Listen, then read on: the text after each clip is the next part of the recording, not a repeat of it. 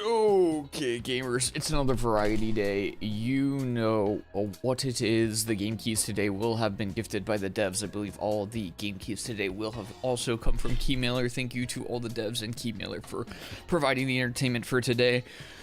We will be doing small tidbits of a bunch of different games, providing mini reviews and in some cases previews for things that have not yet released, and then we will move along to other things, just enough to get a little sampler platter of a bunch of different stuff. So let's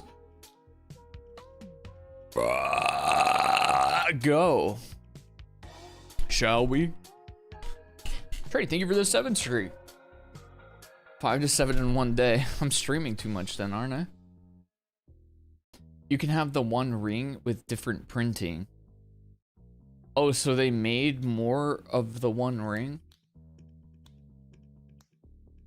Was one of 50 of the serialized version. So you're saying they made 51 rings? But there's only one ring. Hey, that's cheating. Oh, that's not as cool. And he paid like $1 million for it? That's crazy. I mean, worth it if you have absurd amounts of money and you just want to blow it, I guess. Because after a certain point, like, what are you even doing with your money anymore, I guess? Anywho, let's get this started. Ore and Odds is, I believe, an incremental game where you mine rocks, and there's some kind of a gambling element where you can gamble away your goods. Let's try it. Just because of the IP. People do love Lord of the Rings, to be fair. Hi, miner. Welcome to the mine. Here you mine. When you see an ore, click on it to collect resources. Your discovered resources are displayed in the top left corner. Smile. See ya. Whoa, what the? What is happening? Why is this happening? Oh my god, that's too fast. What is... I can't. What is this, dude? What the frick is that? Hey, you got a red chip, Smiley. When you obtain red chips, you can go to the slot machine and spend them. Click on the slot button and let's see. Holy frick, that goes going way too fast, dude. This is the fun part. Pick an ore, then choose how much you want to risk, then pull the lever and have fun. The more you gamble, the more chances you have to win big or lose it all. Keep in mind, every ore has a unique weight that messes with your jackpot odds. Find your lucky formula and watch the numbers grow. Gambling addiction can be treated. Okay. How about this one? Oh, honey, your first jackpot. Your ores just doubled. Look at you, an absolute natural. Here's another chip on the house. Let's see if lightning strikes twice. What? Why?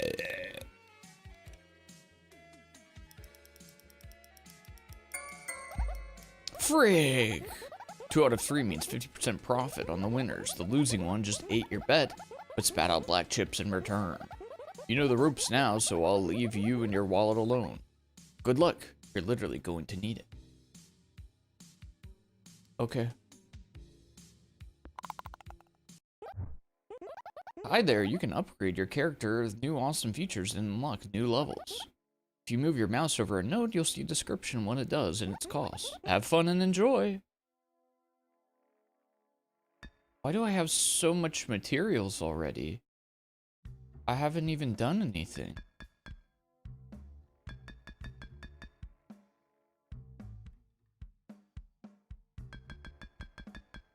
It's letting me upgrade for free, but I didn't...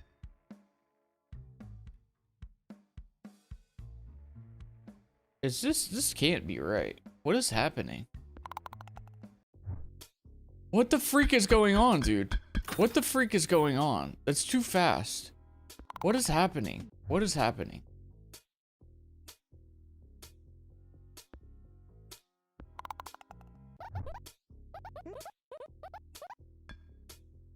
See, what was that, dude? That's not supposed to happen. Dude, what was that? I was at, like, the end game to start. I was flying at vomit tier speeds. What the frick was that? Anyways, this is how the game's actually supposed to go. Dude, I thought I was gonna freaking throw up, dude.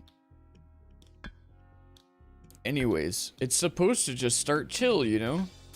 And you work your way up. Dude, I don't know what happened there. It sent me to, like, the end game, and it gave me everything at the start. That's crazy, dude. I mean, it gave me, like, all of the resources.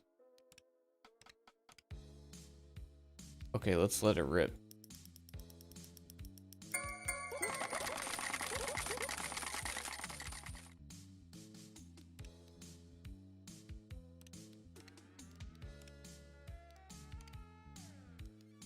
Rip it.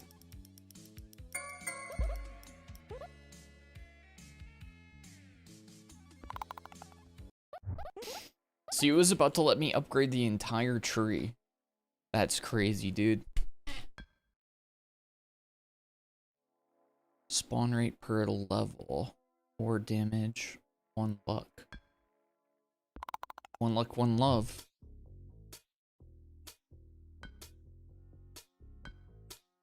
Can I get an auto clicker? No, it's gonna make it click like a scrub.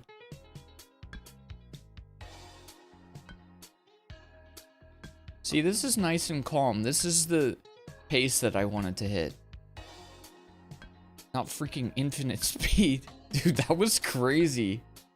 I don't think I've ever played a game like that just accidentally started me at the end of the game with maximum upgrades.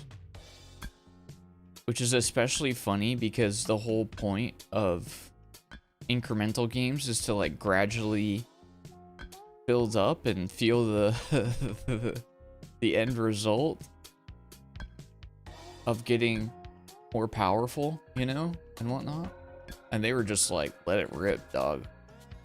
That was crazy. Anyways, nice calm day. What's everybody playing or watching or listening to today? I have some games I can give away as well today if you guys want games. If you want stuff to play. I gotta do something with this stuff. Plus 2% attack speed. Yeah, let's hold click. That sounds good.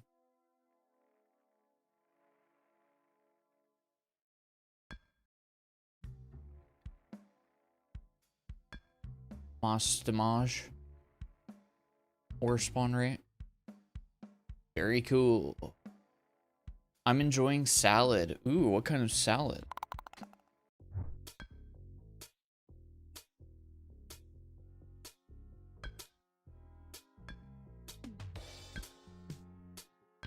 I haven't left my bed yet. As you should. What the frick ever, man. It's Sunday. Sunday is the ultimate chill day. Cha-ching! Shall we bet at all?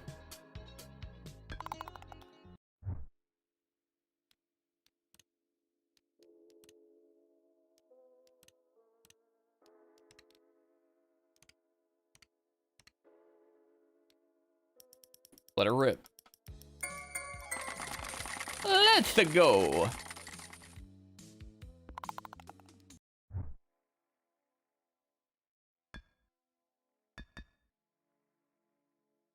Back to the mine, baby. I don't know how to describe just a normal salad with pork pie and Scotch eggs. Interesting. I mean, you say that's a normal salad. That's not a salad that I would typically have. Maybe I'm the weirdo. I typically have like spinach leaves or kale with some chicken and croutons and typically a ranch or an Asiago dressing with, of course, some pepper on it just for a light little extra bit of something. Debating what I want to play, but I still kind of want to dive back into Age of Wonders because I got a huge update. Is Age of Wonders an RTS? Is that the RTS with like gods and stuff? Is it still salad if you add a pie? I mean, freaking that gross like noodles and mayonnaise and chicken can call itself a salad without any leaves. So anything can be a salad if it's a pie.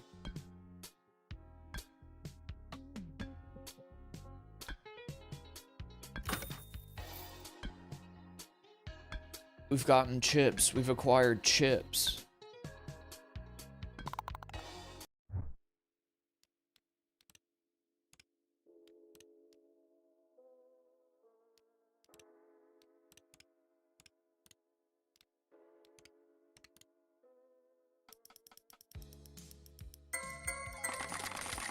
Poggers?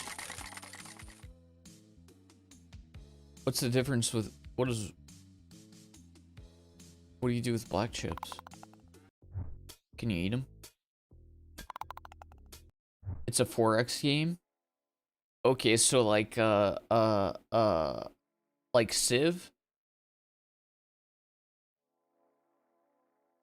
I have a friend who would play a lot of Civ and try to get me into it, but he would be like playing for hours upon hours. I'm like, no, dude. No, I don't want to join that.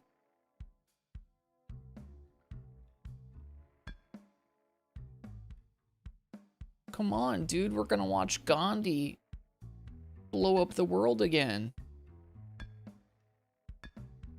He has no desire for the human race to continue. He wants to see the world burn. Peaceful guy, though. Very peaceful guy.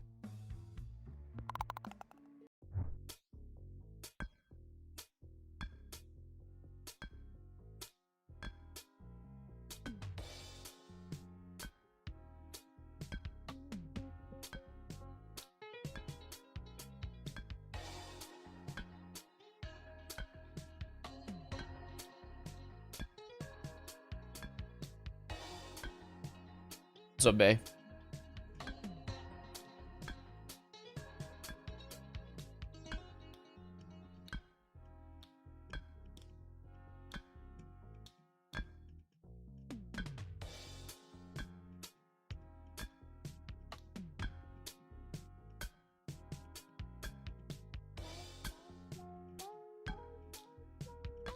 Kind of like XCOM style. Interesting.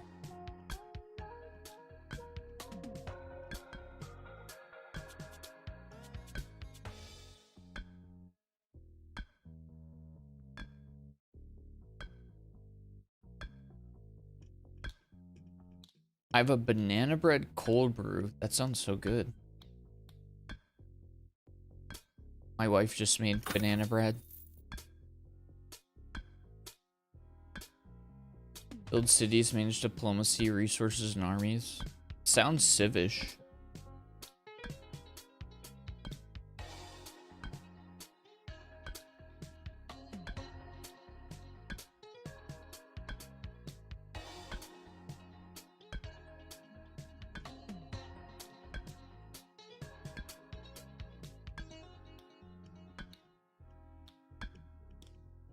I love starting the day with incremental games like this and just having a nice little chat. So calming.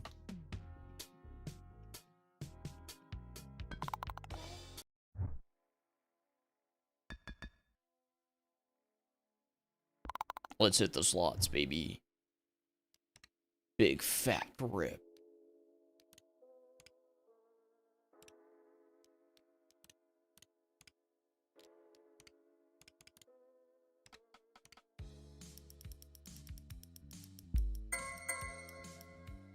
Big fat hell.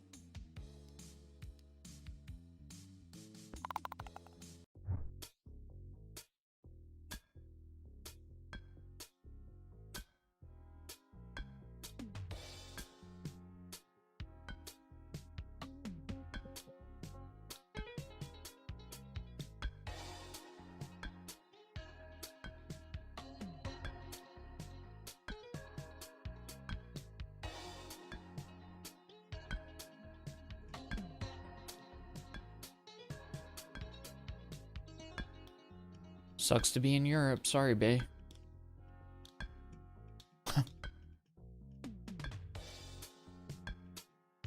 What's your preferred drink? Energy drink? Or like coffee? I never drink actual energy drinks. I only drink coffee. I spam it though. I don't really want to find out what my life is like without caffeine. It would be quite deplorable, I believe. Unmanageable, unhinged, unruly, piss-stained, poo-poo, butt poop.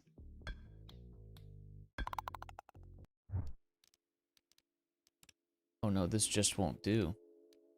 This won't do.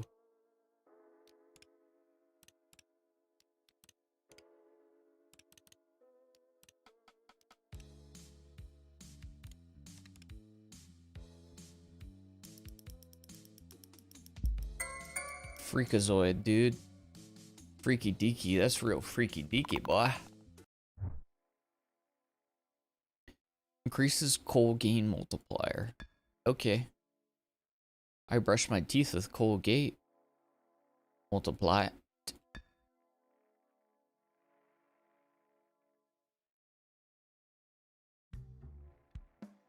Attack range, attack range, attack speed, attack speed. A white monster kind of guy? I feel like that's a derogatory statement that you just made.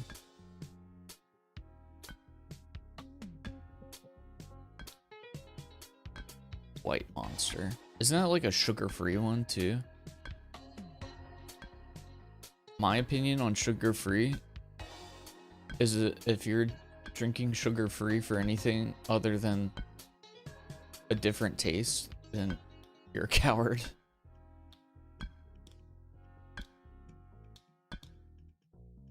Honestly, just the standard monster is pretty good. Red Bulls too. I like the taste of Red Bull, to be honest. I know some people can't stand Red Bull taste, but I actually like it.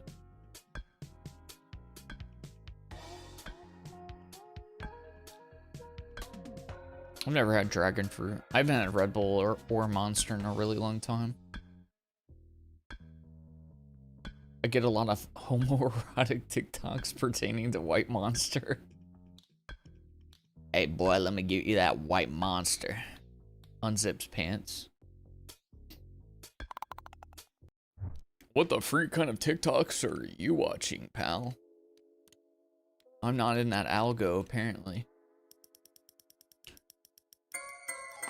Jackpot! Huge jackpot!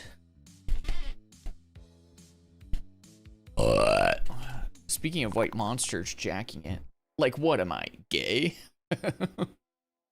Is this what you think of me? Drill. Let's see what the drill does. What do you think, I'm gay or something? Oh wait, I am. Tee-hee. Keep sending me those white monster dingles.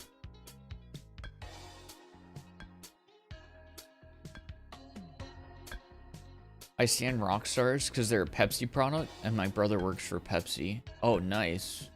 Do you get Pepsi stuff for free? I respect Pepsi, dude. There's a lot of people who don't frick with Pepsi, but especially after recently, I went to Costco and they had these like prebiotic Pepsis. They were pretty good. Got me back into being a Pepsi enjoyer.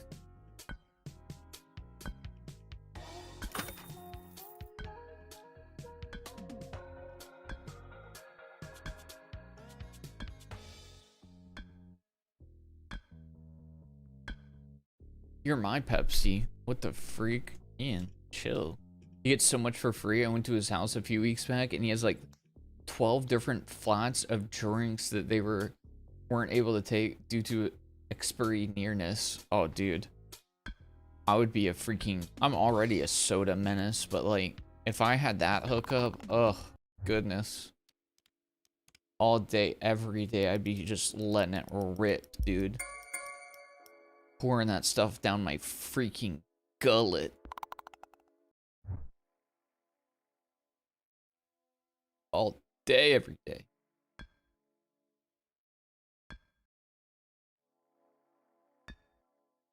We're gonna increase the extraction speed of our pee-pee poo-poo dingy doo-doo.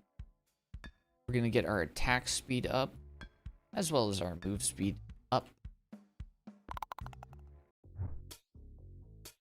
I love the way Coke burns my throat. Ian, what's going on? What's your home life like? Do you need me to step in?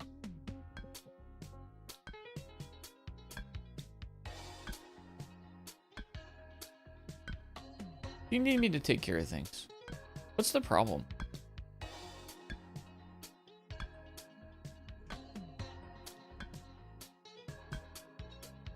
Ian, are you also getting TikToks about White Monster? Ian, are you the White Monster? If a customer of the store they ship to has unopened product, it's within a month or so of expiry, they send it back to the warehouse where he is and they trade it with a fresh product. Oh, so, oh, I see, I see. So then he gets like the runoff because they're gonna throw it out anyways.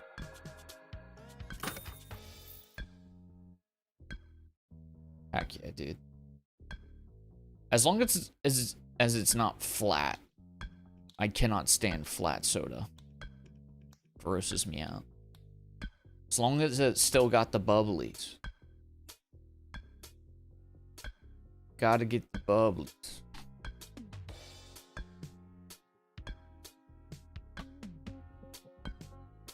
Sealed carbonated beverages, when do they even expire? Yeah, exactly. As long as they're sealed, generally speaking, they're gonna be fine.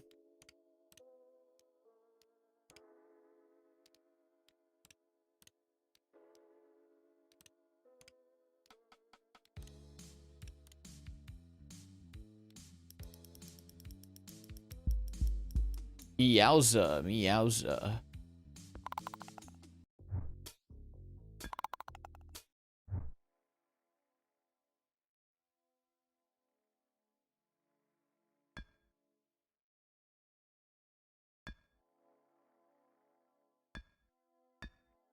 More speed, more drill, more speed.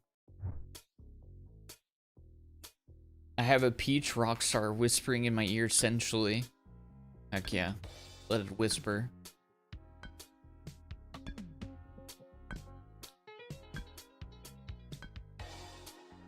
In the fridge behind my desk. Dude, I'm saying the mini fridge.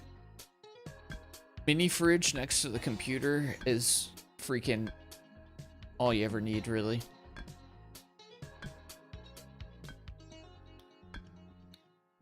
I'm oh so grateful for the gamer lifestyle.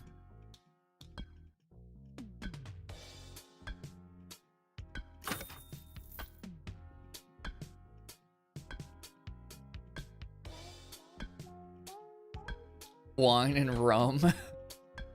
Please tell me those are kept separate, not together. What the freak is this? This isn't a good roll. There you go.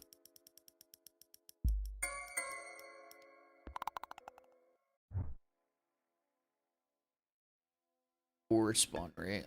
Get them up. Additional luck. Additional horror.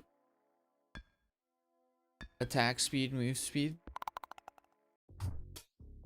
They do end up in the same place. Well, yeah. Just hopefully not at the same time. That sounds dreadful. Freaking rum flavored wine. Wine flavored rum. And then behind the steering wheel of my car, hold on, pal. Slow it down there, pal. This message is not sponsored by the stream. However, I do support gambling and drinking responsibly and then playing Forza.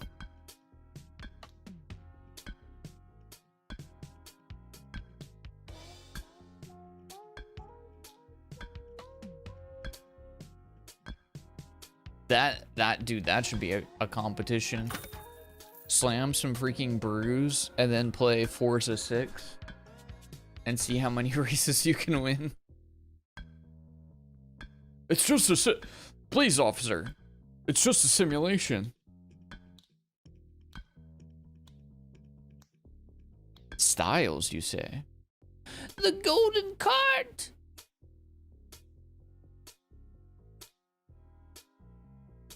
The cart of gold.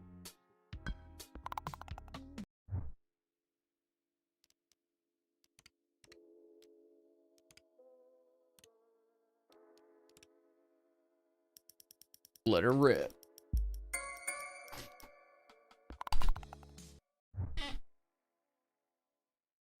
Let her rip.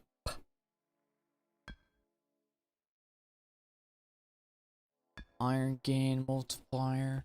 I'm just letting the freaking drill do everything for me. Because I'm a lazy punk. What?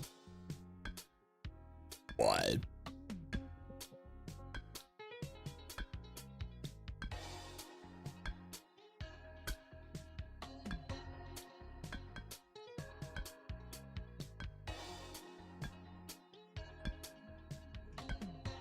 What's up, Scooter? Guys, you wanna play some Dead by Daylight today? Hee hee. Yeah, me either.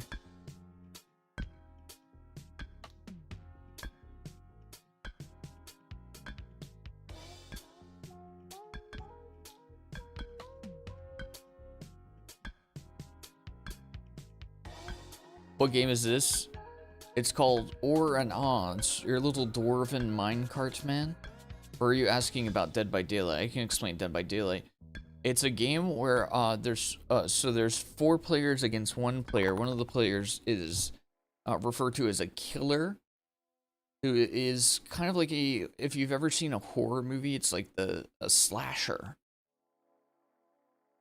Winterhold, you say? Let me in.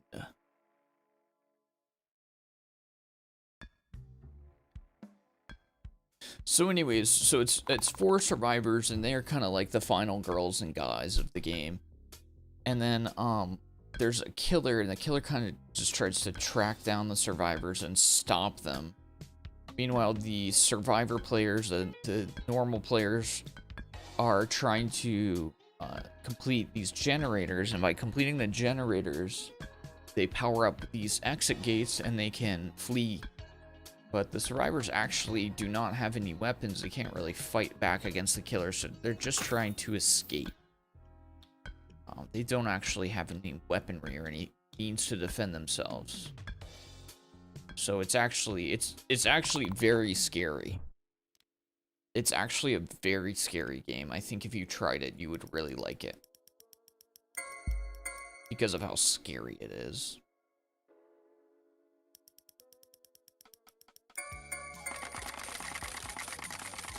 Cha-ching!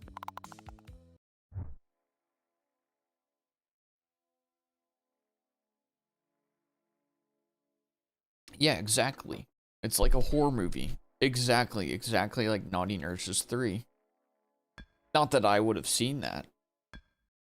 Smile, winks into the camera. Gives a little quirky smile. then winks into the camera again, then does a little pirouette, then smiles again, then winks at the camera again. Then says, DBDer, I've never met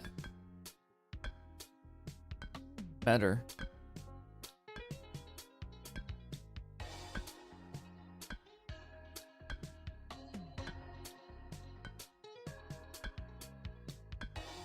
You know what I think DBD needs is like a new game mode to throw in the rotation that's not Lights Out.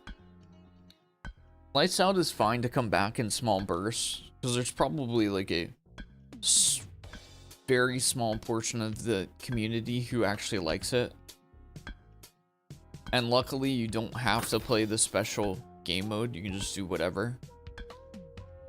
But they should put another rotating game mode in. Some people have suggested like prop hunt. Why not do a prop hunt? I don't know what that has to do with the main game of Dead by Daylight, but why not? Dude, if they could make it like Prop Night, the game, I would be so down. Because I miss Prop Night. Prop Night was fun.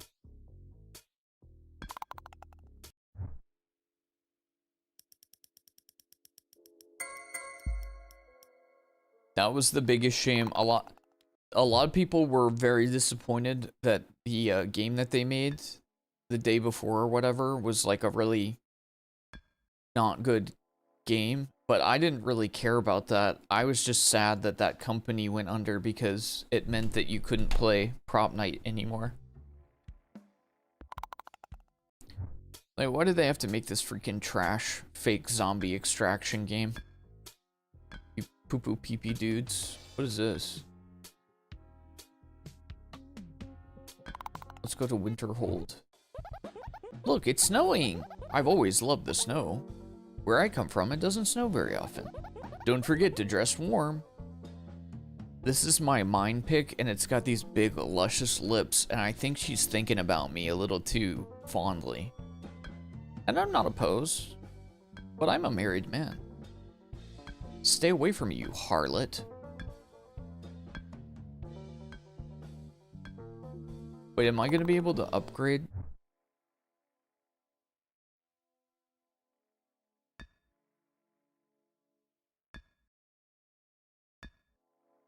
Evidentially, kind of.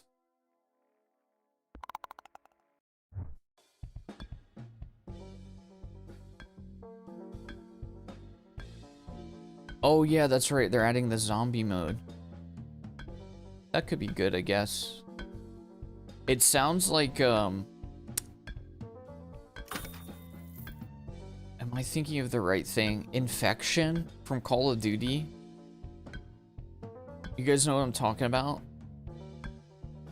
Where a few people start as infected with basically like melee range, and they attack, and then if they kill anybody, those people also become infected.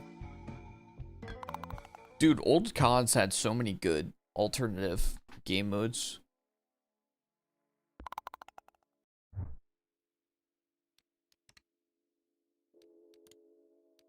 We gotta get these numbers up, pal.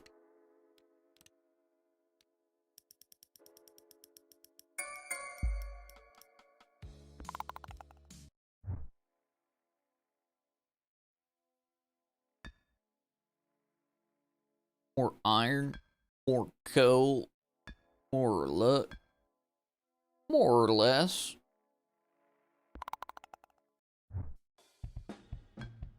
But yeah, the zombie mode could be cool.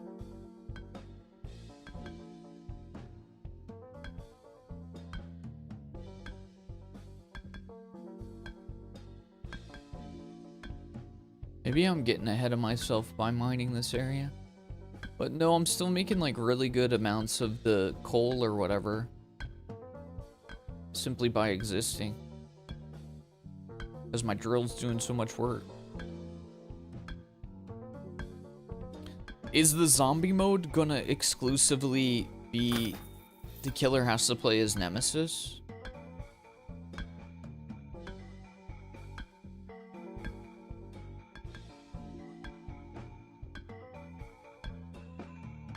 Dude, what if Wesker had an add-on to make zombies appear? Or to make Sheva take her bra off? Who said that?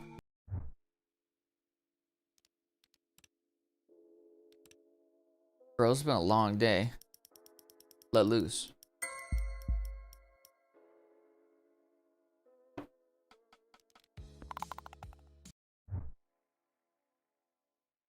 See, a lot of this still is like reduces your cooldown for a few seconds.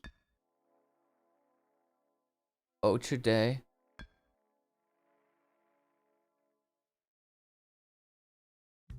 Unlock a minor pet. I want a freaking pet.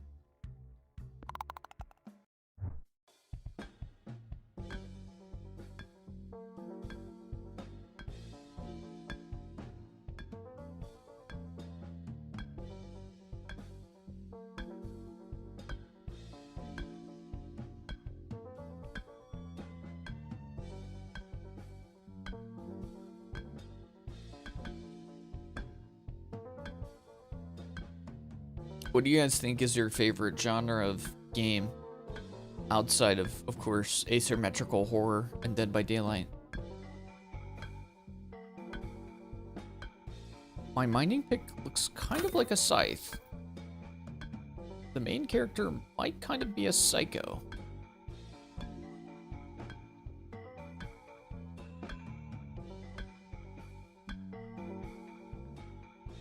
He might kind of be psychopathic.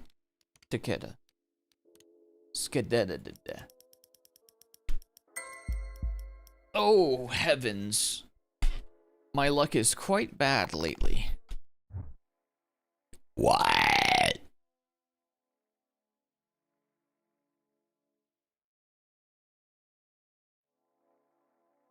Additional reach.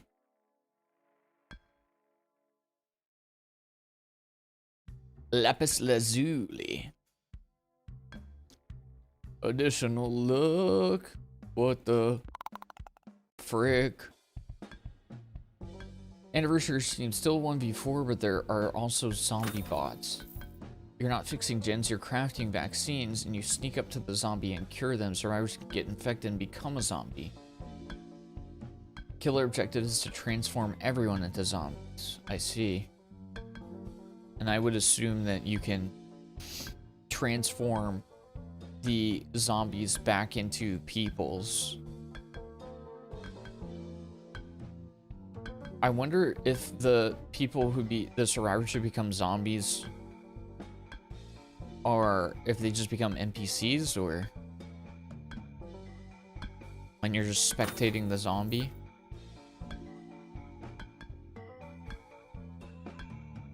Because in Infected and COD, you would just become, you're just like, you're controlling the zombie, like you're trying to cause chaos, you're trying to get kills.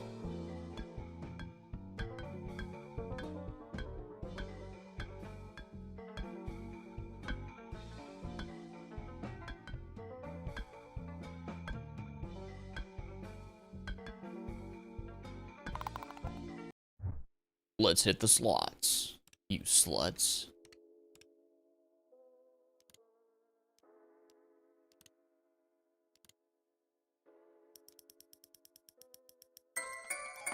Jackpot, baby. We've hit the big time. More drill time is gooder.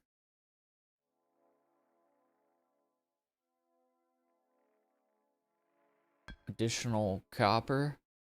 Copper, copper, blopper, blopper.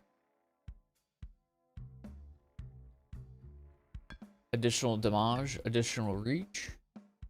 You reach, I teach. What's a buzzer? Says survivors as a zombie, there are actions you can do but didn't elaborate. Okay. AKA they haven't thought about that part yet. There's definitely actions you can do. LOL. You can go AFK. You could abandon match.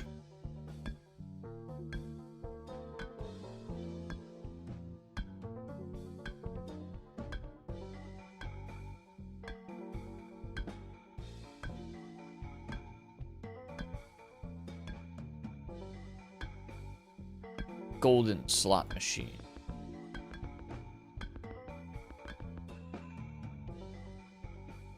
Do do do do do do do do do do do. Let's hit the sluts.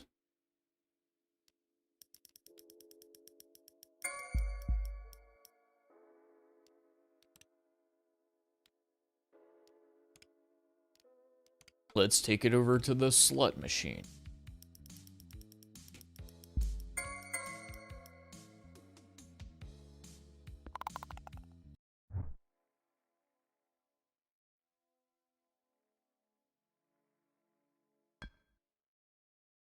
Additional cluck.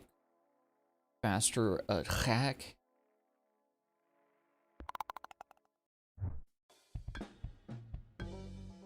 Isn't due out until October. Yeah, that's crazy, dude. It's already August. Isn't that crazy? There's as much time since that stream, the anniversary, and October. Isn't it crazy that time moves forward? Allegedly.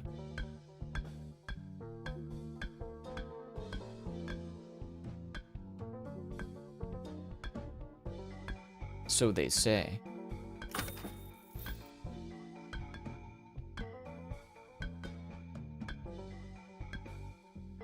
I want to go get some more coal, Jay.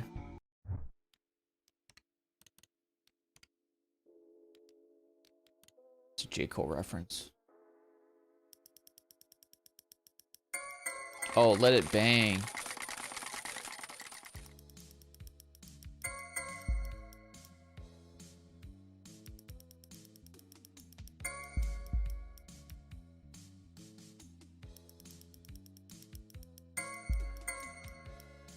Worth.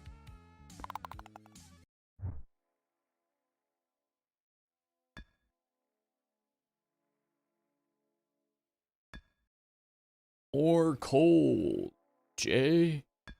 Additional luck, lucky guy. Bluestone.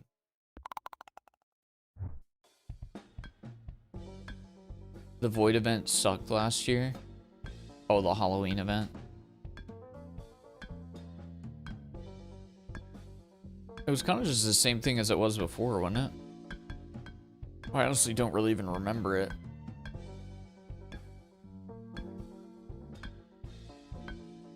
I don't mind the Halloween events.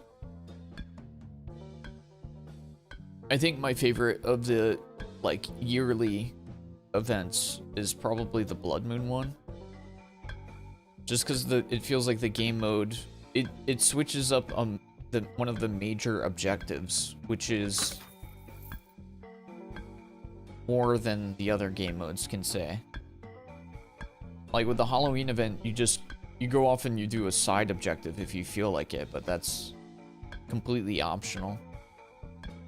A lot of those game modes just end up giving you side objectives that are maybe not even worth it. I didn't mind the anniversary event though, because the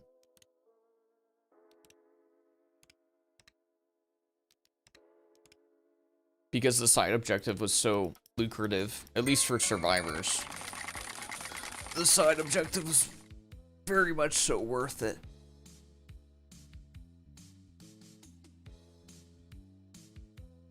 They made the Void Realm so small. Oh yeah, I vaguely remember it. I think the Halloween event is maybe better than the Christmas event. I don't know if that's saying much. The snow time event is just kind of boring, I feel. It's just snowmen, and you can throw snowballs. To me, that's quite boring. Ooh, give me a pet. Yay.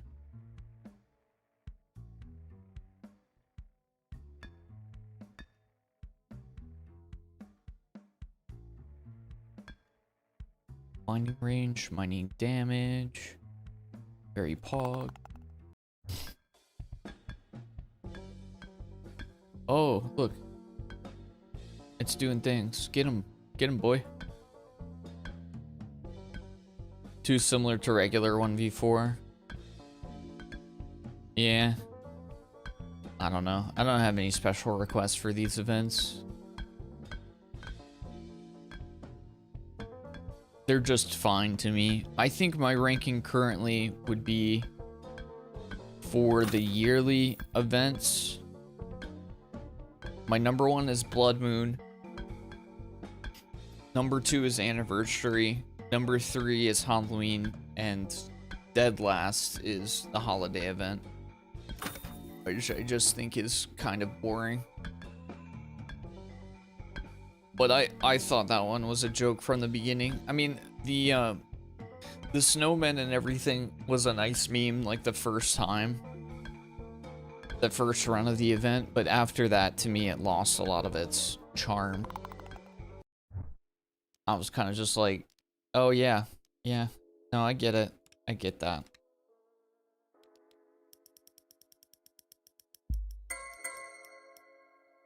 I still like throwing snowballs at the snowmen. It's at least something to do, but it feels utterly pointless, you know? It's just something to do it.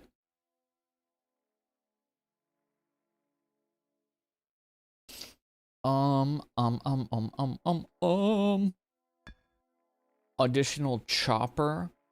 Additional damage.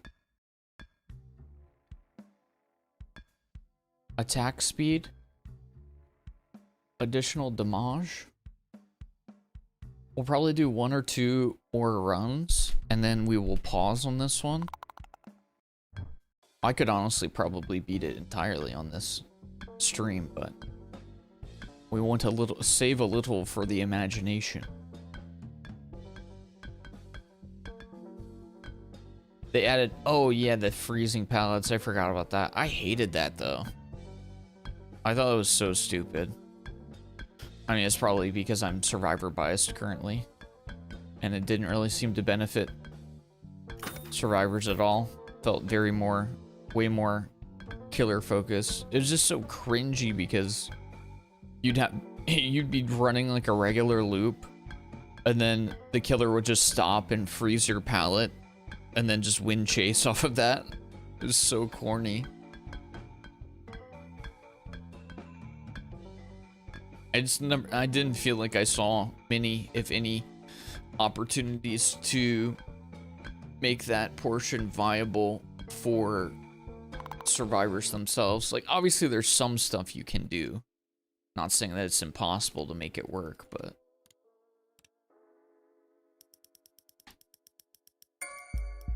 if you dropped in for a shack pallet, oh yeah, I could see that for sure. That makes sense.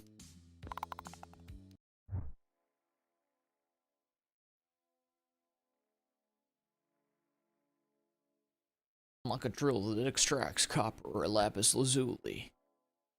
Make it go faster. It must go. Faster. What? Alright, last run.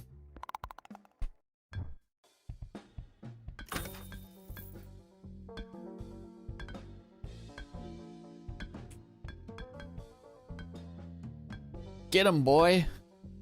Look at my little mining pick. Get after it. Whee!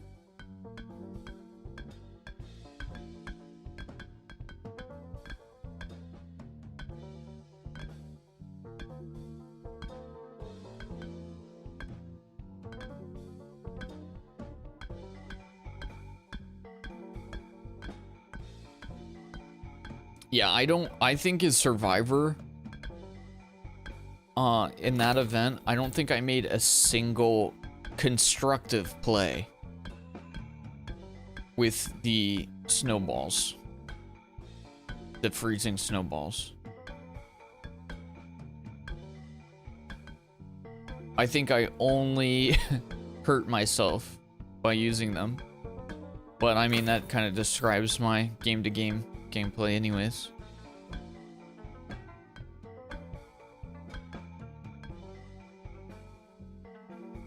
Alright, let's hit the slots, brother. What?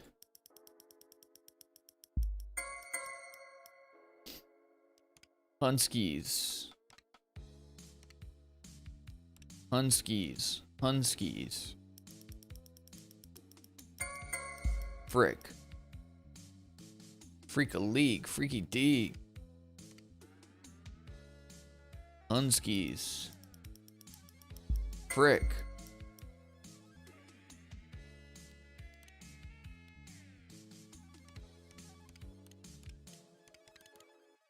Well, I did that to myself. Alright, gamers, let's pause on this one. Give some final thoughts. I like it. I'm big into incrementals. The game did initially break right when I first loaded it up, and for some reason it put me at the end game with like maximum upgrades. No clue why that happened. But when I started it from the beginning and it was more of a gradual upgraded pace, I like it. And I like the back and forth between mining and also hitting the slots. Obviously that's the main sell of the game, but that's fun to me. I find it amusing, and you gotta mine to get the chips to be able to spend them on the slots. That's a good cadence back and forth. I will say that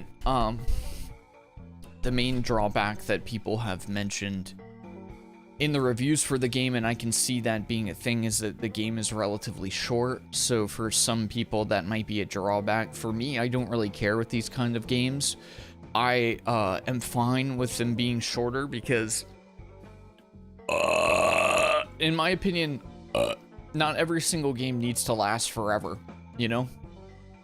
It's fine to have games that only stick around for a few hours for a little bit, and then you move along and you play something else, because then you can quickly get the satisfaction of having beaten it, rather than having a game that's sitting in your backlog because you need to invest another 80 hours to get it finished. That's my personal take. I like the graphic style. Music seems cool. Overall, pretty solid. Pretty solid for an incremental game. If you want to check it out, the link is in Twitch chat. And again, all the links to all the games that we played today will be in the description of the YouTube VOD if you want to check any of those out. Thank you again to the dev for letting us give it a try. You are, as always, the best.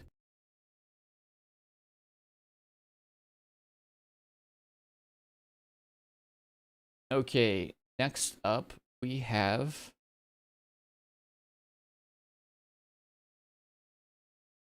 Eon Survivor.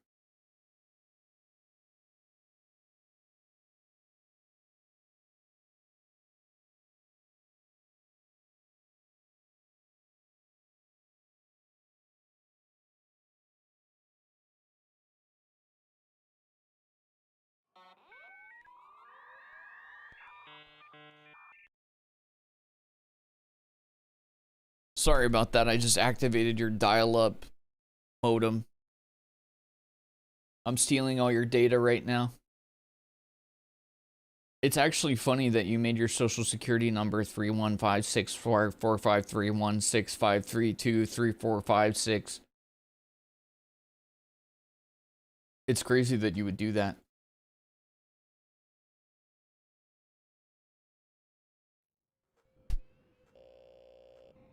In a distant future, humanity is running out of resources. Entire systems have been stripped bare, and what remains is no longer enough. To survive, we push beyond known space. Into deep sectors rich in materials, but controlled by hostile forces. Specialized extraction units were created for these missions. A carrier ship and a deployment craft working as one. Every operation must be executed within a limited window, or not at all. Out there, every second counts. Every mistake is final. The future of humanity now depends on the success of these missions. Eon Survivor. I remember when I had an echo button that I could hit. Now I gotta do everything manually, like a scrub. Okay, I don't recall a lot about this game. I believe it is a survivor-like game where you're playing a spaceship. You have to mine things and also shoot lasers in your super spaceship. It's always better to show rather than tell, so let's give it a try.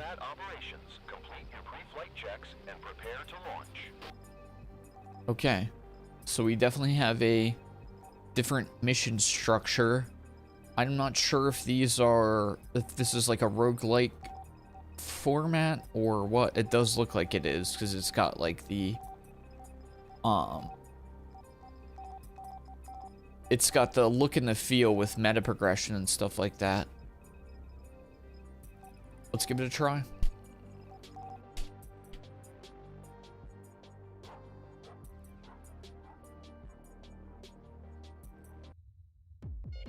We've arrived at the target sector. This is a high threat zone.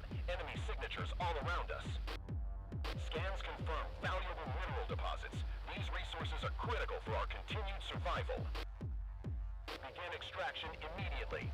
Cargo ship will maintain evasive patterns to avoid enemy targeting. Your time is limited. Fill your hold quickly, or we will be forced to leave without you. Okay.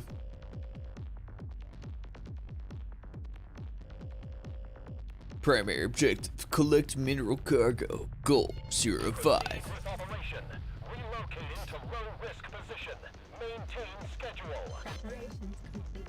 Standing by.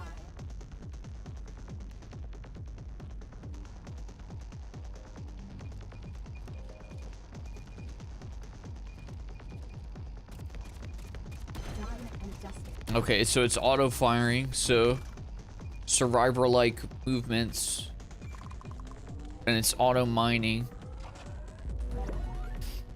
Critical damage, increase the roll, higher rarities, faster fire rate. This one's rare, so I have to do it. How dare you share my social security number? What's this type of game? This is a survivor-like. I believe roguelike, although I don't fully understand the structure. Right now it looks like we're basically doing these little mini missions where we are mining ore and killing enemy crafts. But the combat is very understandable to anybody who's played survivor-like games. Auto firing, movement with WASTA or controller movements. Let's go shield recovery. The main difference being that we kind of have like objectives to follow. Like we're just trying to get the crystals and move along. But it does look like we're killing the ships and getting experience off of those as well. But I don't think this is one of those standard oh, thank you. I don't think this is one of those survive for 20 minutes survivor-like games. Let's go crit. If I had to guess based on what I see, it looks like you're doing 5 little mini missions, maybe with different objectives. And that is your like continuous run. Oh, we're running out of time. Oh, freak.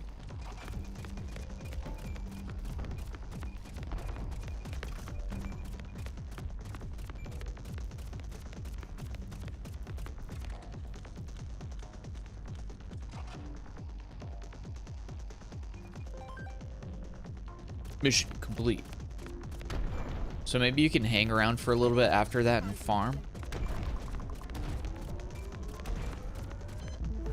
We might farm it up a little bit. Void Bloom deploys high impact mines that detonate when enemies are detected, effective for controlling enemy flow. Starforge Caster fires single high-velocity projectiles designed to pierce heavy armor with precise surgical impact.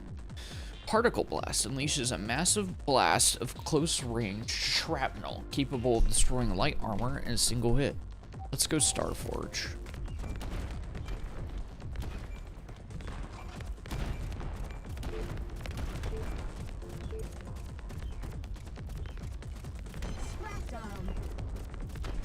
I'm just farming them now.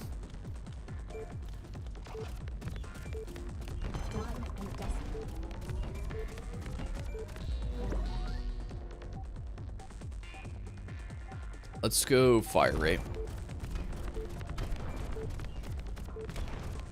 Right on target.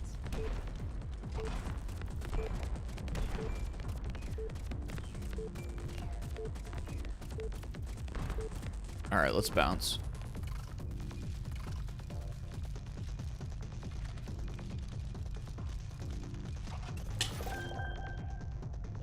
Select a bonus. Destroyed enemies have a chance to drop minerals. Start with an additional 30 seconds. Increase your ship's mineral storage capacity by 20%. Let's go minerals. Another load secured. Stay focused. We'll leave if pushed too far.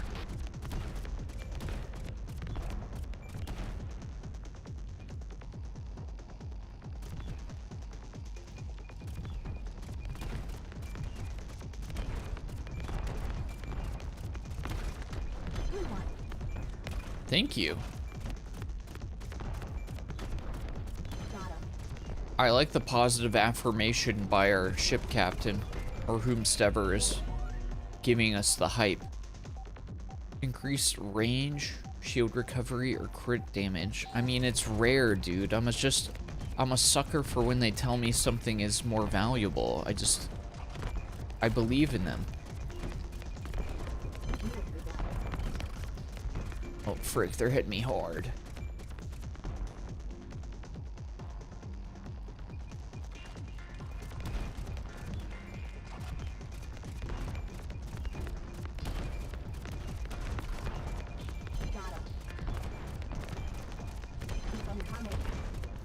So yeah, it seems like the main flow of this is mine crystals, evade damage, finish as fast as possible.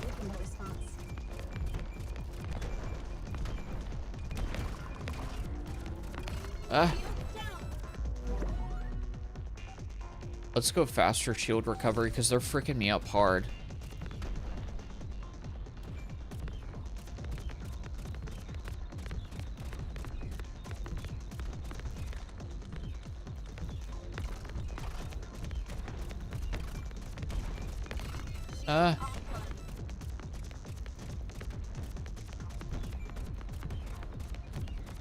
Your shields recover really quickly. Objective down. Proceed. Okay, I gotta go get these crystals though.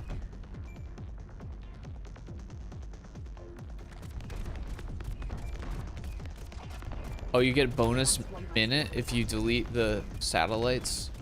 Let's risk it for the biscuit, as they say.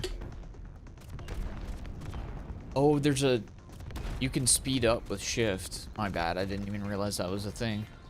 Right on target.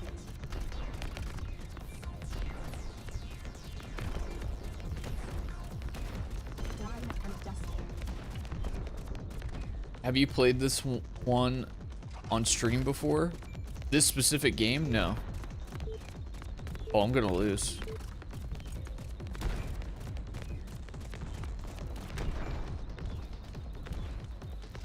I'm gonna lose.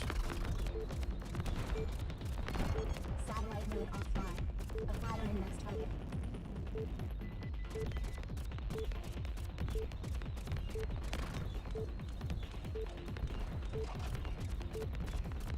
Oh, freak. Shields down. Get him, get him, get him, get him. Shields down.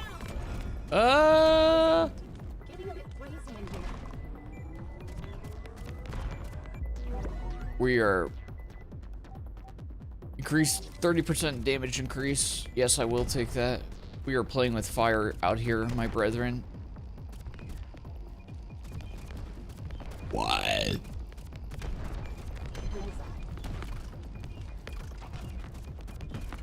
Holy guacamole. Gamers. So I heavily recommend using shift to speed up to get to the nodes more quickly. Or holy frick, dude. They're overwhelming me now.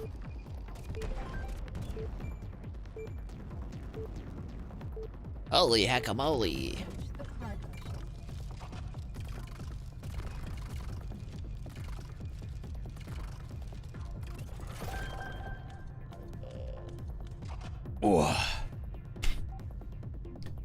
Fully restores your ship's hull integrity. Uses the interaction range of secondary missions. Uses your ship's turbo capacity. Let's go interaction range. Good work. Keep the pace. If we're exposed, we leave without you.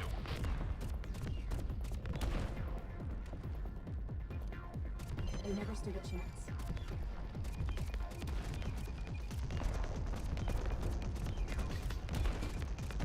They never stood a chance.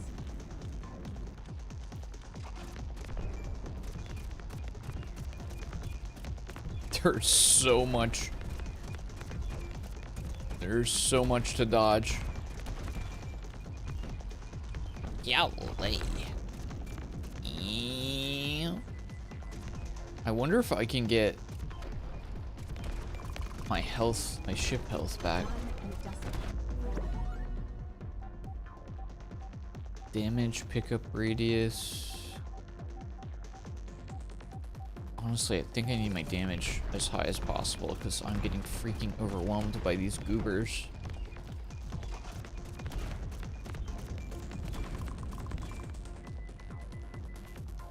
Oh, I leveled up my ship. Cool. I wonder if that's meta progression.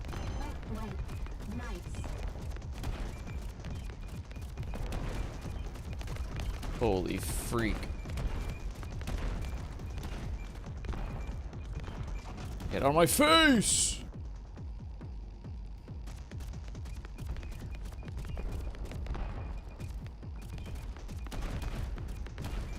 My goodness.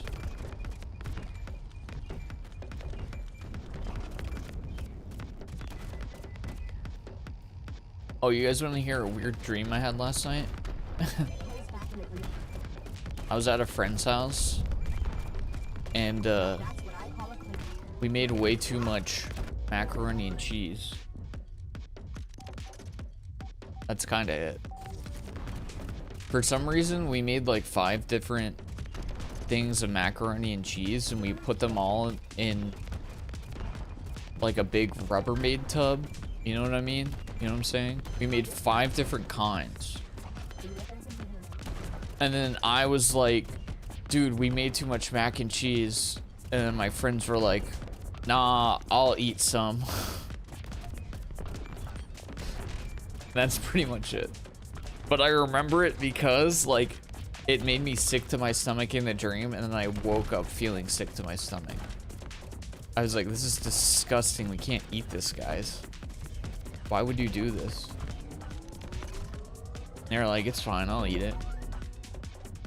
Well, you better eat it. Don't just say that you're going to eat it. You better actually eat it.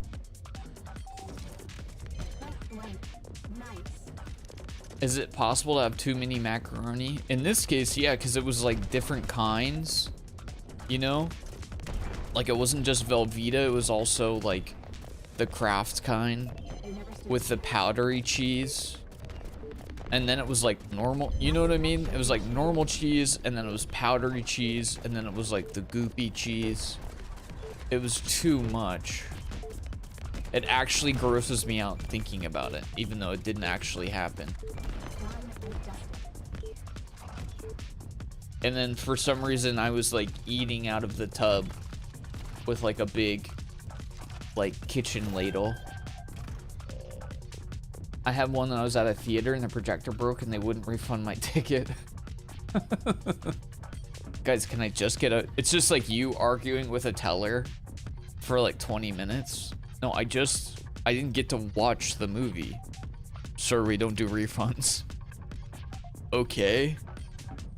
Meanwhile, somebody else is having a dream about like riding on a sea snail to the bottom of the ocean. What does it mean?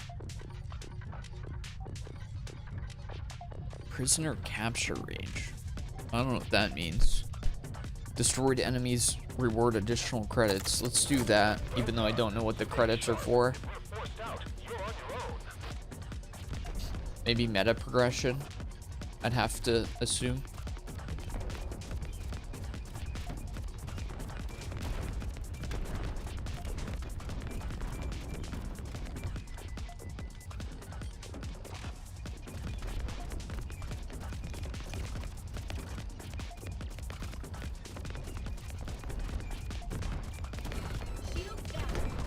Ah! Run, boys!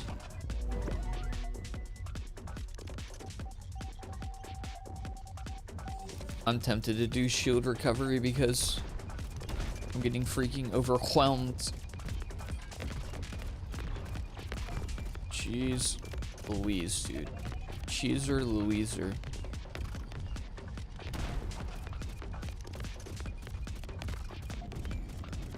Get me out of here, brother. One thing that I don't love is that the experience orbs that you're picking up look very similar to the projectiles that the enemies are shooting. So I kind of wish that they were color coded differently, or if they had a different look to them.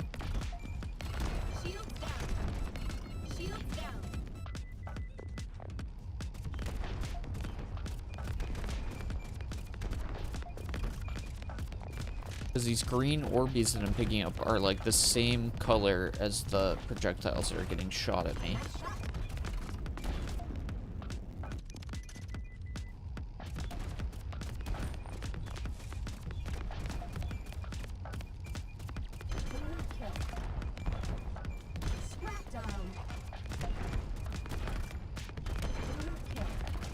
Ew.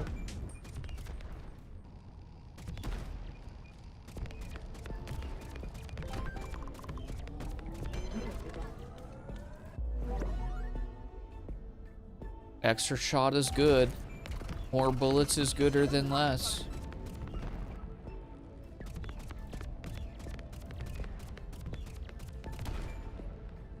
Alright, let's farm a little bit before we go back to base.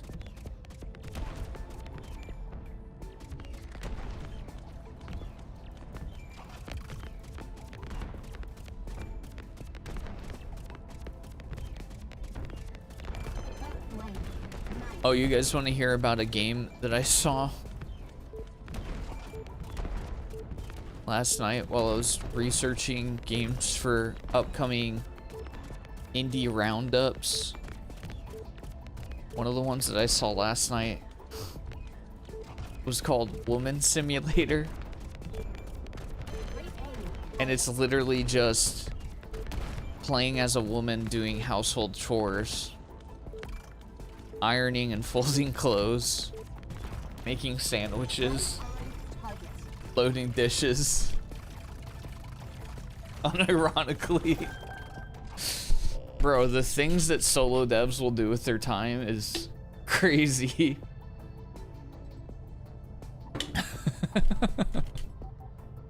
Captured prisoners are worth 50% more credits. I don't even know what that means. I don't think I've seen any of those, but I don't really... Oh, I could have healed, I guess. Oh. Grab that heal real quick.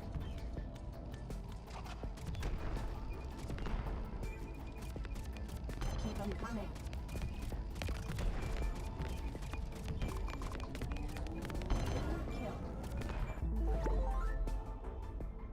Plasma ejector charges energy to release a circular plasma burst, ideal for clearing surrounding enemies. I'm gonna take particle blast. It's like a little shotgun blast type deal. The clock's on our side now. Nice find. Nice find. What did I even do? I killed a big ship. Is that what I'm being congratulated for?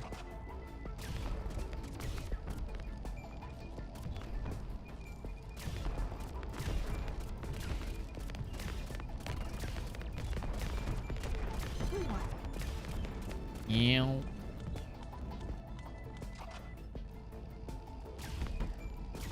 I'm surprised there aren't any upgrades, at least that I have seen so far, that allow you to mine the rocks more quickly and better and gooder. One less to worry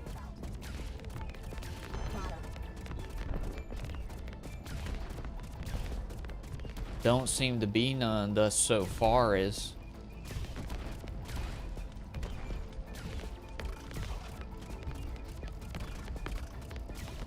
From what I had done seen. Scrapped 'em. More damage from the particle blast or faster Starforge reload. I like damage. Big number go boom.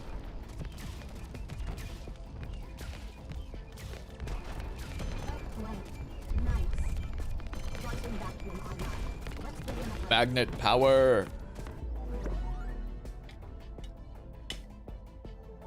I don't think we really need range because I'm getting freaking bombarded by the goobers right next to me. Let's get faster particle blast. It's him. Did you have a softball game last night?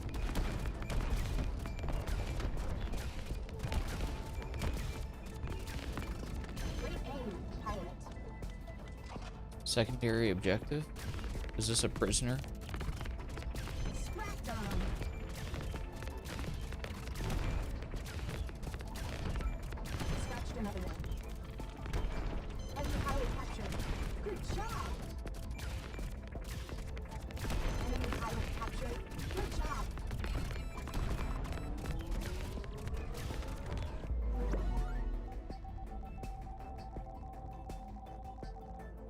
Let's increase the damage of all our weapons. That's better than 20% on all weapons is better than 25% on one. Says the smart guy who is a scientist and is capable of doing math.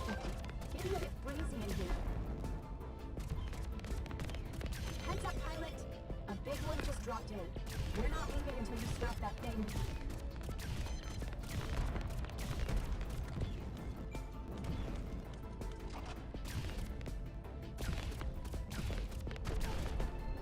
Ah, there's so many.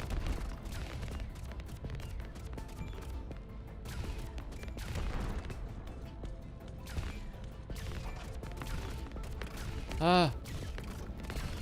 See, I really need, it would be nice to have the enemy projectiles look different than the experience and stuff that you're trying to pick up.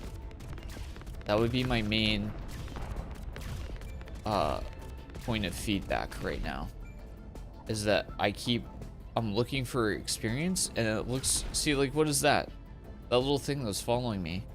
Look how similar it looks to experience. But it's gonna deal damage to me. So either color coded differently or given like different sprites or effects would be nice, so that you're not accidentally eating damage when you think you're leveling up.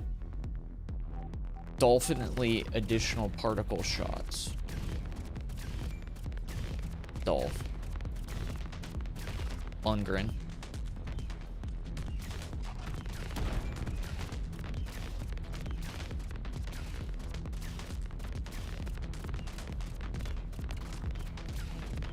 Get sprayed, you goober. Get freaking kaboomed.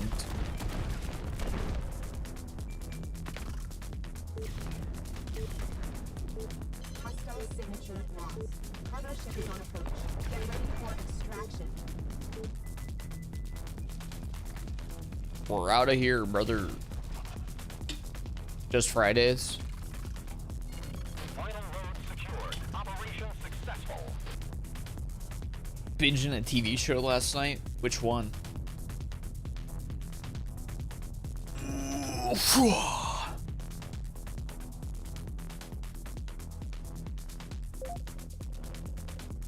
Mission completed. Ship level 39%. Back to base. So it looks like you got a bunch of different ships to unlock.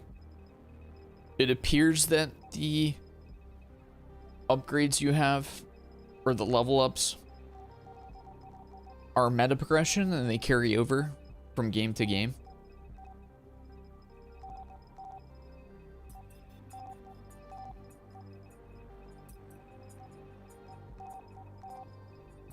I don't know if that's faster or slower.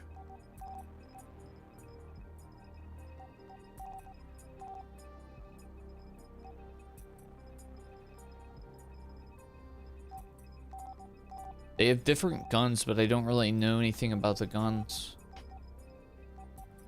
So another thing that I would say is, like, it's cool that there's other ships, but given that this one is already leveled up, it looks like it's already kind of like better than the other ships, from what I can tell.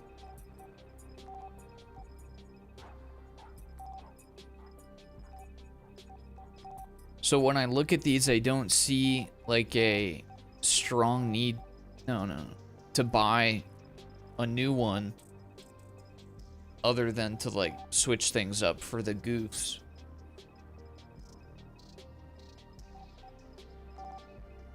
I like that the ships level up, but yeah, when I see that, I'm like, why would I switch?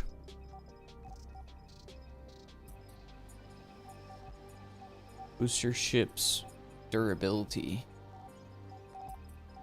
Lots of meta progression upgrades. Okay, so there is an upgrade for mining speed. Let's take that. Oh, lots of meta progression. XP bonus. We'll take additional ship health. And pickup radius. And let's run another mission. So yeah, it does look like...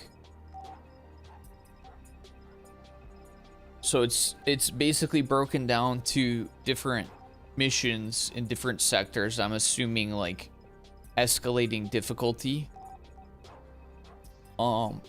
And the main objective is to be mining rocks, but there are also secondary objectives where you need to like blow up satellites that your enemies are spawning from, or like capture prisoners, things like that. We go again.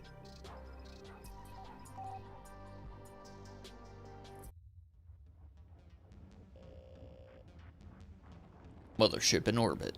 Initiating deployment protocol. Primary objective, collect mineral cargo. Begin extraction. Withdrawing from hostile range. Stay on schedule. As expected, systems are fully operational. These asteroids kind of look like peanuts.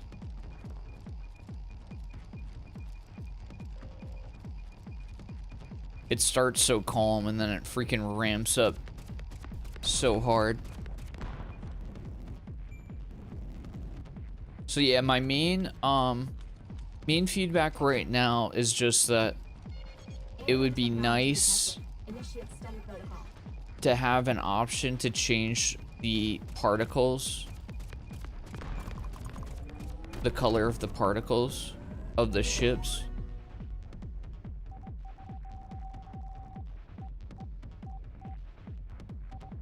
I mean, fire rate. What is this? Data collection in progress. Do not delay. What the freak is this space anomaly?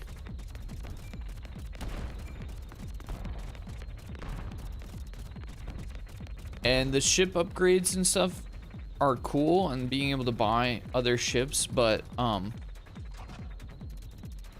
yeah, when your ship is like leveling up from game to game, it feels like there are less reasons to switch your ship over.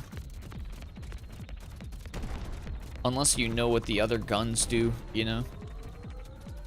Because like the other ship stats don't even look that good when I'm looking at them. Let's get wider pickup radius, because I'm a little freaking weak.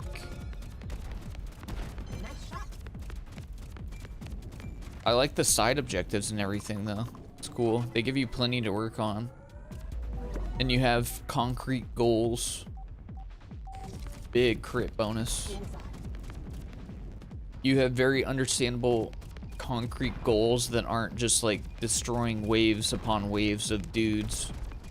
Which I tend to like these games better when they give you objectives that are more than just like shoot and kill mass waves. Because that's going to happen in every single game. You're going to destroy the mass waves of the tings. But it's nice to have alternate objectives, especially ones that give you some kind of a bonus.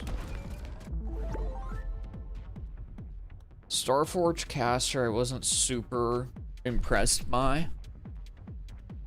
Vortex Plasma Spiral ejects a volatile plasma sphere that travels expanding orbital trajectory. We'll try that one because we haven't used it yet.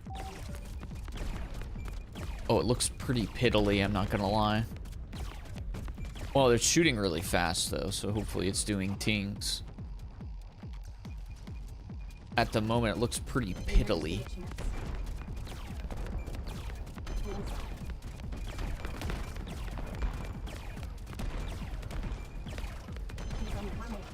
I'm just gonna have to keep the faith that it's doing tings.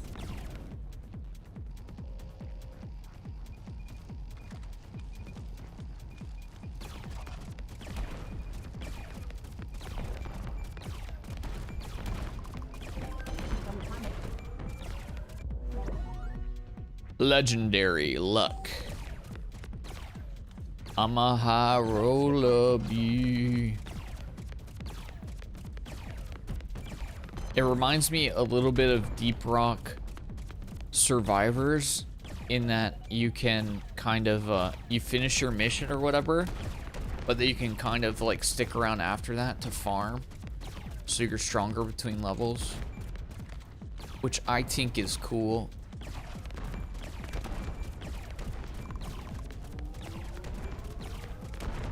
Just freaking farm these goobers. Weapon damage is Pog.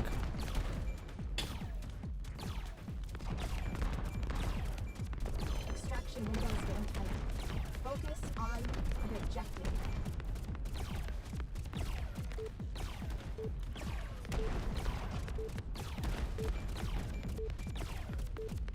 Right on target. Great aim. Get farmed, losers. Thanks for the free levels, LOL. 22% fire rate on the little goober blue guys. Goober bloobers.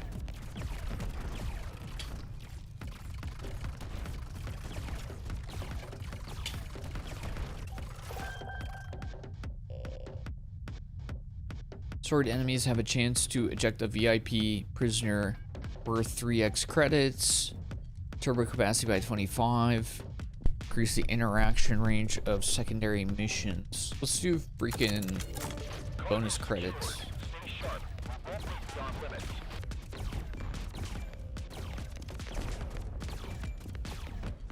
That's one less one. I will say I like this blue beam weapon more than the sniper shot weapon, whatever that I had.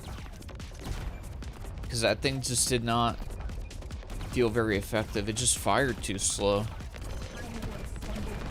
Maybe it would be better if we had more high health goobers that we were fighting against.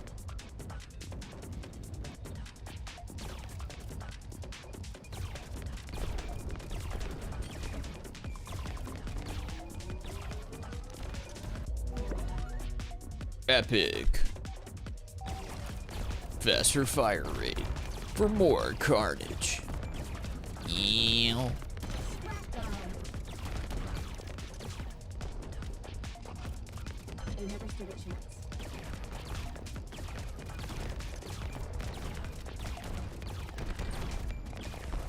Look at these freaking moves, dude. I'm a slick space captain. What can I say? I got the freaking moves. Scratched another note.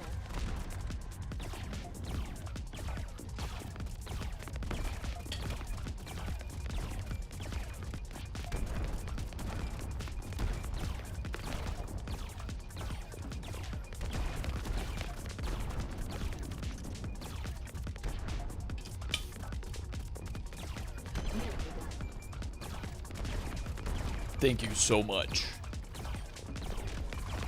No, freak, dude. Freak off, man, dude. Dude, freak. High rarity? I'm getting overwhelmed. Target down.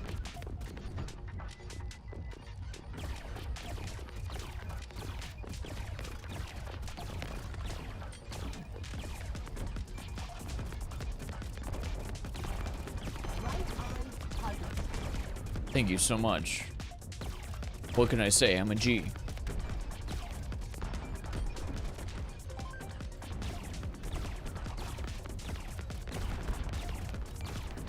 We'll do a little farming.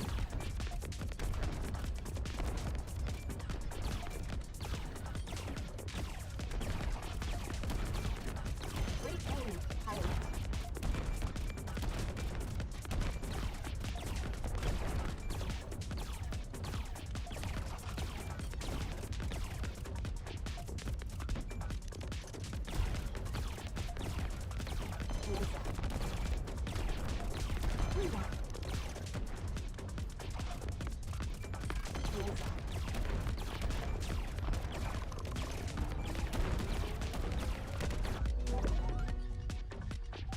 Vortex shots.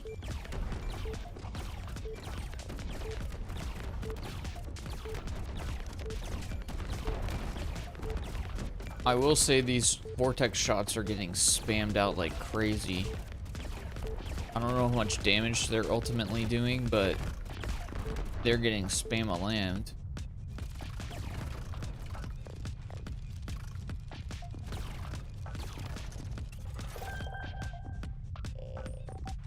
Destroyed enemies have a chance to drop minerals.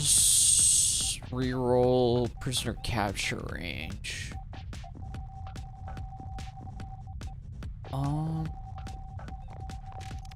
Prisoner capture range. Solid work. Stay on schedule. We withdraw if conditions demand.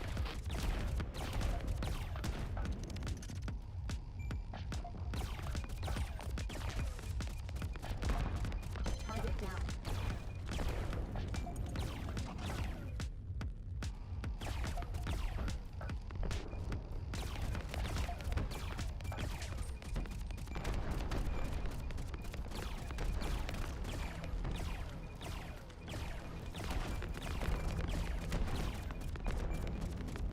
Yeah.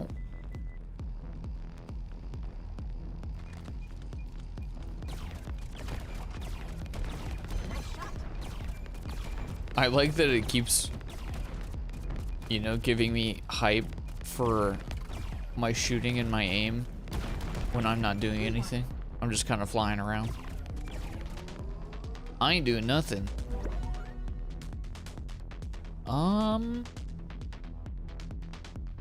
See, if this is width, if this is area of effect, I would take this. Kind of seems like what it's implying, but I'm not sure. Reload speed or fire rate. Let's go reload speed of all of our weapons. It's probably more valuable. They never stood a chance. Shields offline. We're fine, I think.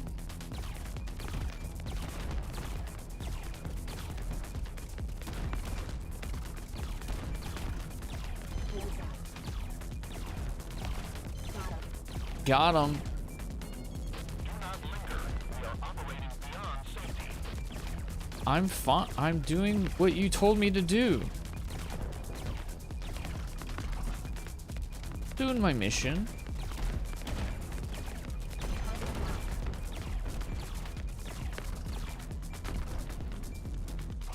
Ew.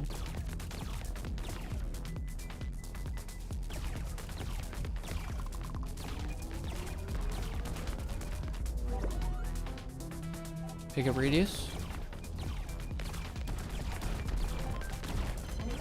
Bang, bang, bang. Baby. Mission complete.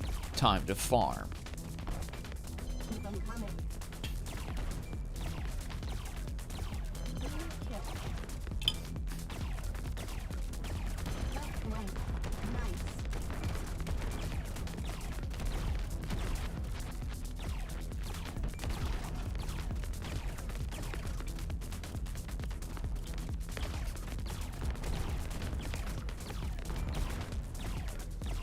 back in sync. Left flank.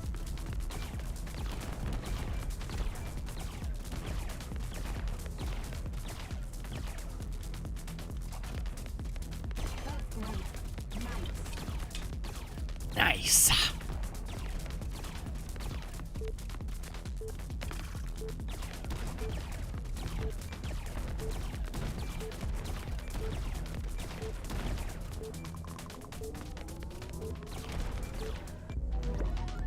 Woo. Big damage. Big damage. Target down.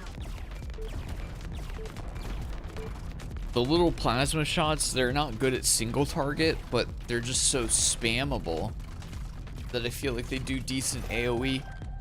At least it looks that way. Turbo recharge. Destroyed enemies reward additional credits. Let's go credits. Cargo received. Do not fall behind. We will pull out regardless. Well, you gotta pull out. You gotta pull out. Come on, man. You're not ready to be a father. Get real. Bullseye. Bullseye, exactly. Call him like I see him and I just know. Oh, freak. Oh, freak. So many dudes.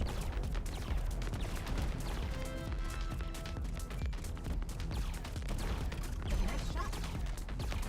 Jeez Louise, brother.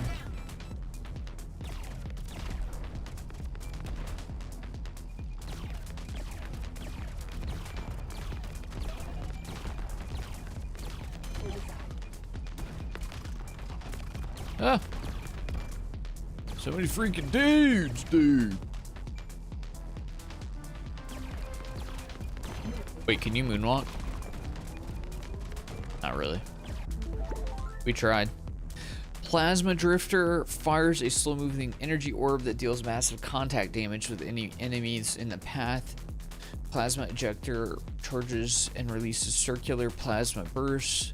Hound Seeker, smart projectile that tracks thermal emissions, ensuring hits even among moving targets. Let's try Plasma Ejector. Right on target.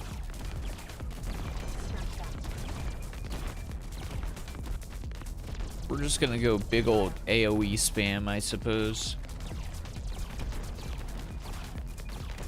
We're shooting stuff all the way out of my butt. My butts, my fronts, my lovely lady humps, etc.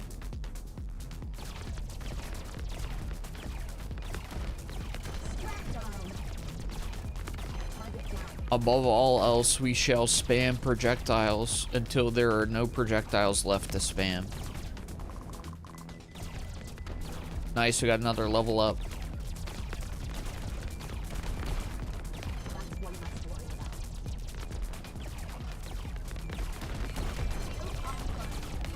Shield down.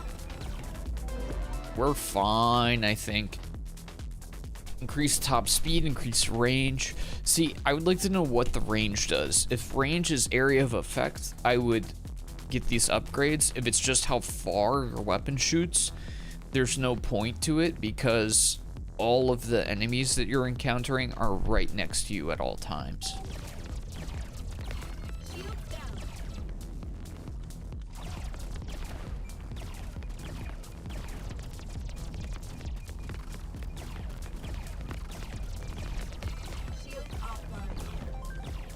Got him. Objectives complete. Time to farm.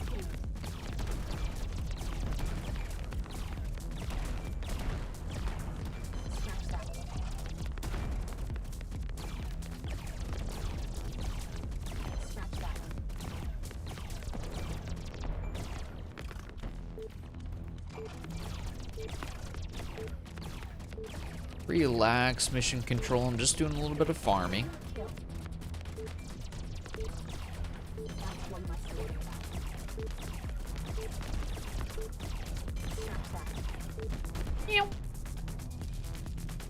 Big cash.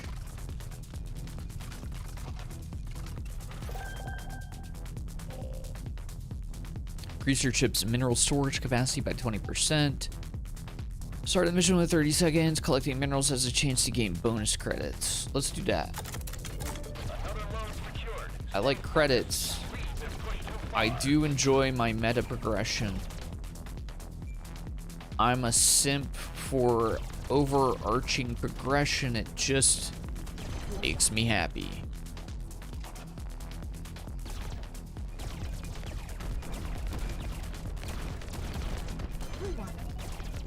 Thank you so much.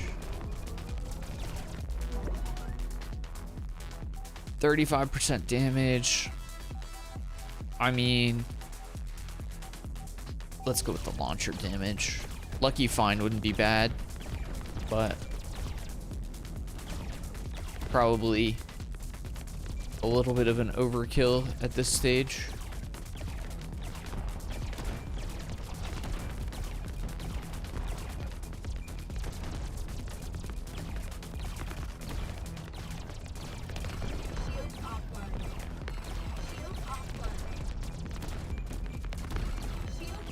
Relax, I'm working on it.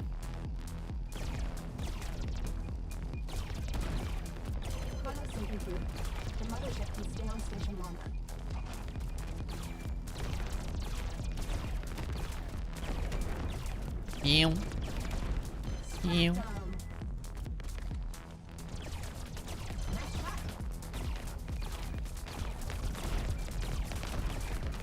Oh.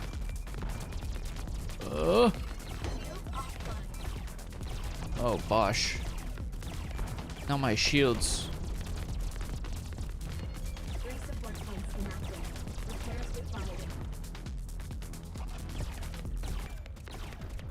Okay, give me a second here.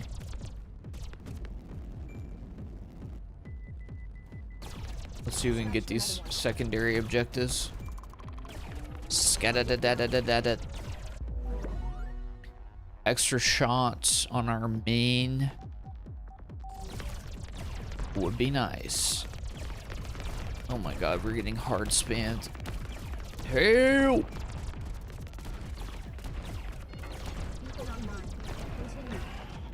I will indeed continue on. Collect a little bit of minerals. Quantum vacuum's huge. That is our magnet in this game. Faster reload speed. Big, ooh. See, this is tough. Big epic damage, but 20% across all our weapons I think is more valuable, and rapid fire of all of our weapons.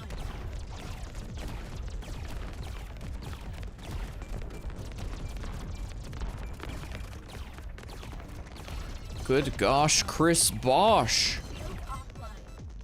Getting freaking hard spammed. Cheeser Louiser, man. Frick off. You goobers. We must hurry. Steph Curry.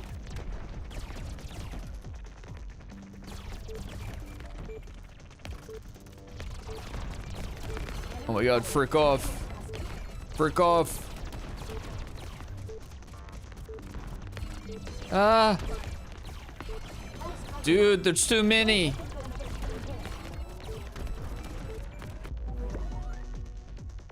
Fire rate. No, actually heal. Just because of that situation that we were in. Felt safer to do that. Even though Obviously, we would prefer that upgrade. Oh my god, dude.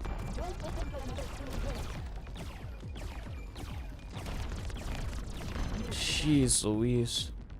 They get so freaking spammy at the end. Oh, that's another thing that you could do is maybe have an upgrade where you could improve your amount of shields, not just the shield recharge time. Like make your shields more dense. Cause jeez Louise, did they get to spamming on you toward the end. Just get absolutely inundated. Absolutely, we're taking 20% damage increase. Oh, freak. I'm gonna take on the big boy.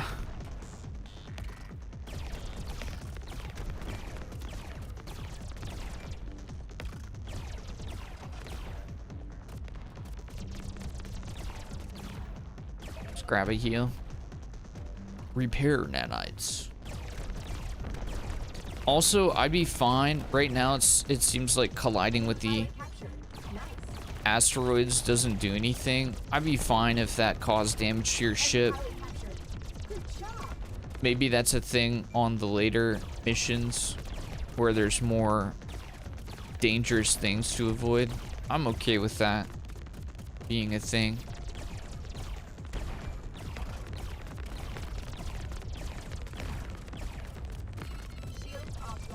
Oh. Oh, frick.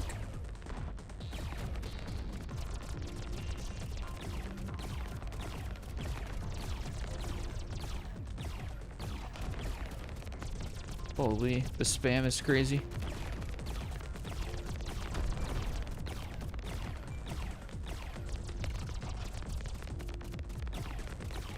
Get him.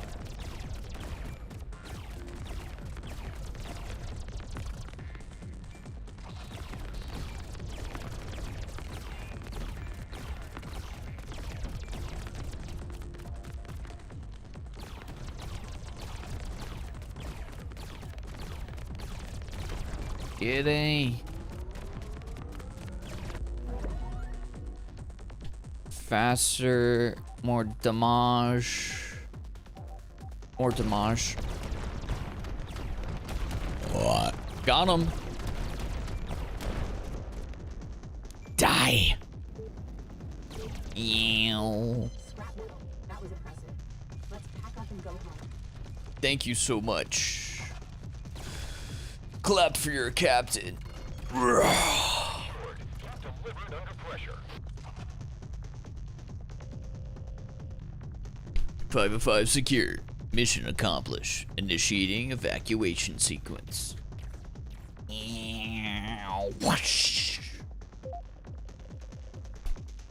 Okay, another mission down. Let's go. I think we will pause it there on this one, and we can begin delivering some final thoughts. See, look at that level up, man. This guy's popping off. Now, I'm not sure if the level up is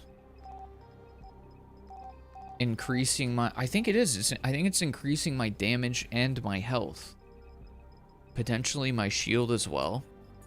So, that's one thing that might need to be addressed, is the fact that it's cool that you have all these ships that you can purchase, but because your main ship is constantly leveling up, which I like the fact that your ship levels up, but then it becomes hard to justify switching over to a new ship, because then, you know, you're kind of leaving behind a ship that's already been leveled up and is kind of decent. So the one thing that I was thinking maybe you could do is, as these ships hit a certain level tier, like maybe level 5, increasing one ship to a certain level, like 5, 10, 15, something like that. If that gave passive bonuses to all of the ships, that could be a nice way to like encourage people to like switch it up and play with different stuff. while still making them not feel quite as bad for leaving behind their higher level ship. You know, they'd still be getting bonuses to spread across. But I still think that's cool. I like the fact that they level up.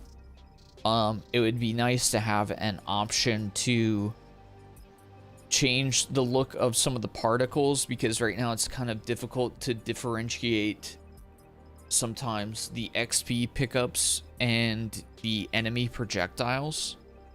But overall, that stuff's, you know, it's not too bad. You get used to it over time. I like the meta progression overall. You have a lot of different things to be picking up. There's new weapon types. You have perks for your individual ships. And then you have obviously the subcategories of meta progression, stuff that you will have seen before in other games. By a little extra damage, by pickup radius, by harvest speed, reload speed, luck, yada yada yada, crit chance, yada yada yada. Yeah, if you've played other games like this, you will have seen that. I think some of the unique selling points of this game are the secondary objectives, like having to mine ore as being a thing that kind of pushes you between different segments of the game is cool. Maybe adding more secondary objectives could be a positive, just because I think as much of that as you can fit into the game as possible will help the game. But I think this is really solid, and this is just a playtest. You know, I always try to call it out, but this game feels pretty polished even for a playtest. The game is not coming out for at least another month, I believe. Yeah, it's scheduled for September. So if you'd like to put it on your wish list, there is a link to do so. The game is not out yet. Do they have a demo? You can play the demo, so you can play anything that I played today if you want to give it a try. But yeah, I think they have a pretty solid base. It's not, you know, a few tweaks would put it in a better position, but it is perfectly fine where it is right now. And it feels pretty solid. I will say the visuals and the music wasn't a huge draw for me. It's just fine, but honestly, I think everything else in the package, and especially having the objectives to kind of move you forward and give you something that you're pushing for, is solid. So overall, I think it's a pretty solid package. And I thank the devs for letting us give it a try.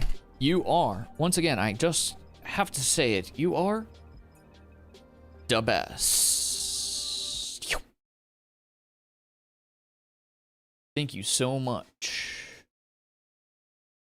All right, we're staying a little lo-fi today. The theme of today is kind of keeping it a little lo-fi, I must say.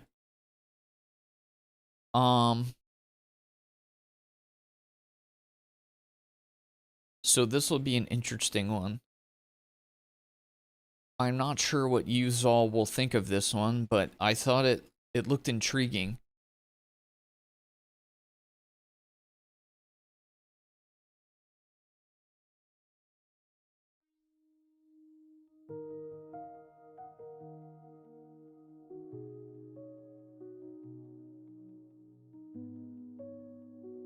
Chrome City. It may never sleep, but it never allows for dreams either. The skyline is a forest of glass and chrome as far as the eye can see.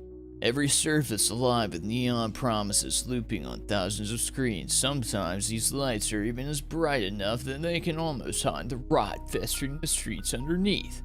This city has been run into the ground by a group of oligarchs who control every segment of the local machines and products. Every street corners with their infringements, every job that feeds the supply chains, every person is another platform to test the newest upgrade the corporations so care about helping, but none of these is worse than cyber says. The progress here is if you can afford it. If you can't, second-hand parts, black markets, recycled text. Oh, that's how my sister got sick. A replacement filtration unit certified approved faulty. It leaked heavy metals straight into her bloodstream while CyberSys buried the recall and paid the fines. Now she's dying slowly in the hospital. Honest work won't save her, it barely helps feed me. Chrome City only buys time. Cyberpunch, an illegal hidden thing, is going to do the thing. You get paid if you win in this battle of combat. If you lose, you're another problem the city won't remember. So here I am in this disgusting alley preparing to put it all on line in the ring. But that's fine. My problems can wait, and hers can. Okay, your sister got blasted by cyber technology that put microplastics in her blood, so we gotta fight to save her. That's the vibe. Hey, Corbin, thank you for the 10th streak. Hope you're doing well. So that's the gist of what we have going on here.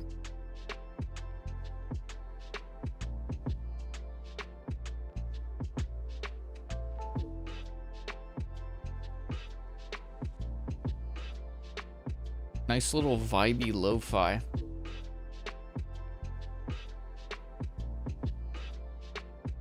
Oh, I don't think this game has a section yet, does it?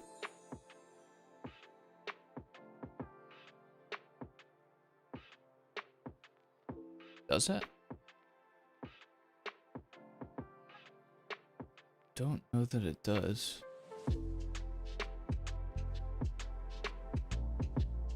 I vacuumed and started my laundry. Please clap.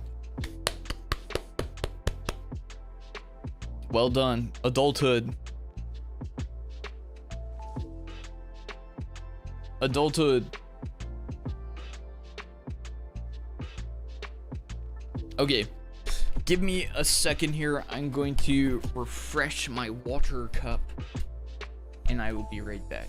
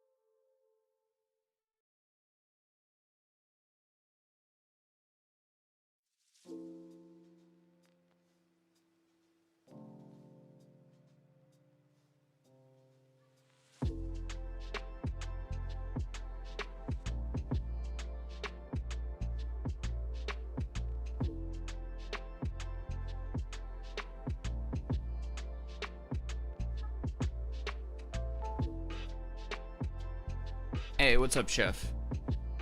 Alright, thank you again for your patience as always. As always.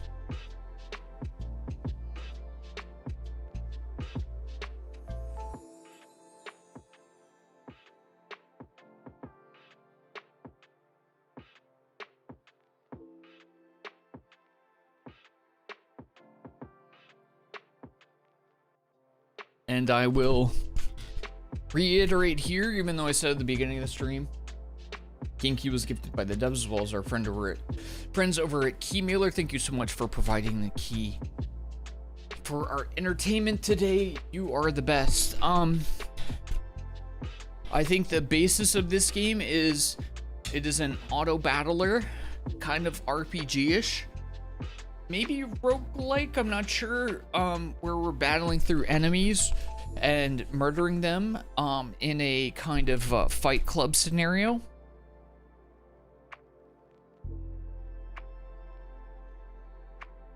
And basically, yeah, trying to murder them so that we can provide treatment for our sister who has microplastics in her blood. A lot of it is like auto battling and gaining levels as you go along, and then there is this kind of like circuitry system where you provide upgrades to your character. Look kind of interesting, so let's give it a try. We'll do tutorial. So you need cash and you need it quick, huh? Well, here in Chrome City, if you don't already have the connections, you're asking for the impossible. There's only one place where someone with no status or connections can acquire large amounts of wealth, and that's the ditch. It's here where an underground fighting circuit is hosted that accepts any new competitors, whether they understand the risks or not.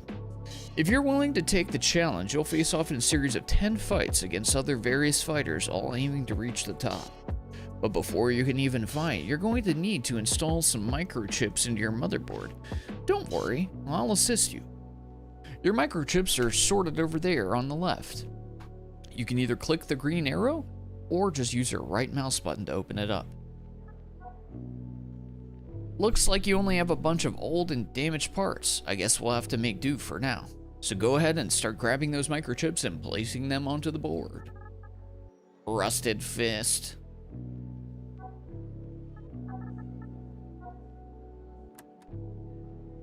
Just like that, perfect. You may have noticed microchips have a blue line running through them indicates where the connection points are.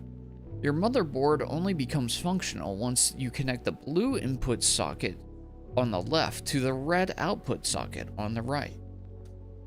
To achieve this, you may need to rotate the microchips. You can do this by using your mouse wheel while holding the microchip. Once you're finished completing the circuit, make sure you close the microchip storage same way you opened it. Okay.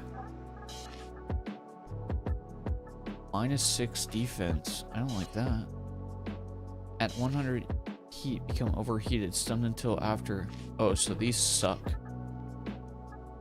These are all bad. We gotta do it to make our way over there, though, I guess.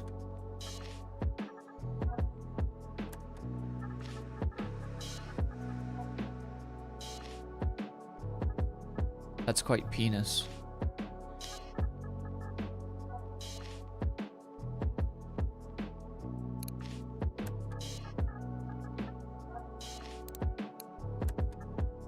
We're gonna get our asses whooped. Your motherboard's looking good. Well, as good as it could be with just that old junk you had laying around.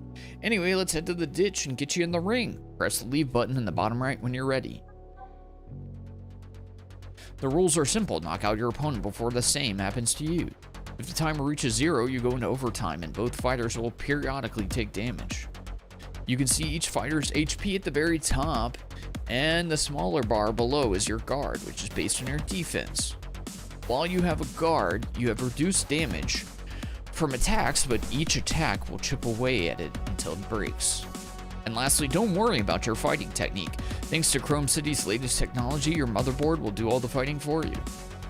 Though it's still important to pay attention to how that fight goes and learn the opponent's strengths and weaknesses for future fights. This is just a practice match, so don't get too nervous.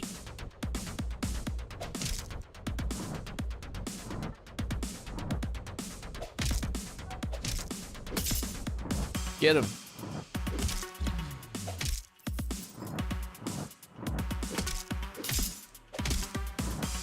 Get him, Miguel. Ding, ding, ding. That was an excellent fight.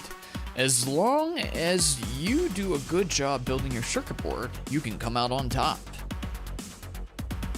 Not every fight will be a cakewalk, though. If you want to keep moving up, you're going to need some upgrades. And I know just the place where you can get some. Collect your reward and let's get going. This is the place. Here you can spend credits you earn to purchase more microchips to install on your motherboard. This shop is ran by one of my sisters, so you can be sure that you're getting quality parts. When checking out the microchips, it's important to pay attention to their passive and active abilities and consider what works best for you. Passive abilities generally either provide a continuous bonus or an effect that activates based on a trigger listed in the description. When it's your turn, active abilities will trigger one at a time in the order that they are placed from the input to the output of your motherboard. Whose turn is first and how often the turn is handed to the other fighters dependent on the speed stat of both fighters. Well, take a look around and buy some upgrades, and when you're done with your shopping, head out to the exit on the top right. Okay. Once per battle, if you take fatal damage, set your HP to 1. +3 attack. +4 defense when you attack the opponent loses HP equal to 3x the number of times this effect was triggered.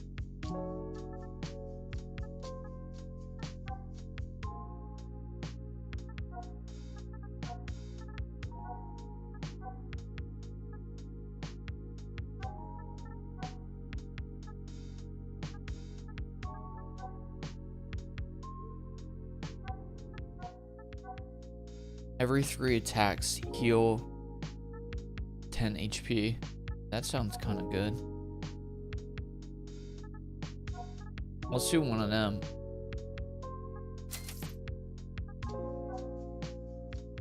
And we're back. Now you can install any new microchips that you've purchased. I was also able to snag a few spare microchips for you. To remove a microchip from your motherboard, you can simply right-click the microchip and return it to storage. If you want to completely start from scratch, you can click the clear button in the bottom right to put all the microchips back in storage. One last thing, remember those active abilities I mentioned earlier? When you have a complete circuit, which microchips and the order they activate will be displayed on the right. Remember, this doesn't influence passive abilities, you always gain their benefit as long as they are somewhere in your motherboard. I think that's all I can teach you. Good luck reaching the top. Okay.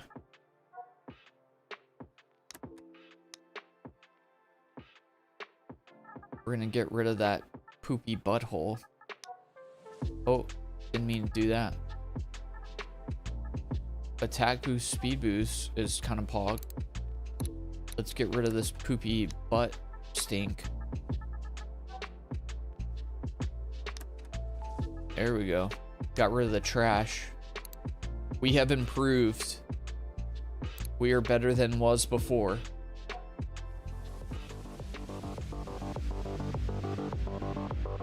Miguel enters the ring, and standing across from him is a large man with a strong, muscular frame.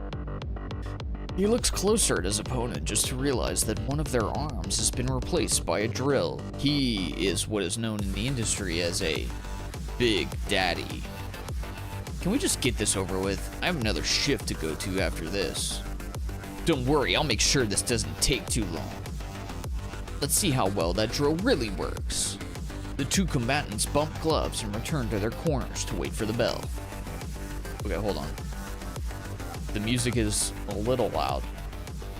Let's turn you down just a tad. There we go. That feels good to me. And fight! Ow. Get him. Get Brickhouse Benny.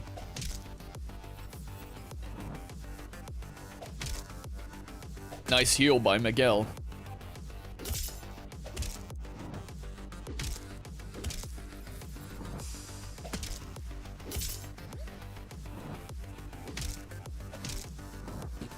Oh, freak, I'm gonna overheat and get stunned.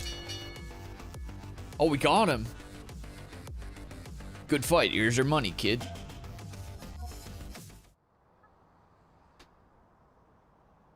Door-to-door sales. There's a job posting doing door-to-door sales, but you only get paid if you can close a deal. Gain 0 to 2 credits.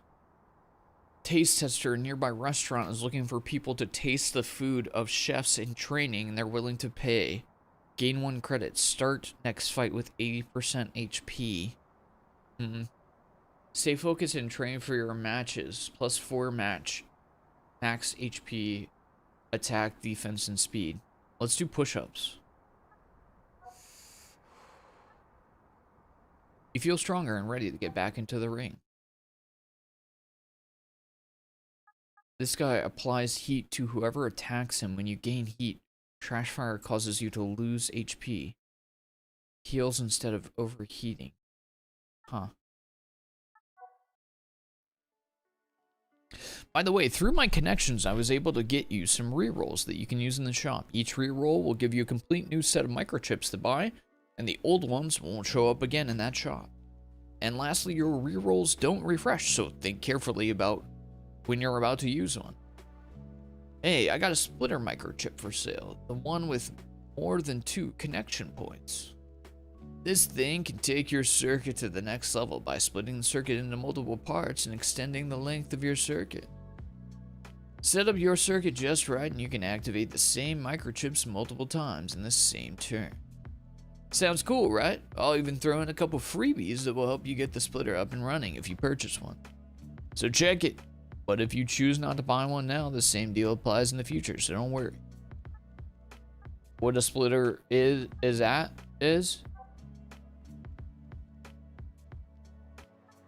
which one splits? Where the splitter is?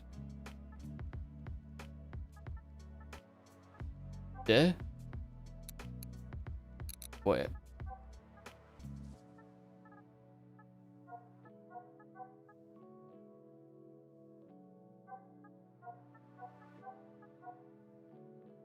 I don't know which one is which. Oh, this is splitter? Lose 5% speed, 10 plasma, lose no stats instead.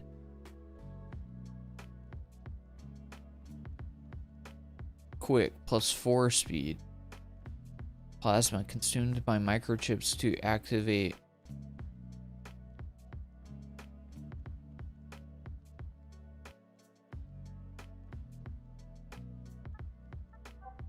I don't know what that means. I'm too stupid for that one, I think. When you're attacked, the opponent loses 20 HP. This damage is reduced by -2 every time this effect triggers. Interesting. I do like the sound of that. I just don't understand how to use the splitter is really what it is. If you have a lower percent HP than your opponent, receive 20% less damage, but deal 10% less damage. If the microchip after this has a tag, attack dealing. What is a tag?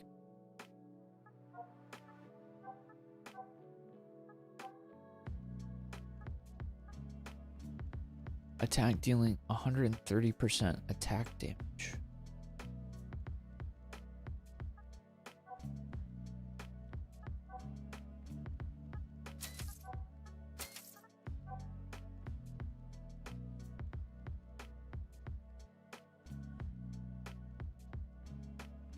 Lose 50% of your current HP every 6 seconds, heal plus 10%. Let's try it. Why not?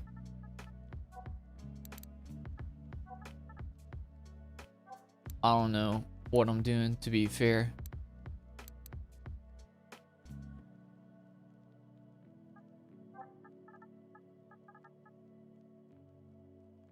Reading some of this text is rough. Yeah, we're old. It's all good, though.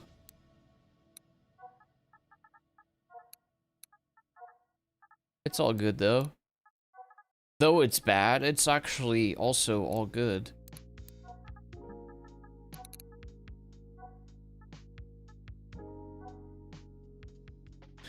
I see you got a splitter microchip. That's some seriously powerful technology, but they're also quite tricky, so let me give you a little assistance. The best way to see how they work is with a few simple examples. Using one splitter to split your circuit down 2 paths and using the other to join them back together is usually pretty effective. Another thing that you can do is simply have one splitter loop back into itself like this. And lastly, the piece with only one connection point. This is mostly used to prevent an open circuit when you have an odd number of splitters. Be careful though, any microchips you put in this dead-end path won't be activated during battle, so only loaded with passive effects. When in doubt, check your screen on the right after you finish your circuit to see what order microchips will activate. Okay. Will do.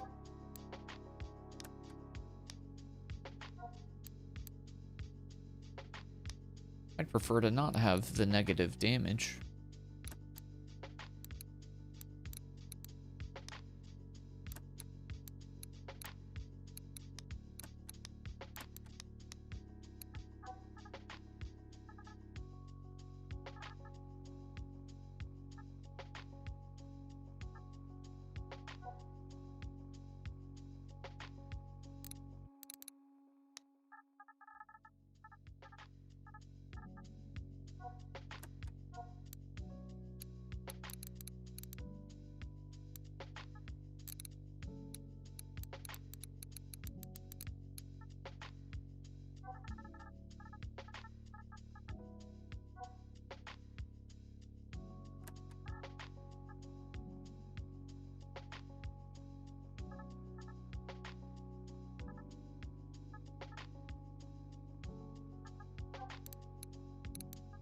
I don't know what the tag is.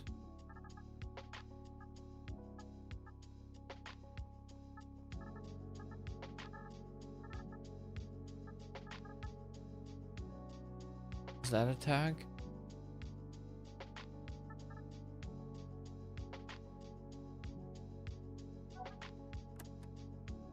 I see you have more than one attack microchip on your motherboard. Having 2 is fine, but be careful about adding more. Every attack you throw out makes your next attacks do increasingly less damage until your next turn. This effect also resets for each circuit you have. So if you have more than one input, make sure to take advantage of it. Attack damage 20 plus 50 attached damage gain 19. What if we do that?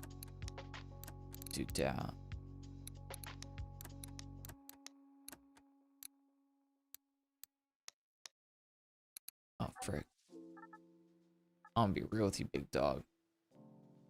I don't know what the flip sticks I'm doing in this freaking Chick-fil-A.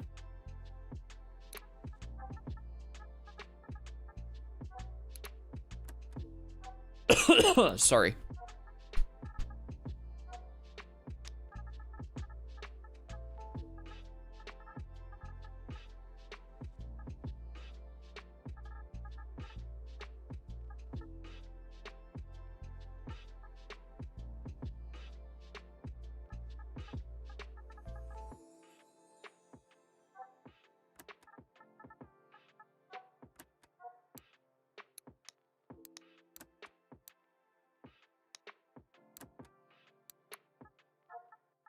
Is there anything good that I haven't put on here?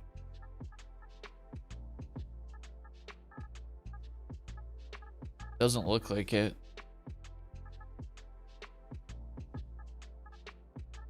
Let's try it. Open circuit detected. Oh, freaky deaky.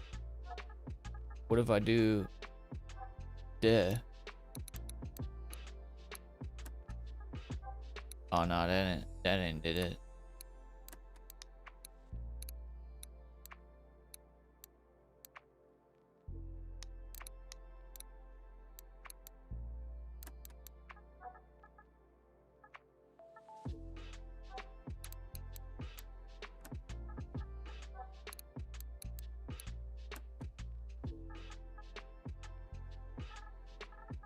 Do I got no little turny did it? Oh, that'll do today. Hold up. Hey.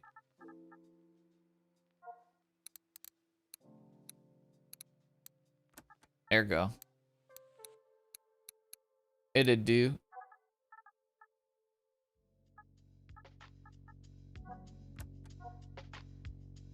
Okay. I don't think this is a good one. What's up, Rambus? I don't think this is a good build, but we gotta be done, man. I've been tinkering for far too long. Miguel steps into the ring and is greeted with the sight of a short man wearing a bucket as a helmet.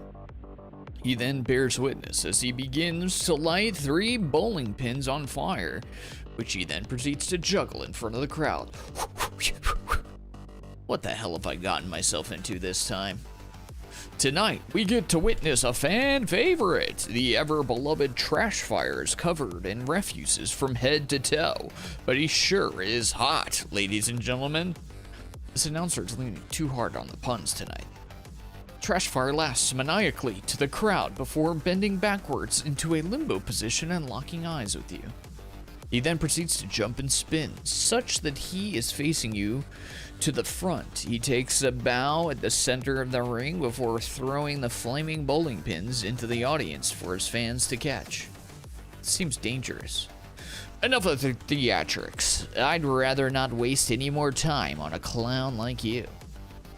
His only response is to smack the bucket on his head, making a loud banging sound before returning to the corner. Boing! This guy is a really strange cat. Definitely more than a few screws loose. Miguel returns to his corner, waits for the ding.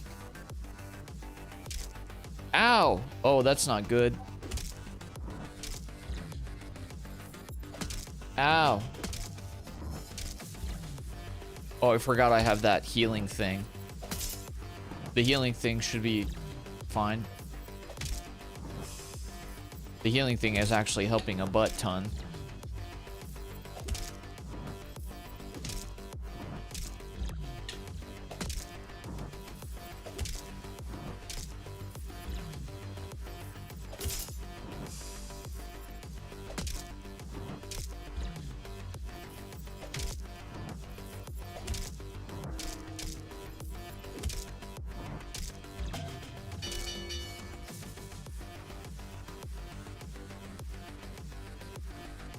Good fight. Here's your money, kid. I freaking out healed him. He's a stupid butt.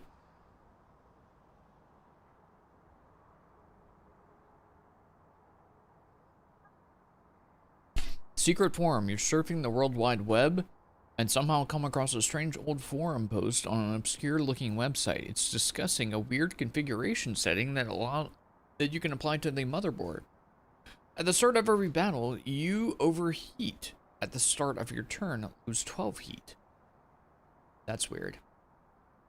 Shop membership. The shop you buy microchips from is running a special promotional event. Says you can sign up for free membership period if you fill out just a little online survey.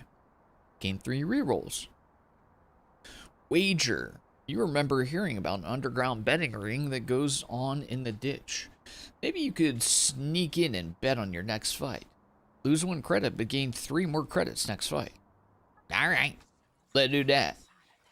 You pull your hood up and head to where the rumors lead you, in seemingly abandoned building with old broken signs hung on the brick walls. You head inside and get a few strange looks, but you're able to place your bet without arousing too much suspicion. Hurry home before it's too late. Skididididit. Notable data, heals 1 time per fight at low HP. Takes less damage at lower HP. Okay.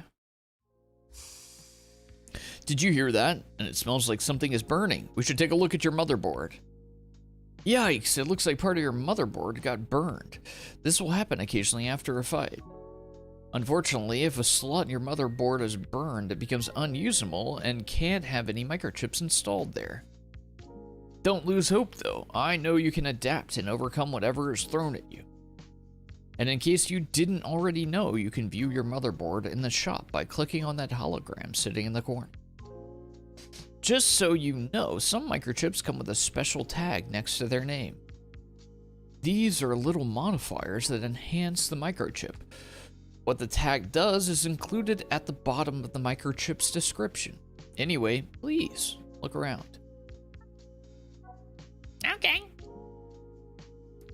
That has a lot of goods. That has a lot of good stuff. Like I straight up want to get that good. After battle, you can have it if you have at least 50% HP remaining, receive +1 credits. The microchip after this one has a curved path, gain +2 attack, +4 speed, and 15 plasma. If you have at least 1 credit in your bank after battle, leave 1 credit.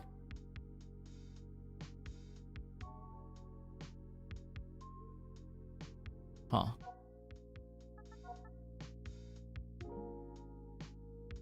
I think I want this one.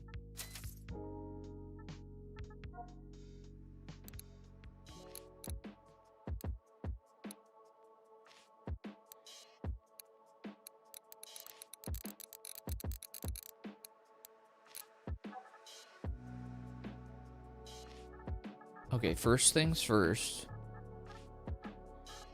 You can put Terminus here, because this just gives it just lowers our health, so that gives us bonus health, attack, defense, and speed, which is quite boggers. I shouldn't have to tell you that. It is quite boggers.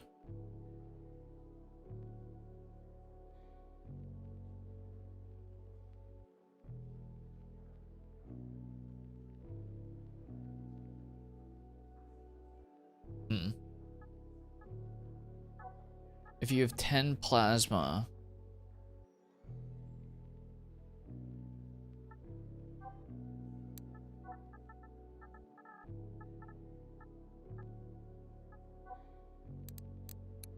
okay, hold on.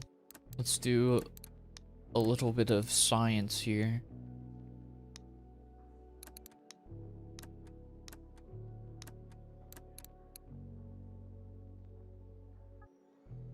Whatever comes after it has to have a tag.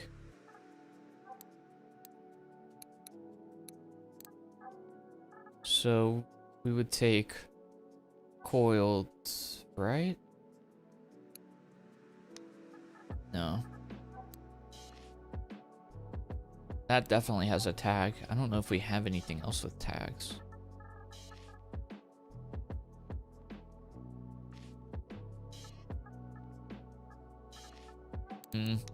I don't think we can get too spicy there, actually. Although I would like to, I think we have to minimize the spice.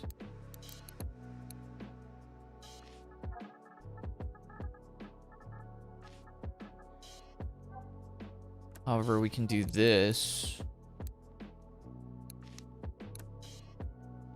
We can actually also, do this. And then do that to terminate the circuit right there.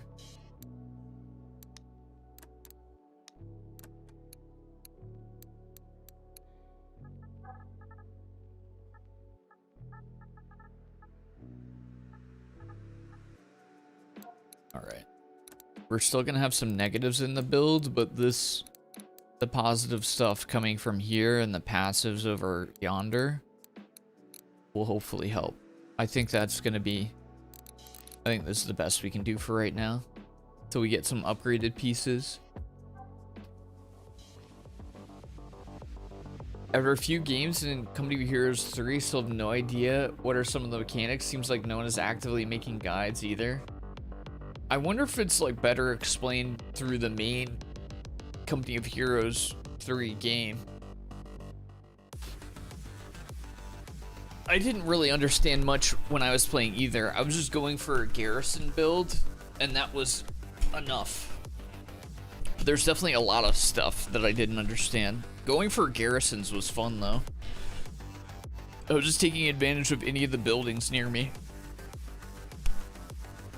But yeah, there's still a lot of stuff. I still don't understand like salvaging and like if you get advantages for being like at higher ground or visibility and things like that. I don't know. Well, folks, tonight we get to witness something incredible. Prepare yourselves to witness the abominable beast from the east. There is no way they actually expect me to fight this thing. Standing before Miguel is a large black bear covered in various stitches and cybernetic components. It's a freaking robot bear, truly an unholy amalgam of flesh and chrome. The two fighters meet in the center of the ring and touch gloves. Let's have a clean fight. Did that thing just talk? Yeah, let's have a good match.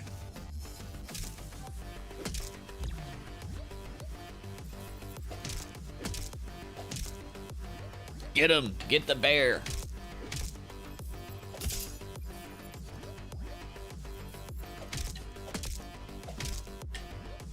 He's doing pathetic damage on me, and I'm healing like a freaking hoss. Robert. Okay.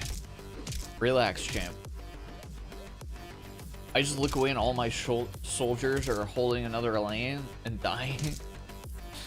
I was just throwing all my soldiers in yeah, just in buildings. Oh my god, he's starting to hit like a truck. Oh, this is scary. Woo! Hey, that wasn't an easy fight. Good work out there. I'll even throw in a little bonus for you. +1 input.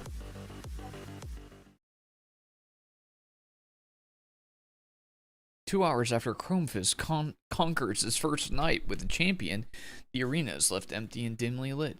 A tall, shadowy figure is the only thing left standing in the ring. He looks around and then checks his datapad to watch a replay of the match. As the screen beams neon colors, he takes in each punch and hums to himself.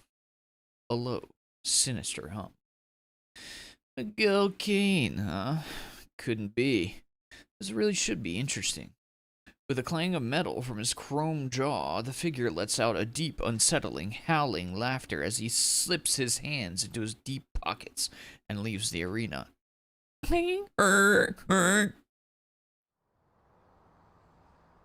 Stay focused and trained for bonus stats.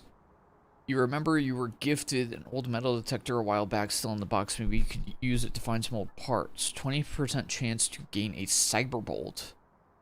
Gain 4 random junk microchips. Gain 4... Yeah, that's not... We have a slim chance of getting something good. Scour dumpsters of Chrome City to search for any useful microchips. Gain a random basic stat microchip. Let's try it. The only thing you found was more despair as you waste a day covered in trash. Okay. Cool. Has extra defensive capabilities that decrease every time they receive an attack. Heals over time. Deals special damage that ignores damage reduction effects and guard. Okay. The entity. Oh, freak. Dang it, dude. My freaking microchip board is getting scorched. Scorched, dude. When your guard breaks, you gain +18 attack. Increase the amount of heat required to overheat.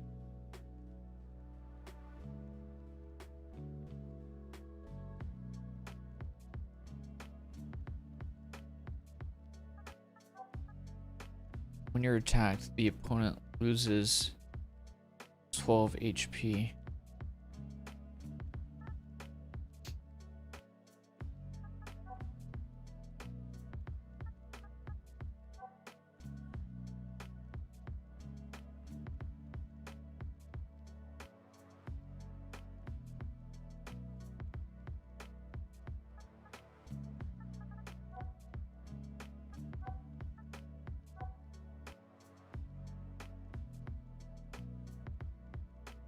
This would be nice just to like freaking get rid of the junk I have on my circuit board.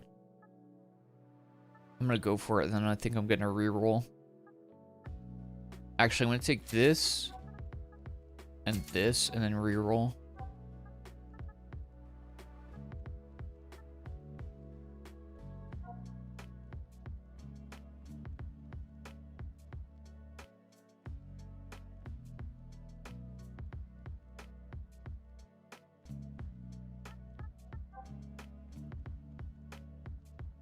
Gain 1 less credit. Frick you, dude. If the microchip connected to this one, both have an active effect. The opponent loses 2 speed and you gain 2 speed. I don't know if that I have that many actives.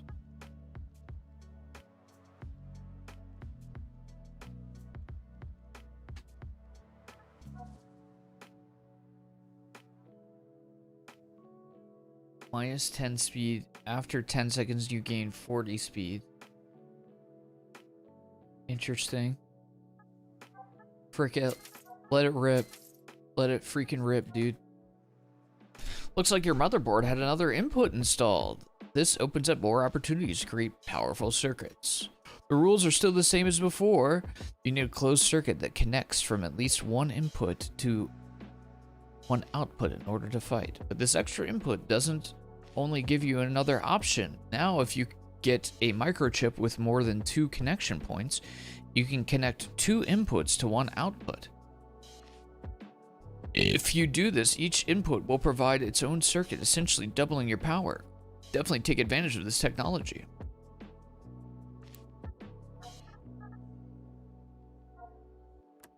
Okay, first of all, let's get rid of the trash. Take away some of the debuffs.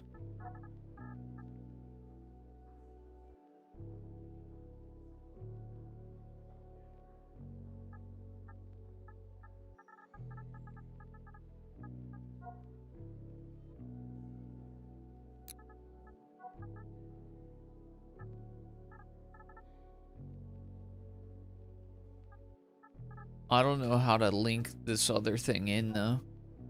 TBH. So I think I'm just gonna throw some passives on this.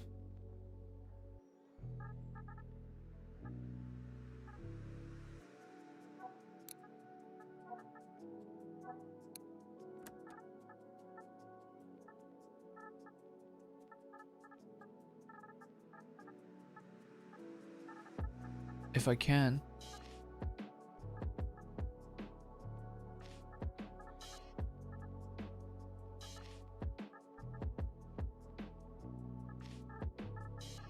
This is a little goofy, but let's do that.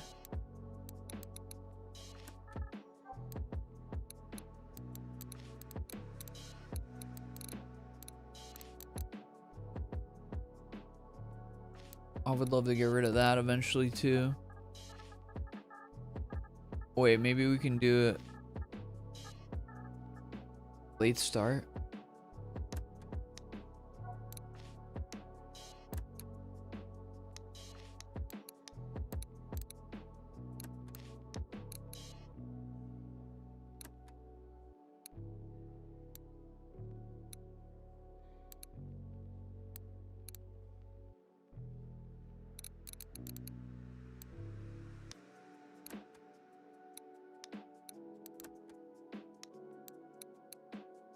I just need a little turny doodle. Just gotta get a little turny doodle going in there. Take a turny doodle right here. This build is maybe okay. I don't know, man. I'm just figuring out as I go. What's up, Ramrod? Miguel enters the arena and is surprised to see a ball in the opposing corner. It is the entity from Dead by Daylight. Suddenly, before his eyes, the ball springs to life and radiates an eerie glow. Oh, Miguel, what have you gotten yourself into this time? The black mass begins to take shape around the ball as it hovers above Miguel. Before he knows it, the black mass towers above him at a staggering height, 9 feet tall. You know the story, folks. Cybernetics gone wrong. Today, we see 2 combatants take each other on. In this match, we will see Chrome Fist attempt to take on the entity from Dead by Daylight, in what is sure to be a good fight by daylight. Nothing I can't handle. Miguel attempts to tap his gloves at the entity, and it responds by reaching out its shadowy body, enveloping his hands. Weirdo. Go! Fight, fight, fight!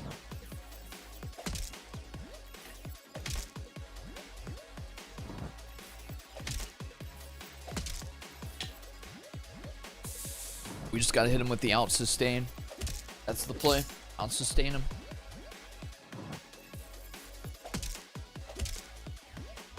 Where are we loading? Twisted Towers. Oh, Tilted Towers, sorry. My bad. Yeah, that one. Bling, bling, bling. Got him. Good fight. Here's your money, kid. What does burn do? Head to the gym and set a personal new best. Some locals are playing rounds of dice. One is confident and rolls the die before you even make a decision. It's a 4. He says, it costs 1 credit to play. Take 3 if you win. I'm gonna do the feel the burn. You hit the gym and immediately start going hard. Maybe a little too hard. Corinna. Becomes more powerful over time depending on how many microchips you activate during your turn. Oh, that's scary.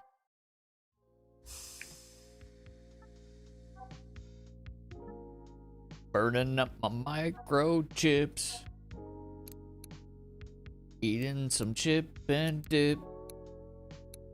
Drinking some piss, then I slip in the piss. Then I drink some more piss in my dick. Alright, so... Okay, let's go back to the thing. How do I go back?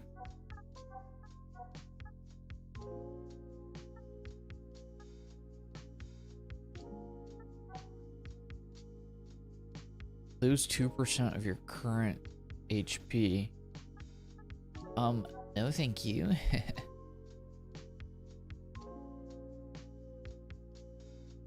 When the opponent loses HP, heal 1% max HP. Okay. Deal 1% more damage for every stack of plasma you have. When you receive healing, gain 1+ attack. I mean, that's good right here.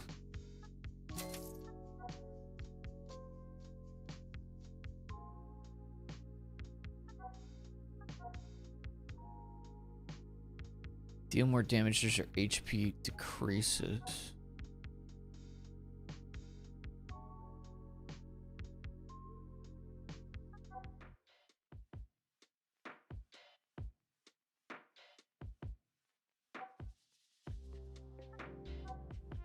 I don't freaking know about the rest of these.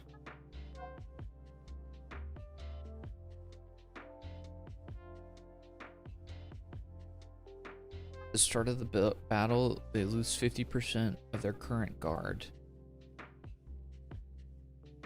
3 attack, 3 speed.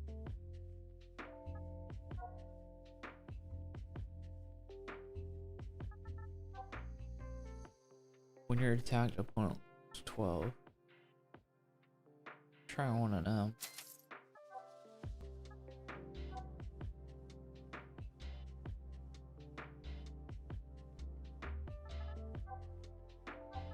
Try one of them. Try one of them. Just get funky with it, man. I don't know what I'm doing. Let's get a little funky with it, because I don't know what I'm doing.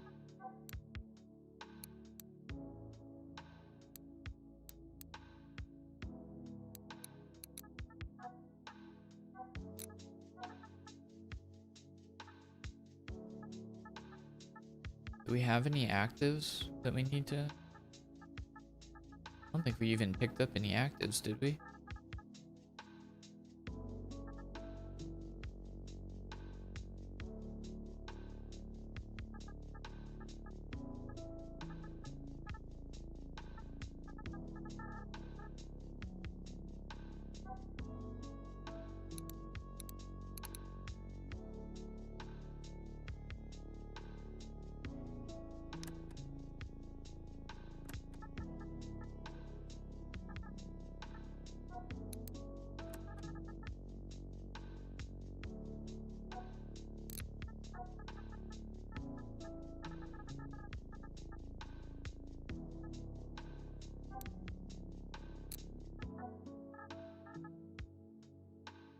Every 15 times any of your microchips activate the 10th attack and move.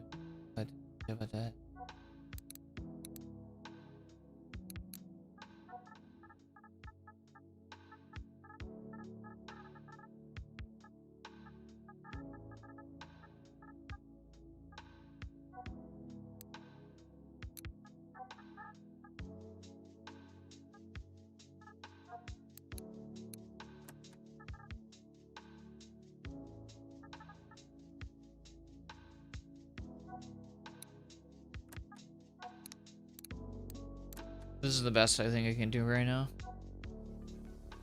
I still don't really know what I'm doing. Now entering the ring is one of my personal favorites. Everybody welcome in Corinna, a fiery young upstart that came here from the distant forests of the West. I've never seen her fight before. I've heard that the people in the West have an interesting way of fighting. Better stay sharp. The two fighters approach the center of the ring and tap gloves. Both fighters tap gloves. Right back at you, pal. I have no clue what that woman just said.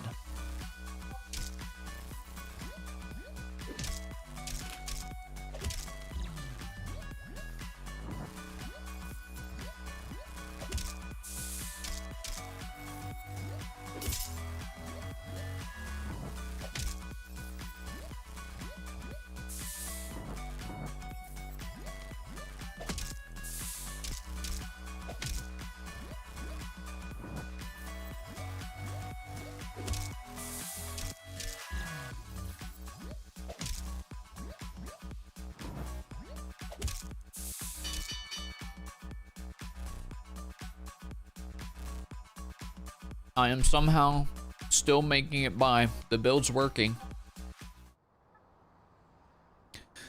The ditch is a pretty stressful place. Maybe you should use some spare time to relax and clear your mind. -10 speed, +10 defense. A very legitimate loan company is offering loans to anyone who walks through the door. No credit required.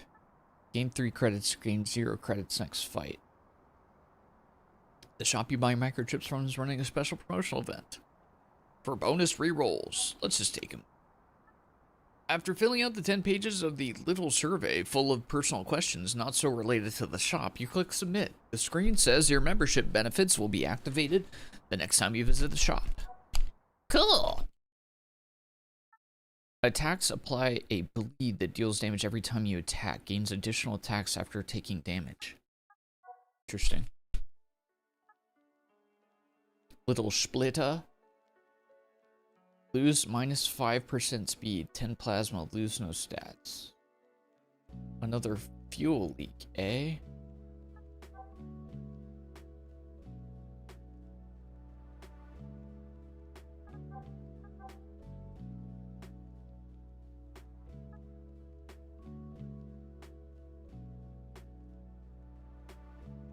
I don't think I can double dip that one.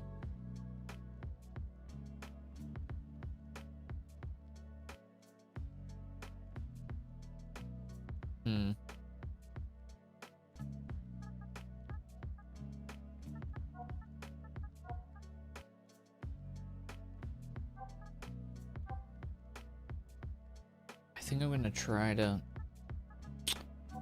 I don't really know how I'm gonna work this into the build. TBH. I'm gonna try it.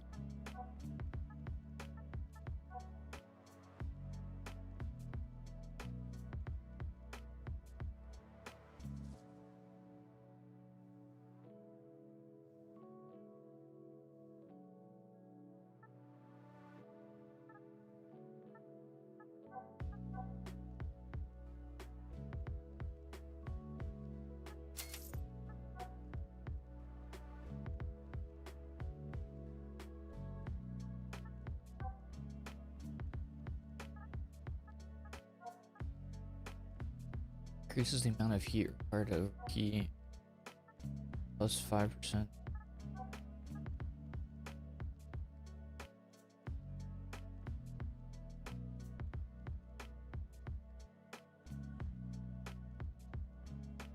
Let's do it, man. I don't know, man. I'm just taking some shots in the dark. What can I say? I'm just going for it.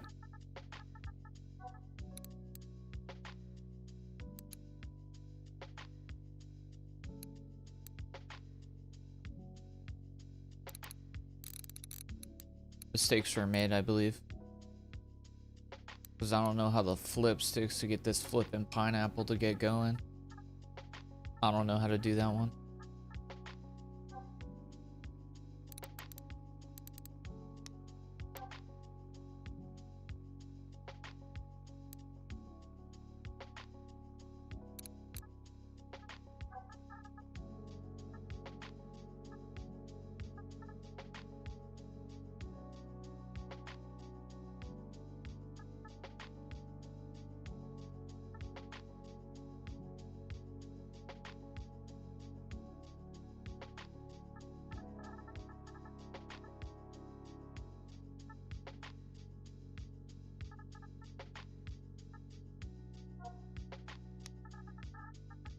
I don't actually know how to work anything that I just picked up into this build.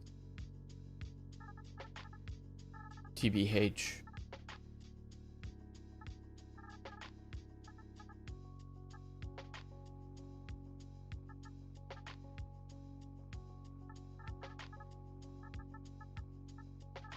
Yeah, I don't think,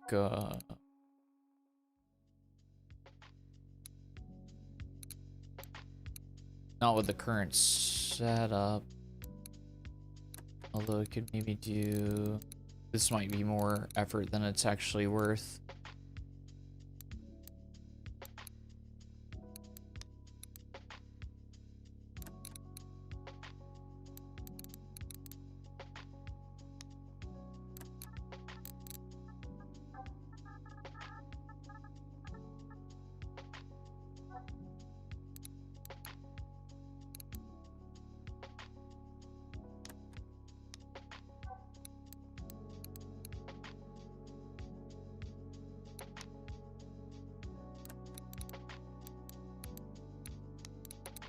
This is going to be confusing to get this going. I might frick up the build super hard just to do this.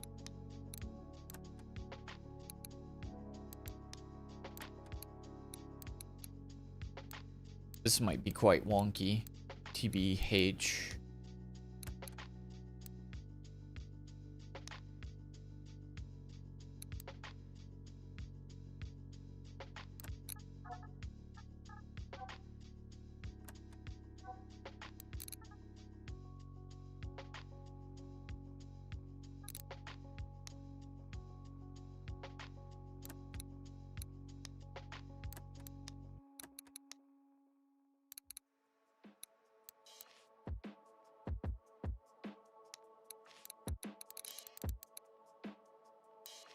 How do I actually get this? Dude, I'm gonna freaking... I don't even know what I'm doing now, brother.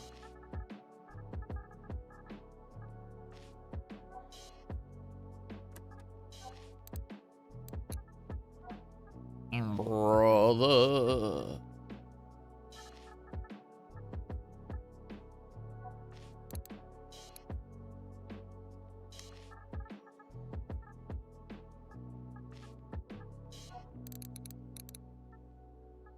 We need a little itty bitty.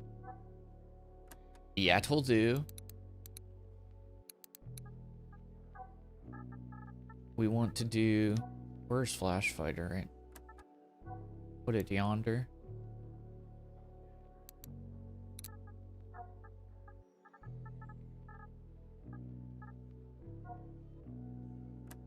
Get a little late starter right there.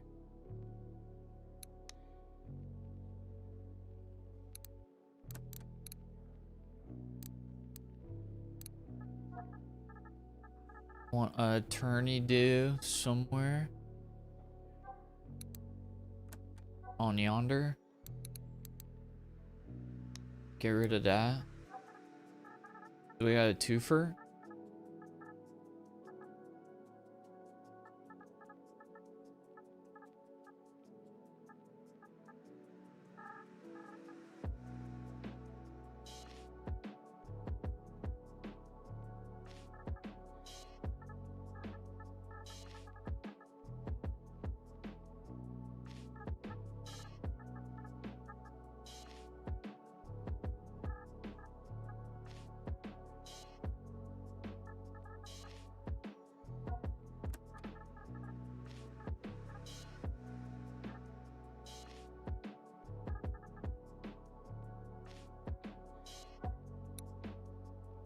That ain't it.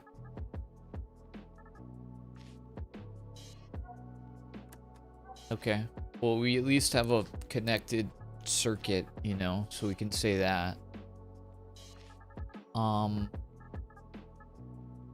And now let's try to get as many of our passives back in as we can. I think we'll mostly be okay. Like, we're not gonna have to work that hard for it.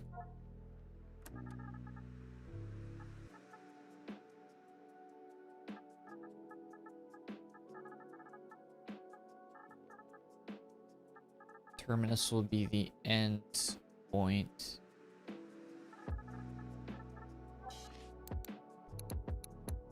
Do that right there, and then I think we just cap it off with Terminus.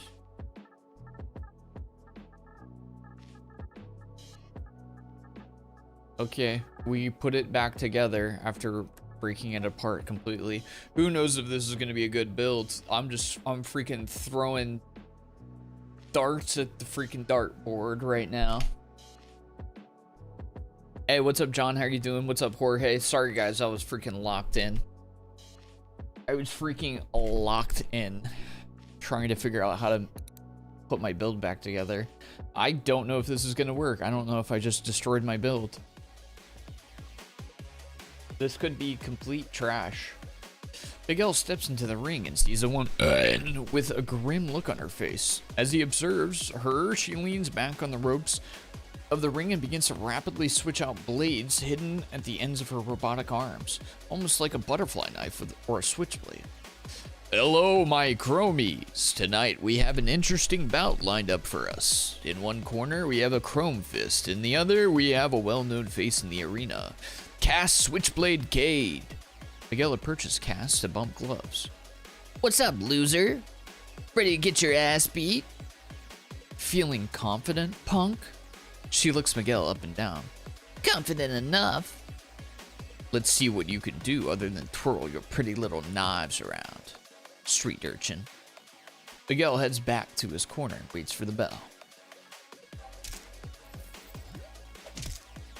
Come on, builds. Don't be useless. Come on, build.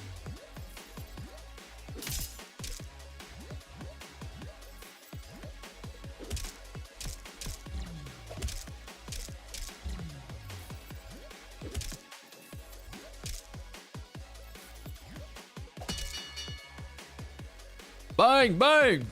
The build's still working. That wasn't an easy fight. Good work out there. I'll even throw in a little bonus for +1. Somewhere in an office dimly lit with an eerie purple hue, the tall figure from before leans back into a luxurious leather executive seat, his hands tightly gripped at the soft armrests. This chrome fist is starting to demonstrate himself to be a problem for us.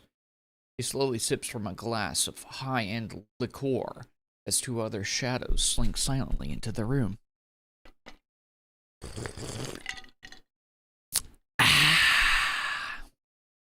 They say nothing. Well, boys, it seems as though our friend Chromefist is starting to run through our tournament rather quickly.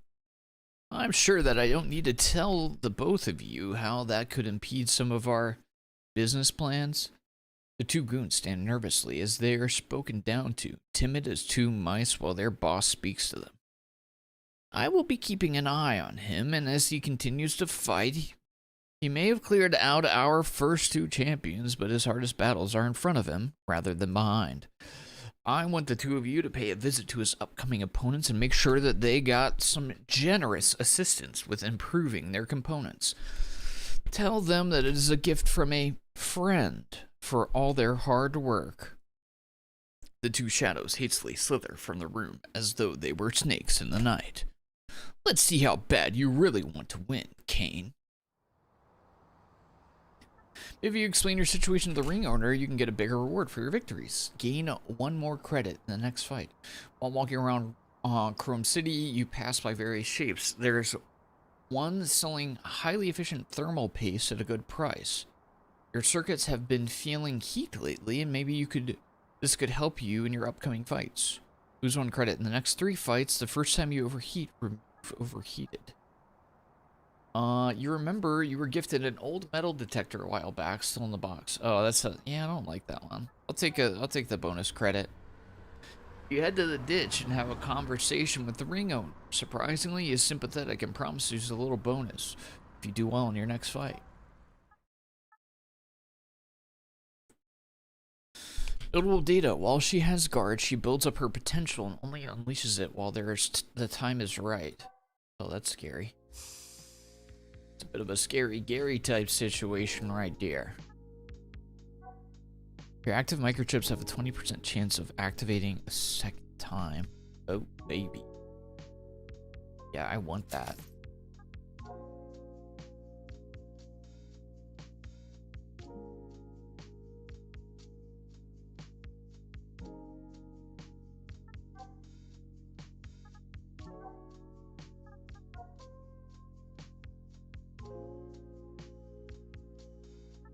And a little healing doodle. Lay doos it. Lay does.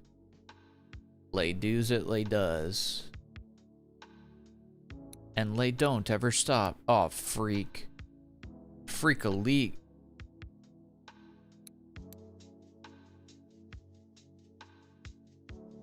That's not cool.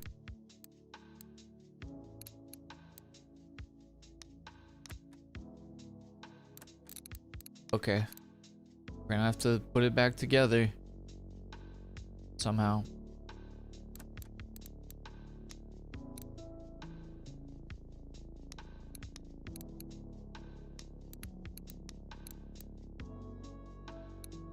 Ay, ay, ay.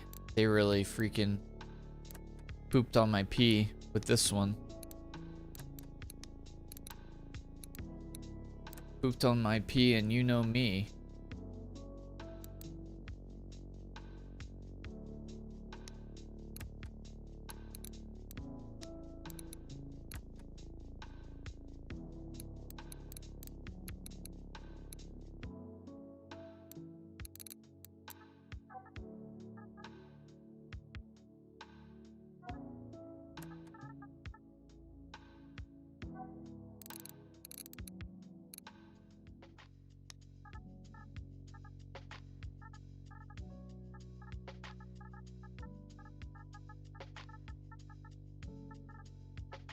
I might have to use some stuff I'm not a fan of to make this work.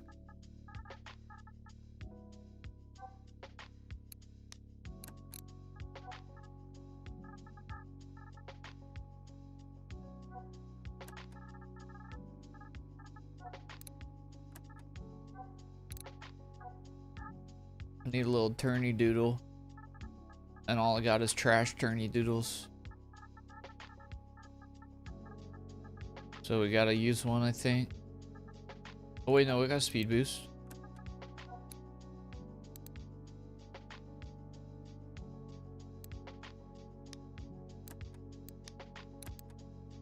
Okay. The build still exists. Somehow. Still alive for now.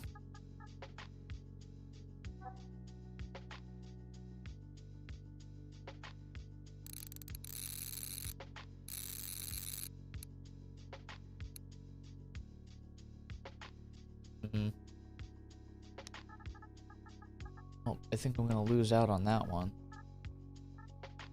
So I don't know how else I would keep that in. Unfortunate. Get the attack boost in there.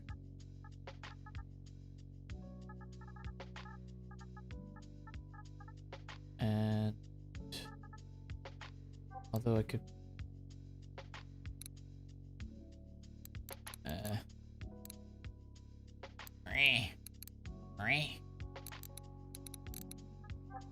I don't know. I don't know, man. I'm doing the best I can with what I got. And my limited mental capacity.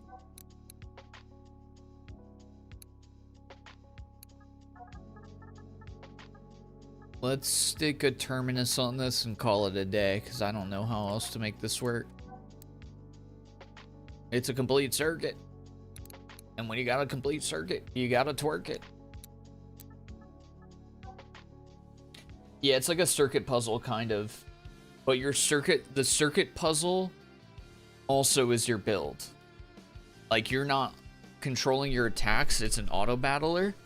So you have to put a circuit puzzle together, and the way everything interconnects is your build. By the way, I forgot to double check that all the circuits work together in a positive way. I just kind of clicked buttons. So that might be GG by me not paying attention to that one. But we'll see. We'll see. Miguel walks out to the ring and sees a young woman dressed in a gi.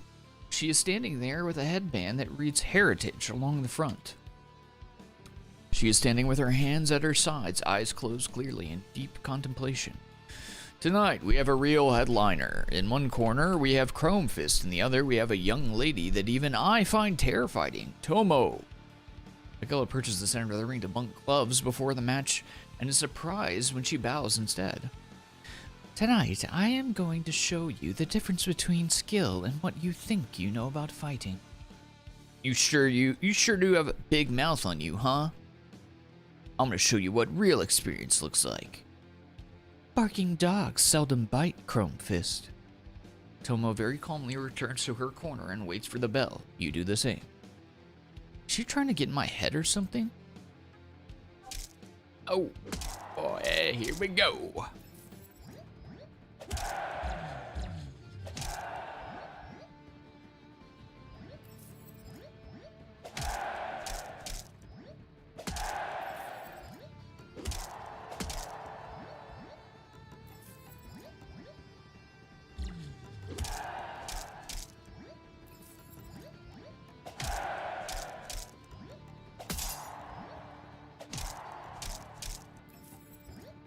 Apparently the build is still working even though I'm doing piddly damage. The sustain is carrying me.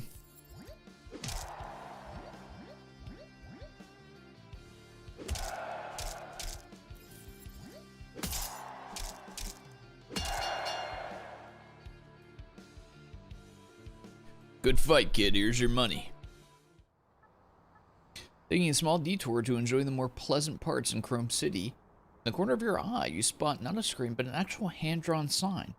A rare sight in Chrome City, but what's even more rare is what the sign is advertising. Someone is giving away spare plasma cells for free. It's the first come, first served.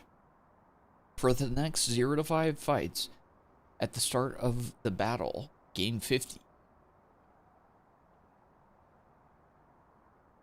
Gain 1 credit for 25% chance for reduction in all teams. Gain 1 more credit for next fight. Let's take the plasma. Chance for plasma. For the next 4 fights, 50 plasma bonus. Nice. That's pretty huge. Notable data. Every attack charges up his gun that deals extra damage when you have no guard. Yikes. Okay.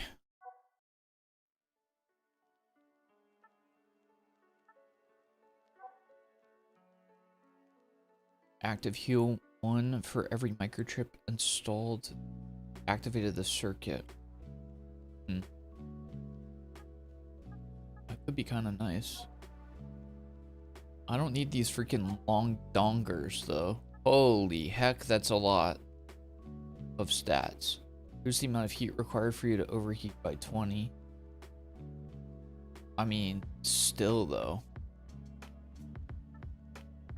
I'm taking that one.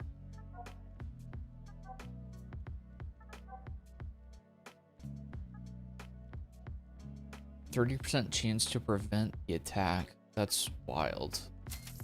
I don't know if I can fit that in, but I'd like to try.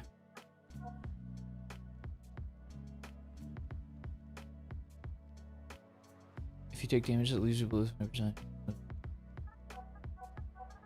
Okay.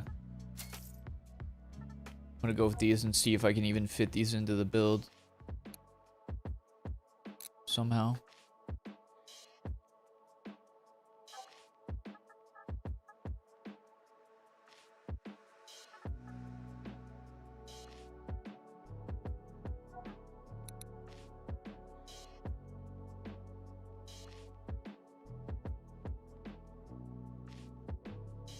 What if we go the long way around?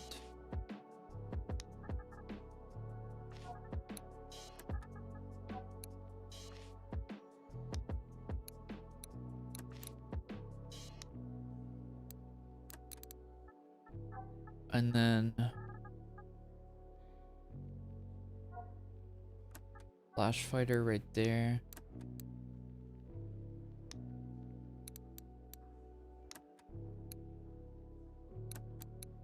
Do we have enough turnies?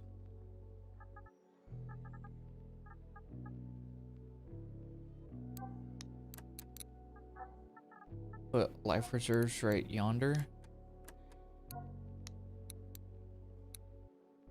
That right there.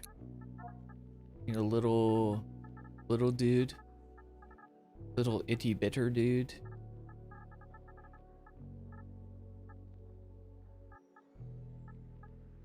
I think I have to take a downgrade to put that in.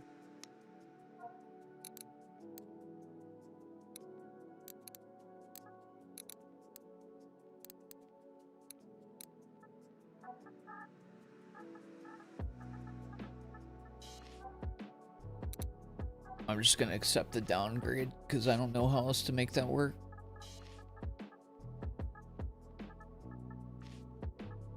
Honestly. Well, do I have enough turnies? No, I don't. Okay, we're just gonna accept losing a little bit of defense there, I guess.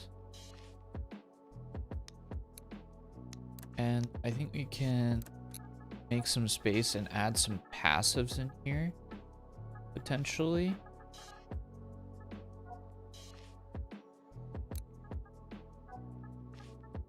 If we can get... If we could get it to go down there, that would be amazing. But I don't know how to do that.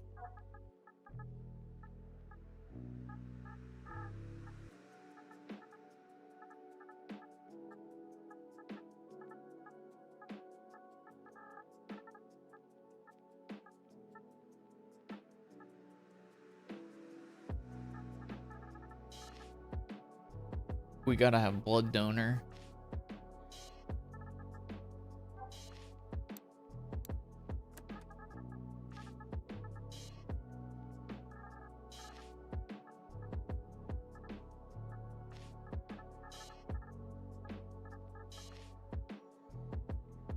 I really want resilient back in. We could fit it in if we had 2 mini tourneys or 1 double. But we don't have that right now. Okay, we're gonna have to accept this as our build for right now. Miguel walks to the ring and sees a rugged masked man with an opposing corner of the ring. He stares at you. He has a freaking gun, man. That's not a boxing match. There's no hatred in his eyes. It feels almost as if he's feels bad for Miguel. Welcome back to the arena. Tonight we have a real humdinger of a bout. In the blue corner, we have a real bloodthirsty maniac. Hailing from the desert wasteland, he has taken on the career of a killer for hire, the Raider. And over in the red corner, we have a young man that you all know as the Chrome Fist. This fresh meat is sure to have his work cut out for him tonight. This guy really knows what he's doing. I can't let him get in my head. Both of them meet in the center of the ring and touch gloves. You aren't the first person I've killed, and you certainly won't be the last. You're the only one who has a past, Raider. When Miguel reaches his hands up to the top gloves of the Raider, he slaps Miguel's hands away and returns to his corner. Dickhead. Well, it looks like our 2 combatants are getting spirited with each other before the match. Is there some bad blood here? Get ready for that bell to ding, folks, and this will be a good one.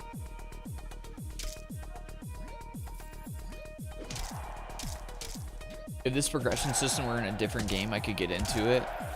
The circuit building your build is really cool, I think.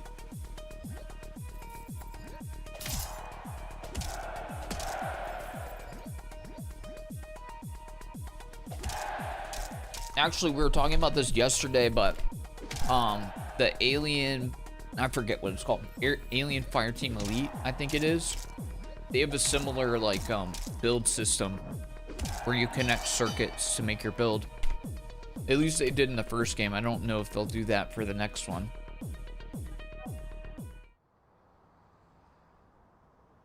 Gain 1 more credit next fight. Gain 3 credits, 0 credits next fight. Lose 1 credit, gain 3 credits next fight.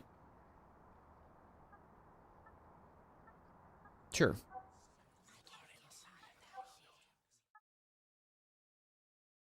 Notable data. Gets stronger as time passes. Deals extra damage when you have no guard. Okay, so double turning would be nice for us.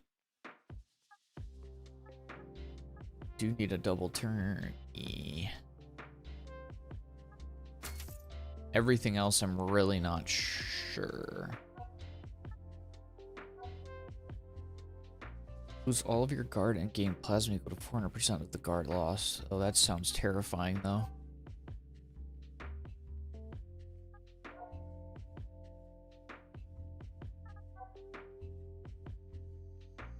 You consume plasma, gain +8 attack. That could be good. Our build still exists. Let's grab this one. Might be able to work that in somewhere. So, Bloodlust will allow us to add in Resilient, just to give us a backup plan if our guard breaks.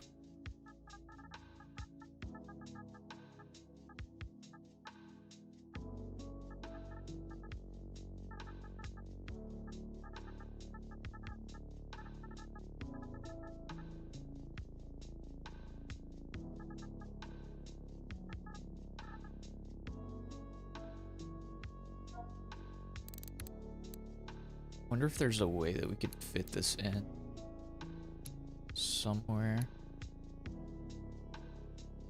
I don't think we can without additional turny doodles. So I think we will just call it there.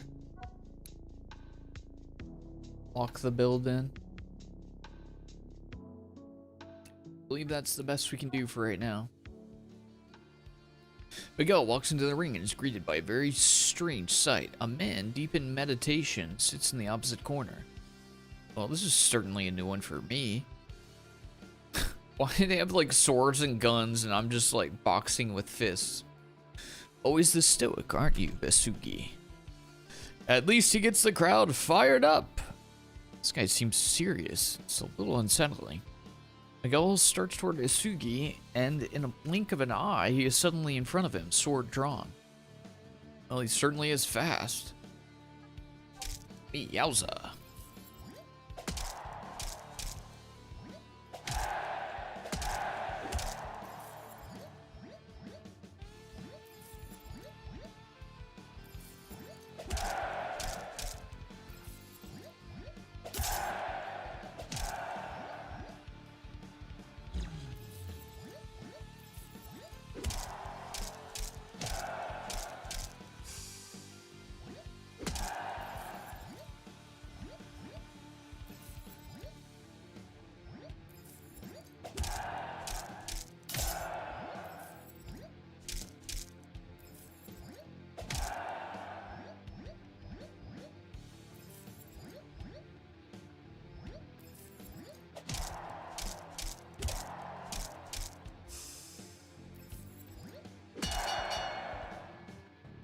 Seems like we put together a pretty promising build. We've gained an additional input and 9 credits. And a familiar office shaded with a purple hue. Again! Instead of sipping from his favorite glass, this time he crushes the glass in his hand. He doesn't even flinch. As a white fluid begins to drip from the wounds in his hands, he bellows orders to his subordinates. I believe I asked you to have this taken care of. Did the two of you do what I asked of you? The two shadows cower in fear of their boss. Yes, boss. Of course we did. It just didn't work. It really is so hard to find good help these days. In the blink of an eye, the large figure had sped across the room, drawing 2 pistols which were now trained on the heads of his subordinates. As the sound of gunfire rings out, the two shadows slump to the ground in a heap. Worthless.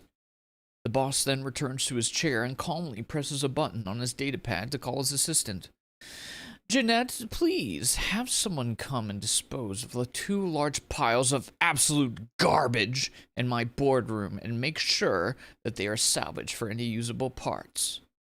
After all, usable chrome would be a terrible thing to waste. He hangs up his call before the woman can even respond to him. I suppose in life it really is the case that if you want something done right, you need to do it yourself. Enjoy this victory while it lasts, Miguel. I will be making sure that you don't win another. Personally. He is on supervillain status. Straight up. Bow, bow. Lose 1 credit the next 3 fights. The first time you overheat, remove overheated. There's a construction company. Green 2. We're gonna do this one. Take a little buff. Uses the microchips of the previously fallen fighters to gain the edge. Needs crush. Yikes. So it's just gonna steal all the abilities of the previous fighters. That's pretty scary. Plus 11 speed. Reduce price by 1 credit. Nice. Yeah, I think we want a couple turny doodles. And maybe some doubly bubblies if we can. Let's try a reroll.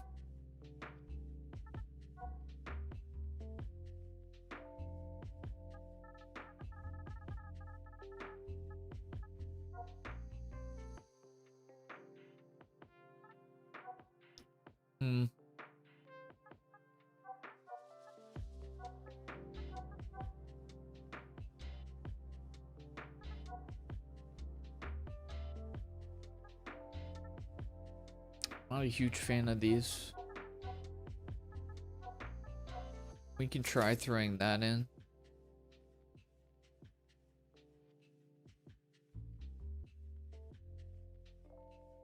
This could be good if we can figure out a way to get it to activate. Reroll.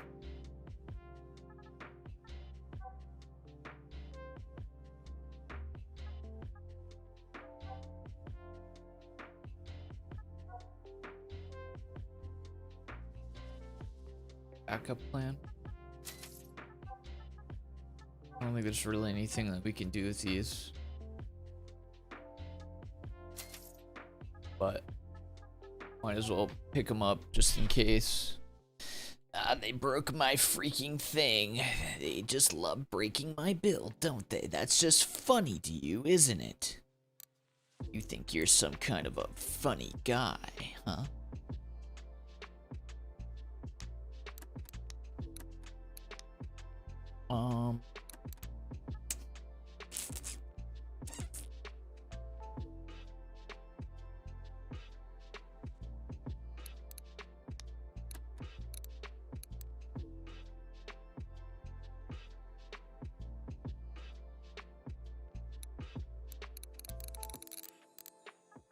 How can we make this work? A little Deus Ex Machina?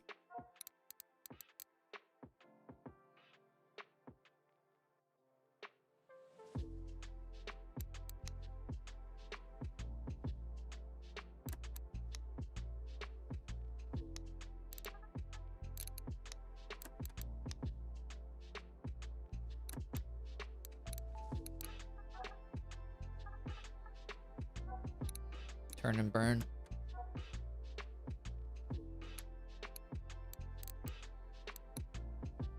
If we could get this to go into some kind of a wonky pattern, that would be amazing.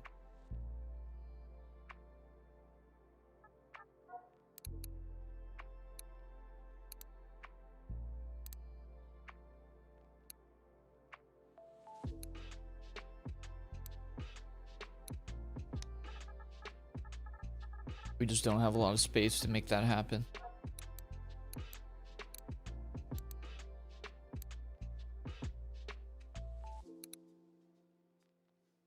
Do not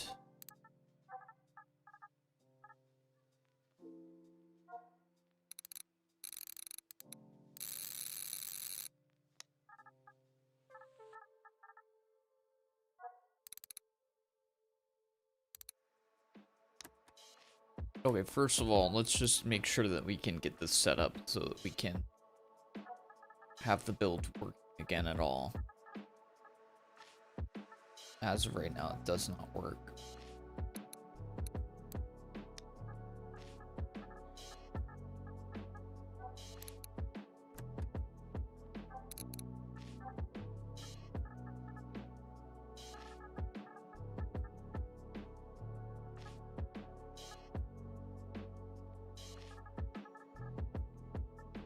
We might have to take another miniature L, unfortunately. These little mini turn blocks are just so essential to having a decent build. They take up so little space, but they can do so much.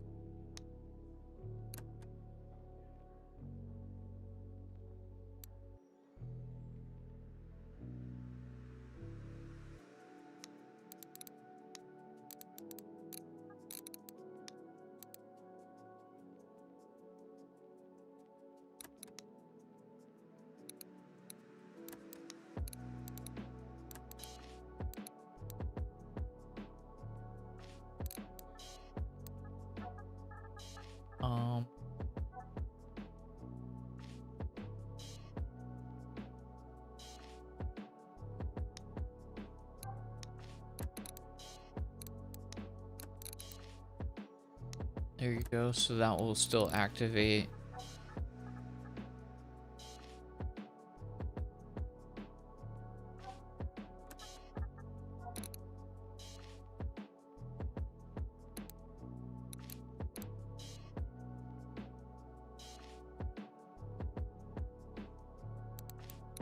Oh man.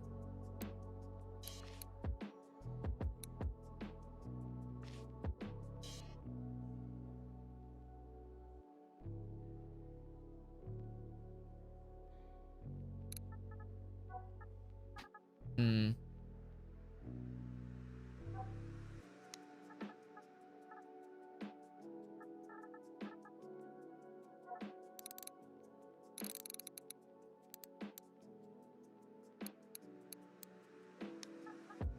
This would be good.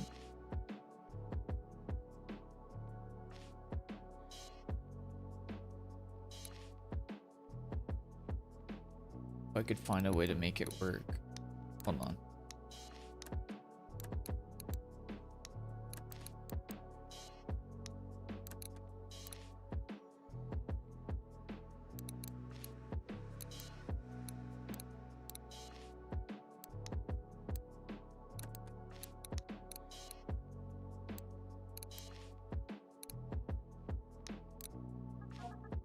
I'm really working hard for this.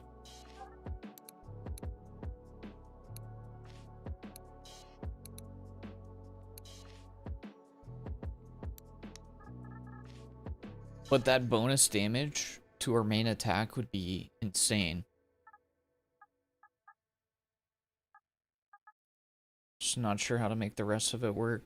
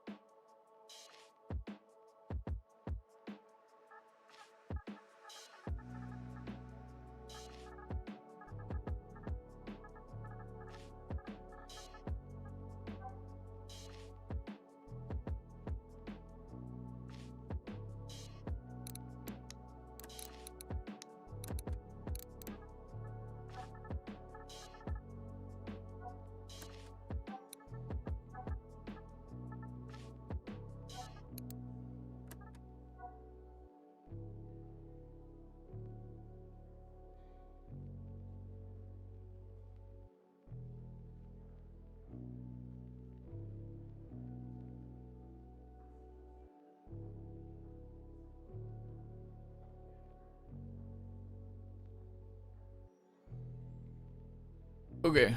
Dude, look at how much we have activated here. This is absurd.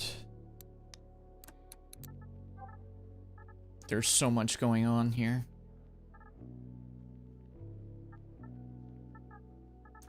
Is there anything else that we can add?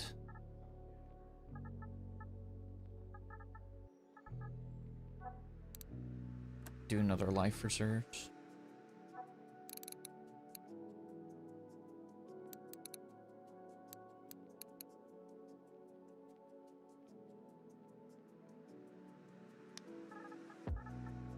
I think if I try a little too hard, I'm just gonna end up wasting something that I still want to have in the build somewhere. So let's stay right there, and I think this is the best I can do with what I have. I'm just gonna have to prage, just big prage. As Miguel steps out from behind the curtain, he does not hear the normal bleating of the crowd. In fact, he is dead silent. What's going on? As soon as Miguel lays eyes on his opponent, he understands. Standing in the ring, he sees a man that is only heard through hushed whispers. The big boss of Chrome City himself. Ironjaw. Miguel knew that at some point he would need to cross paths with him, just didn't expect it to be so soon. As he steps into the ring, he keeps his eyes locked onto his opponent. It's so nice to finally meet the man that has been ruining my tournament. I can't help but think that I must know you from somewhere, though. Ironjaw draws a menacing smile upon his face. You see, I did a little bit of digging into the sales of some of my less than savory associates. He suddenly stops speaking and pulls a cigar from his suit pocket. He holds the cigar out for Miguel to take. How rude of me. What a terrible host I am, not even offering you a chance to relax first. Go on, take it, I have plenty more. Miguel simply stares at him, motionless. Ironjaw laughs in derision. Suit yourself, young man. As I was saying, I took a look at some of our books.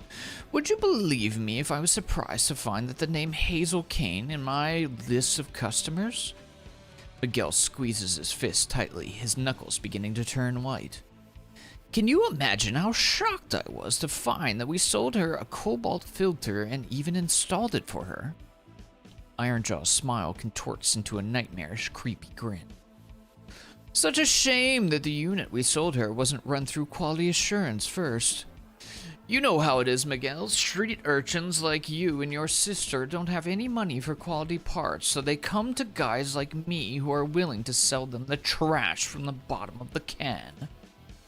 Of course, we need to make sure that we turn a profit. Besides, what's another dead gutter snipe in the town to a god like me?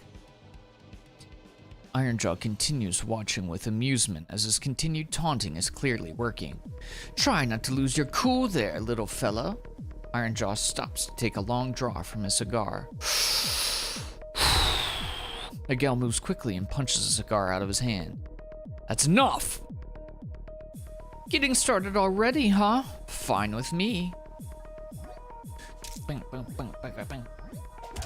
Ow! Don't hit me like that, old man. Ow! Why am I not healing? Heal! Ow! Heal!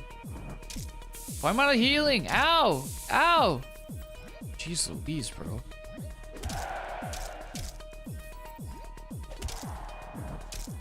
This guy might beat my ass.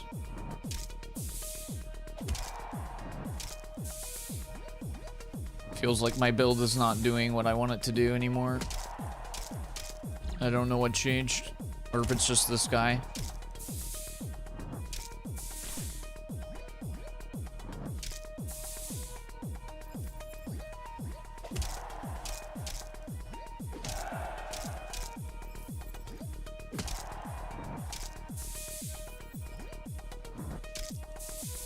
Just keep sustaining, man. Just keep healing, bro. That's all you got.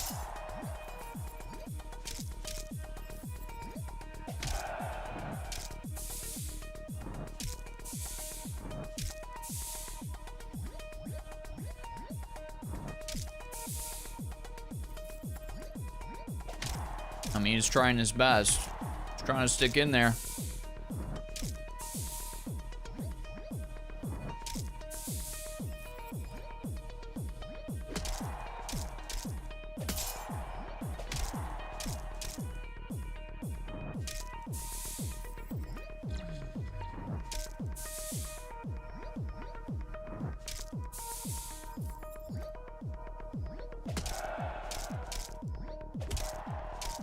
This is about to get sketchy. Uh-oh. I don't like this.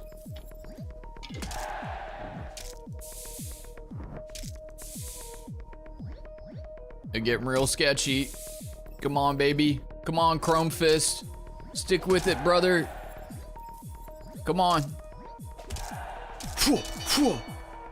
The crowd roars as Ironjaw falls to one knee. Miguel towers over him, victorious. You don't seem so tough, down there on one knee. A cruel smile creeps across Ironjaw's face. What are you waiting for, boy? Isn't this the moment you've been waiting for? Finish the fight! Miguel can no longer contain his rage and throws a punch as hard as he can. No problem, old man. In his rage, Miguel makes a critical error. Ironjaw wraps his large palms around Miguel's fists. His smile only grows wider and more sinister as he now rises to his feet, still holding Miguel's fist. What the hell?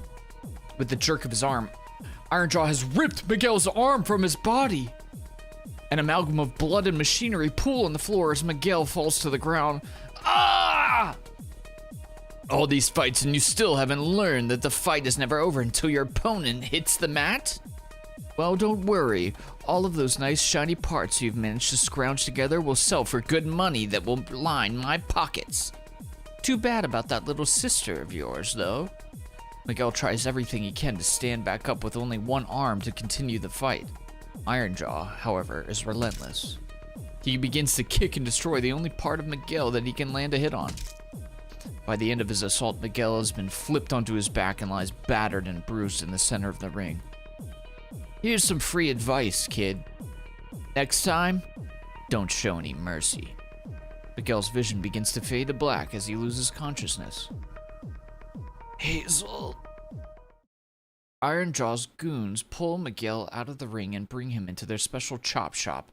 After some time, Miguel finds himself waking up in a dingy alleyway somewhere on the other end of town. He realizes very quickly that all of his augments have been stripped away. At least they left him with this chrome fist.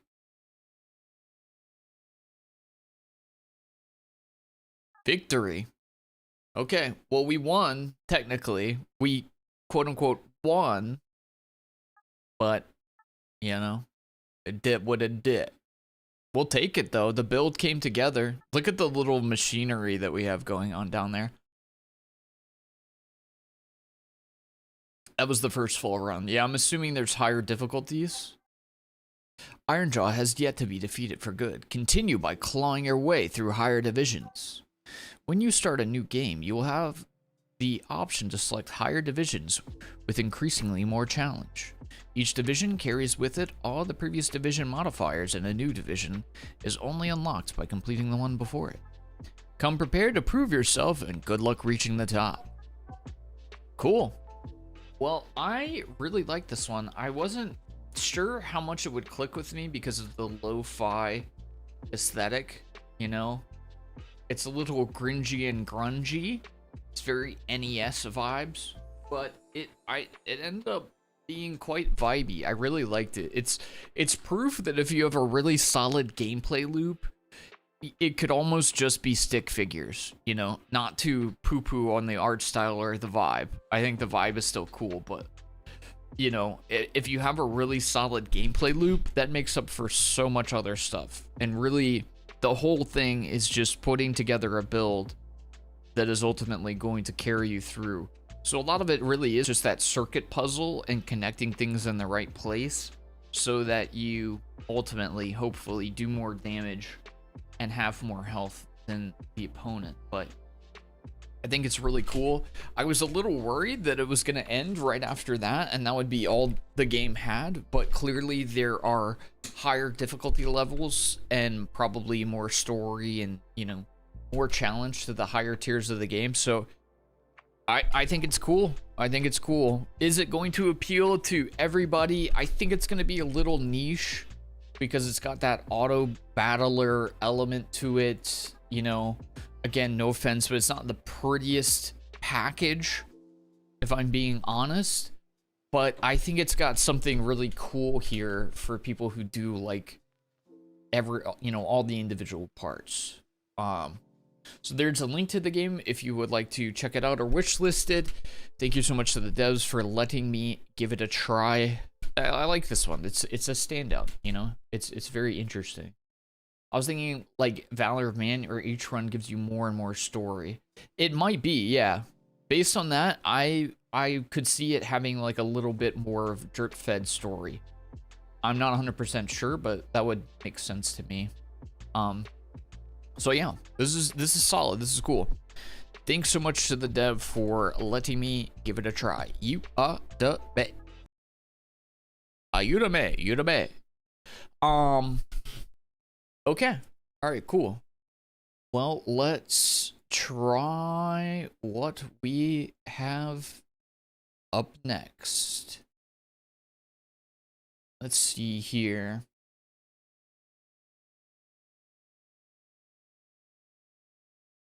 Okay, our next game is Age of Enchantment.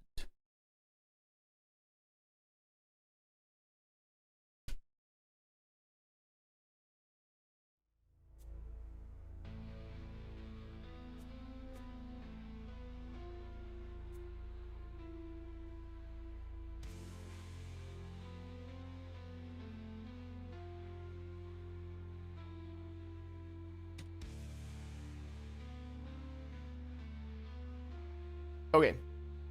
Let me BRB real quick, take a break, and then I'll be back in about a minute or so.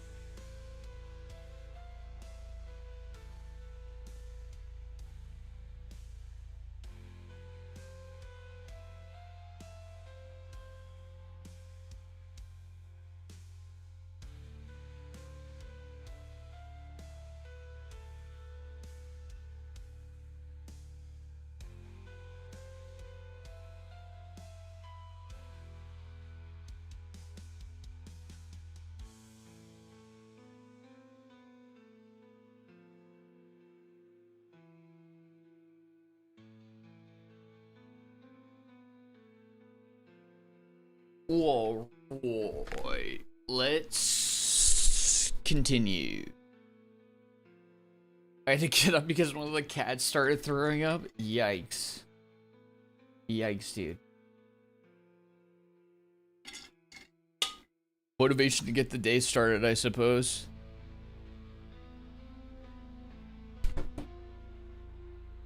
Yeah, hopefully they're all right. It actually wasn't your cats, it was me. I snuck in just to let one rip. I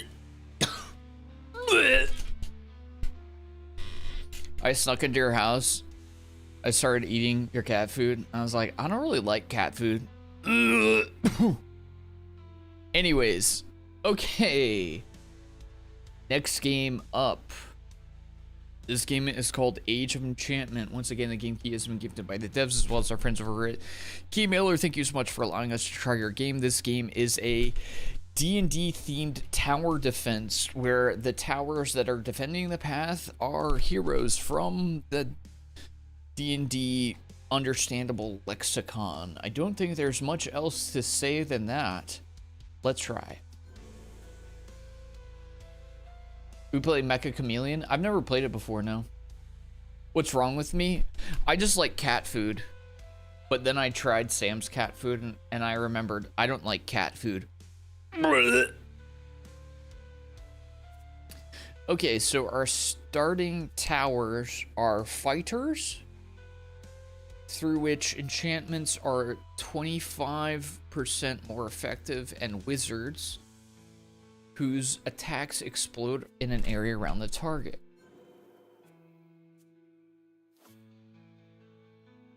Oh, we got leaderboards. Nice. Okay, Michael Che.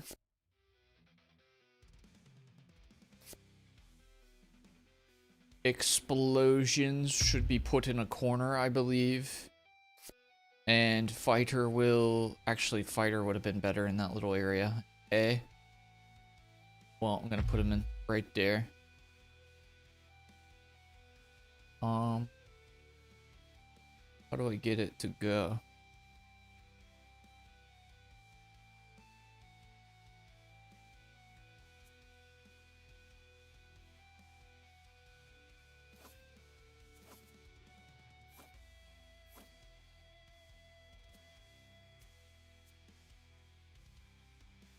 How do I start the round?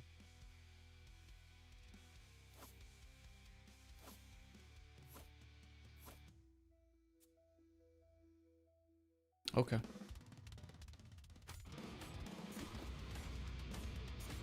Hey, hold up. Do we got metal playing in the background?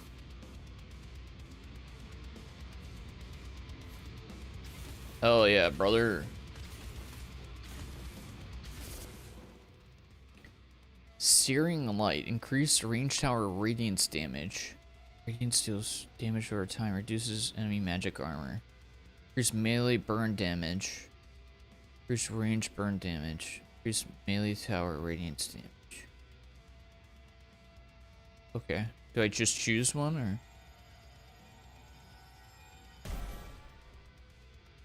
Do I get to use all of these?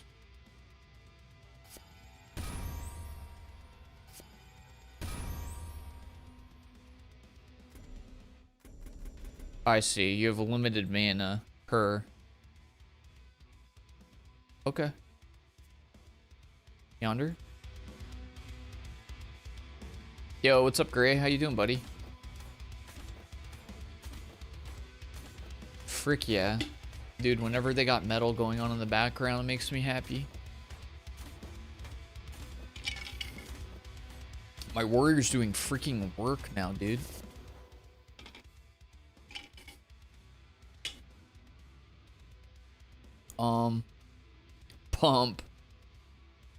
Pump it up, brother. Yeah, why not? Let's bump it up. Oh, I should have played a fighter first and then buff them. Probables. Oh well. Let it rip.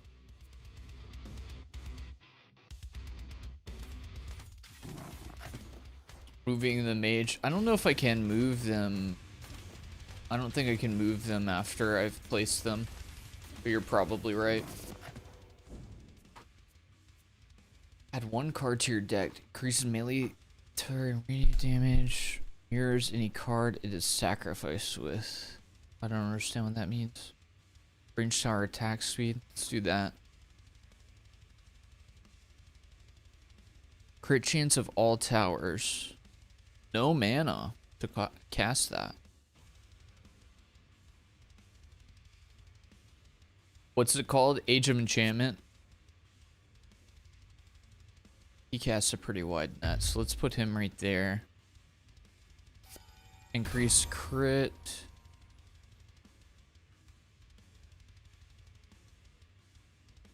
And increase. I'm just gonna keep buffing this guy.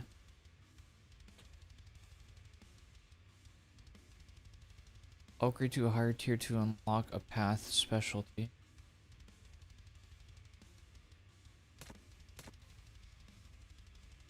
What about his buffs? Do those only last one round? I don't understand how that works, actually. How do I see there?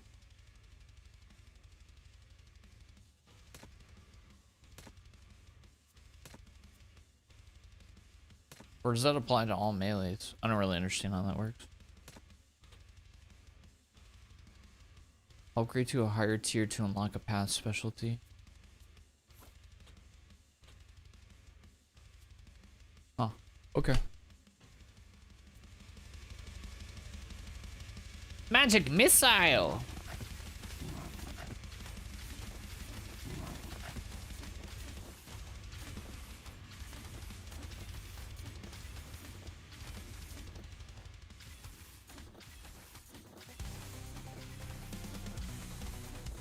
I think these enchantments just apply to any tower. It's not one specific one.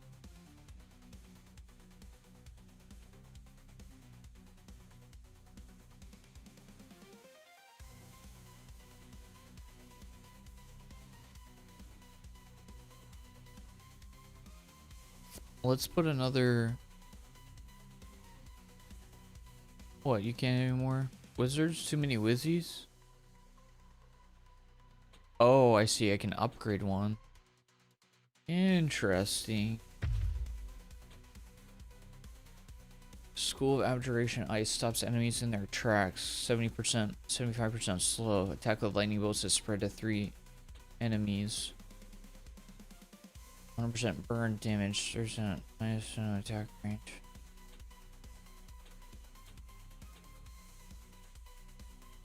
I want to try lightning guy. And we'll do faster attack speed for the wizards. Is that a character limit beside your HP? Oh frick.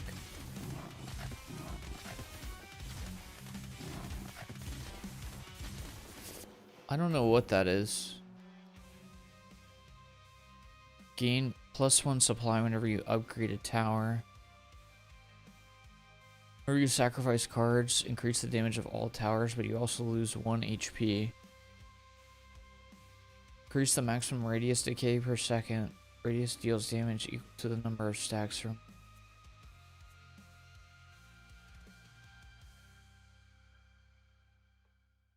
I don't know what this does, but let's click it.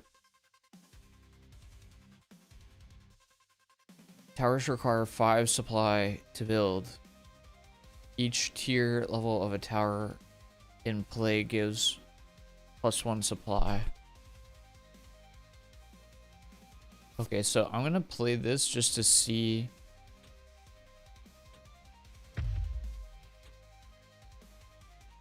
It's up to 5 enemies around his target.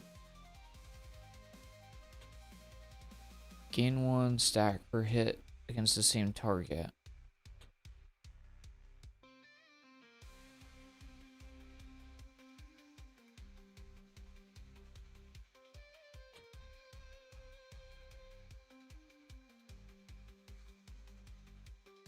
I'll try pole arm. So yeah, supply goes down because I use, I guess every time you add a tower, it uses 5 supply. But because I had this and I upgraded, I got 1 back. We're gonna go with increasing the damage of all of our towers and let it rip. Any karaoke song suggestions? Whitney Houston always hits. I want to dance with somebody, or what the frick is that other song? I wanna know. I wanna know. You know what I mean? That one.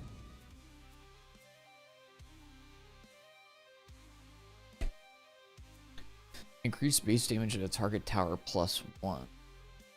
Increase the critical chance of all ranged towers. Melee attack. Let's do that.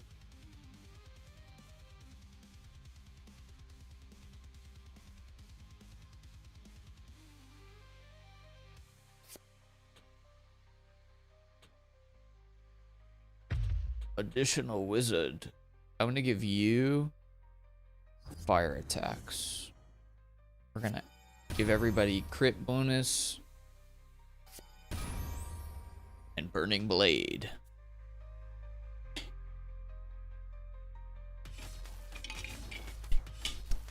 Yeah, Whitney Houston's always a good call. Or Selena. Ooh, I like that look of that fire ting. We're cutting it close here, gamers. Oh, I don't like that. Oh, I don't like that.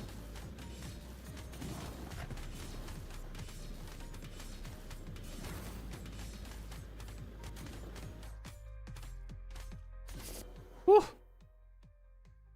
Ay, ay, ay.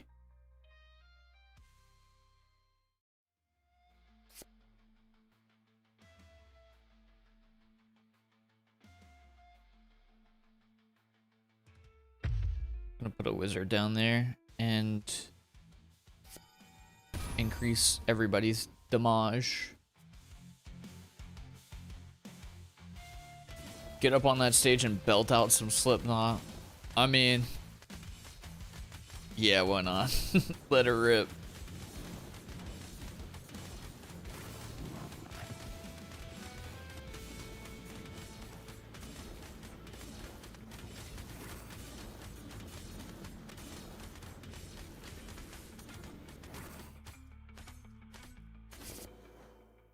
We're not having any issues really with maintaining our supply. Wraiths are quick and boast 50% magic armor. That's scary. Well, then maybe we should get some more radiance damage.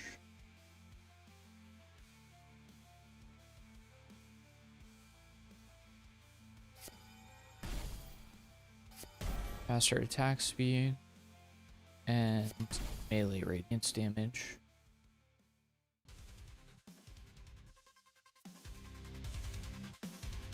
I like the freaking metal playing. Dude, I'm just such a sucker, man. You play some metal for me and I'm locked in.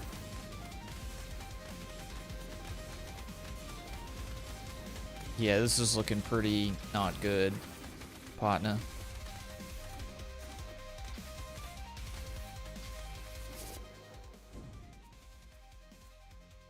One card to your deck. Discard 1 card and then draw 2.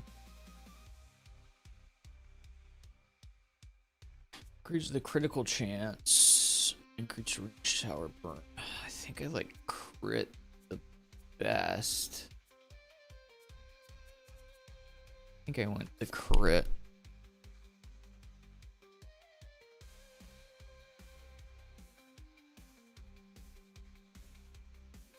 Gonna upgrade this guy.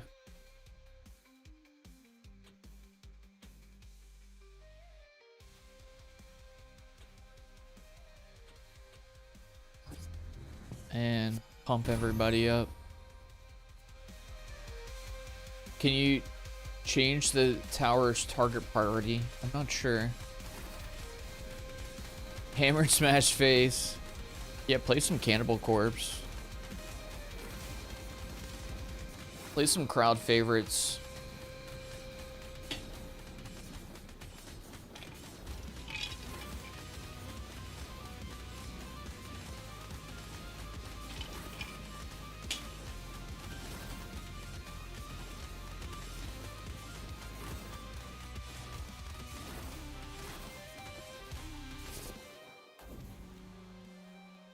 Big tank is approaching. Uh-oh. Gain 3 supply for each unique tower in play. I haven't really had an issue with supply so far. Increase your wisdom by 3 after each wave. You take no damage. I don't know what wisdom does. Enemies are immune to irradiance. Oh, I don't like that. I've been spamming radiance. I guess we'll do wisdom. Big teams with 75% physical armor and high HP are approaching. Good thing they move slow. Okay. I'm gonna put a Wizzy on yonder.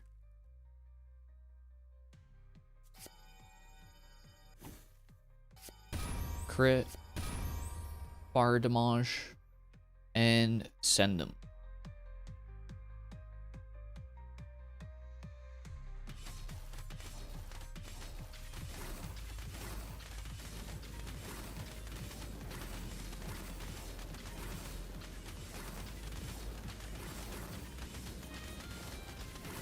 I think I want to make him do slow now. Oh, these big boys are about to freaking crush my butt with their mouths.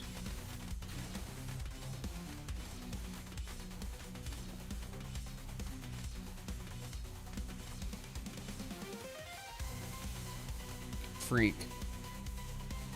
Just don't insta kill me, man. Just don't insta kill me.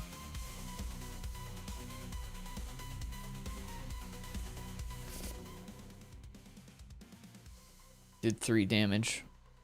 This hurts the human.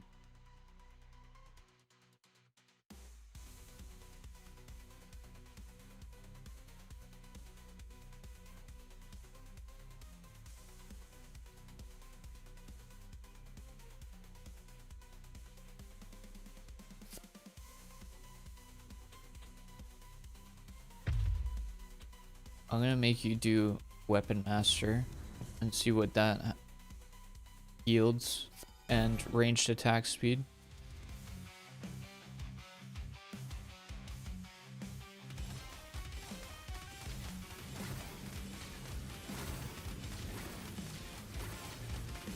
Get 'em, boys.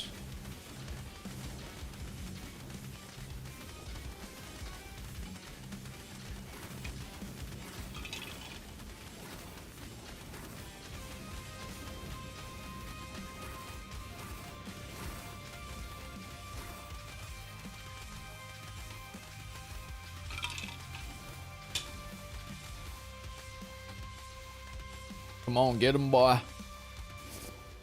Nice. Not too shab. Not too shab. Target tower deals 30% damage if there's no adjacent towers. Interesting.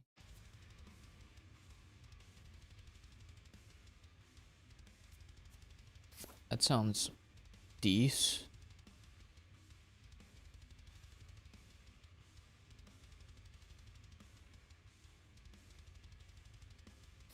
Don't really want another fighter, but here we are.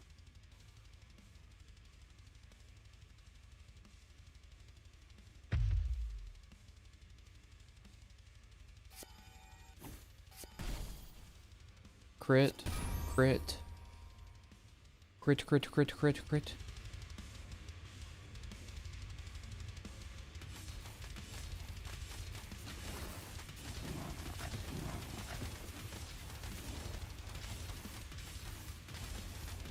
These freaking chonkers are ruining my life.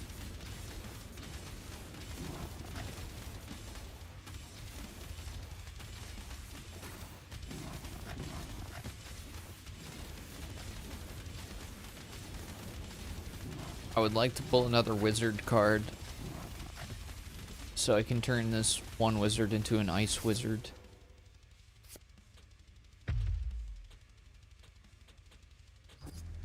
Yes, you shall slow them.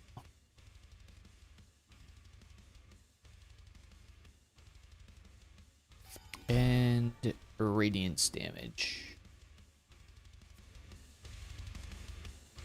Took a shower. Look at you go. Skeleton balloons TD. Yeah, a little bit. DnD TD DnD TD Indeed.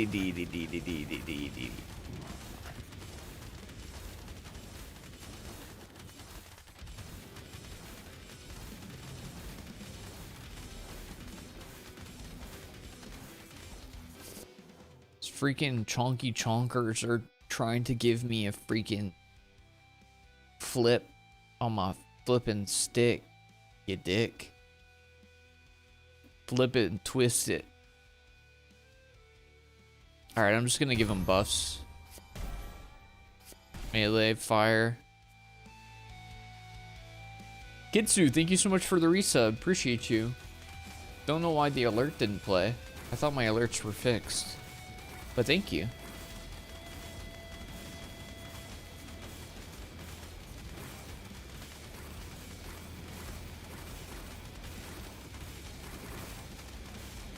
Thank you for the rat salute. This warms my heart. Uh-oh. Oh, freaky deaky. Dude, the big chonker boys are really making my butt feel like piss.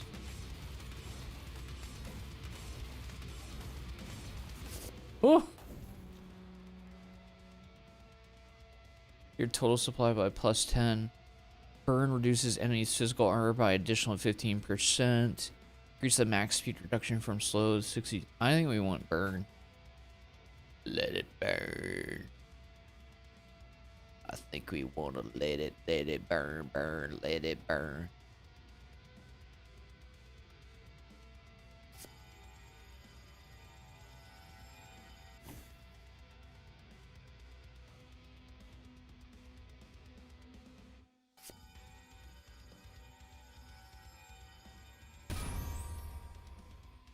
Give it to the lone wolf. Art.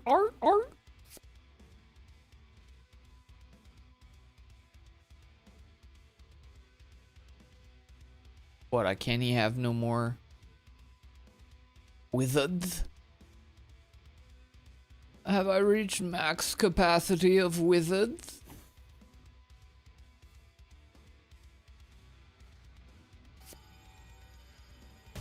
Faster range attack, more crit.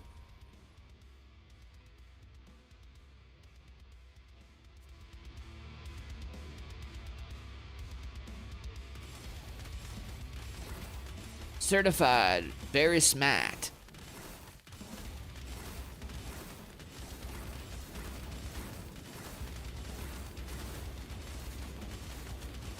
The additional armor reduction on our mages for burn damage in general is quite poggy, since these big chonky boys have high armor.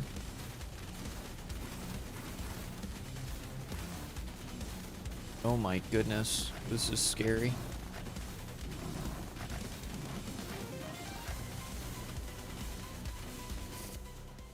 Cheeser Louiser, man. So why are you not allowing me to play small wizards?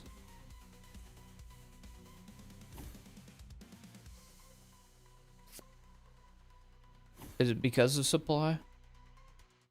Oh, I see. I see. This is my max supply. This is the amount of supply I'm currently using. I see. I-cup, ICUP. Okay, I'm gonna have to take the buffs that I can actually use then.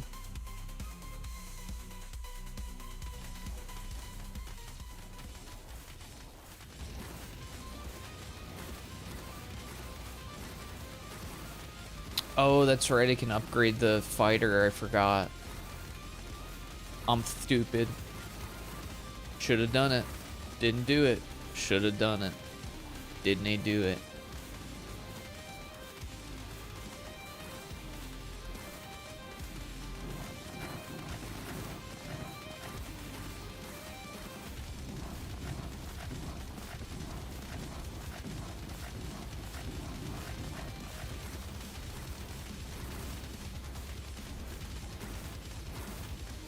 We're getting away with it so far. Hopefully.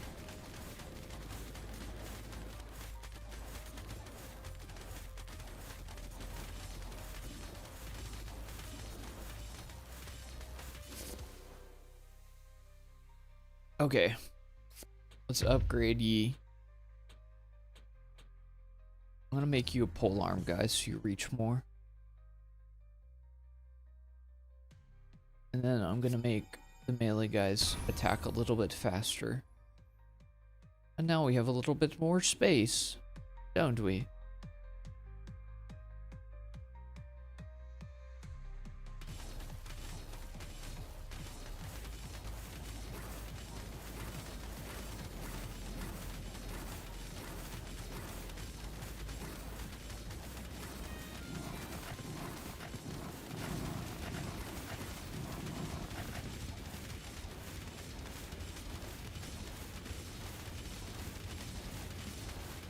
Oh goodness. Oh goodness.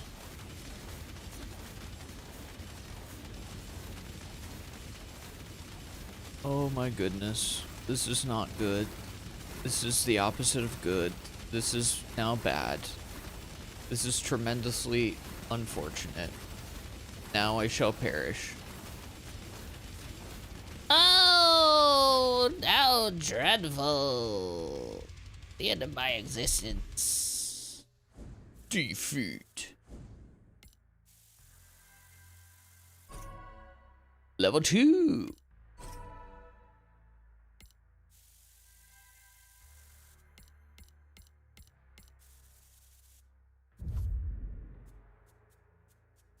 New cards unlocked. Lightbringer. Hypothermia. Burnt tips.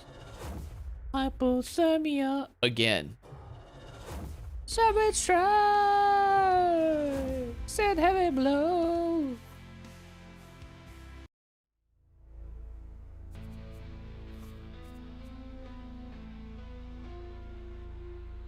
Gain 1 mana whenever you level up an existing tower. That sounds freaking like it'd beef your cheese.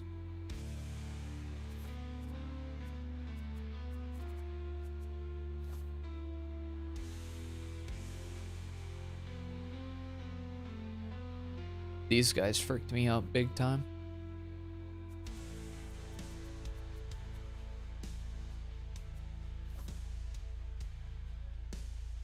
Big time. Not my burnt tip. Yeah, because you've been freaking around with the wrong types of sexual partners, partner. So what does wisdom do? Crit chance. Dexterity is attack speed, strength is damage, int is crit damage, constitution increases your starting HP. Nothing wrong with a little bit of strength. So there is a little bit of meta progression and stat boosting, and also unlocking new cards and whatnot. Essence cost. What essence? What is essence? Oh, I see. How dreadful. I've not enough for that, but I shall take that one. So you unlock artifact slots. Eventually we're going to unlock additional towers, new artifacts, skulls of insanity. I would guess are maybe additional difficulty levels or something. And new spells and stuff. Essence D's. Don't you say that to me. Don't make me Essence D's. Dude, I'm top 600 worldwide already. Look at me go.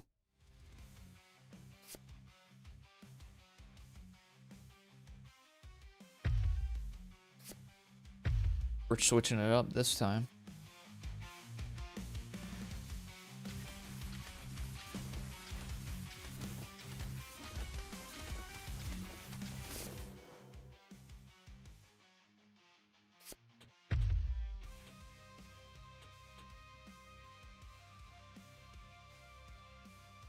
Let's do duelist. That sounds fun. Just something a little bit different.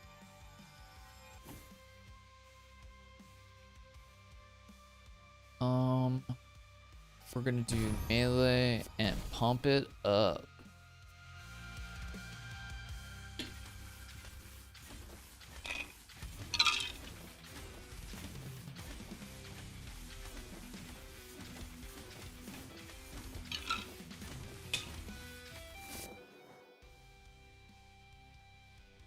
A new wizard? I'm gonna give him the ability to slow things down. I shall place a new wizard.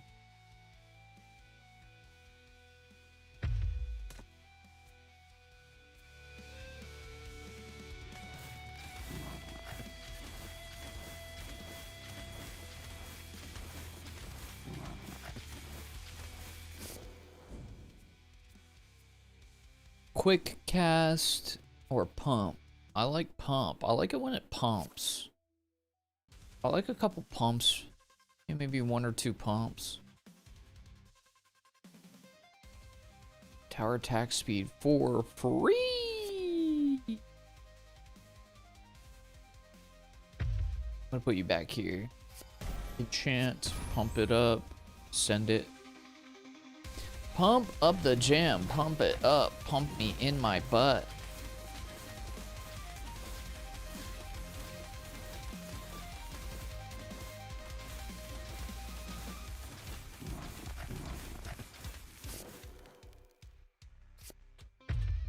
We shall turn you into a lightning man, I think.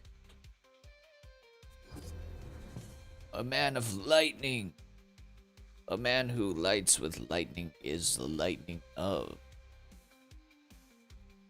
And we're gonna pump it up and then we're gonna let it burn.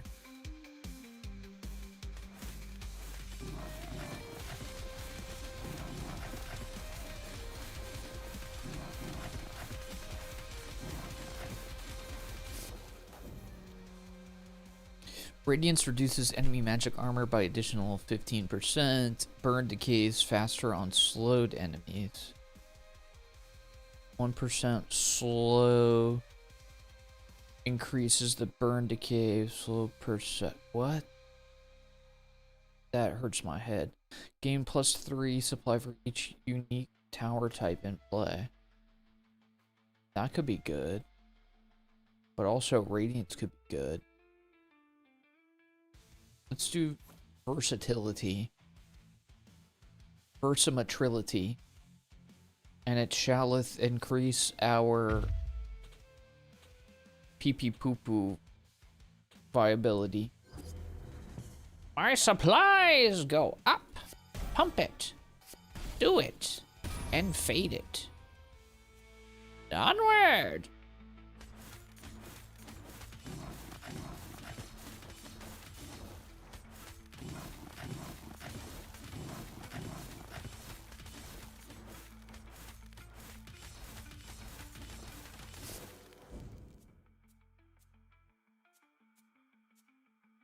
Increase tower slow damage by 5%. Melee towers deal additional 1% of the target's current health. Let's do that. Let's do it. Let's do that. Let's do it. We shall do a wizard.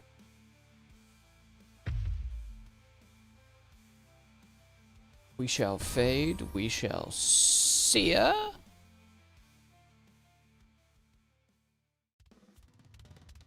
My daughter looked just like Sia. You can't see her.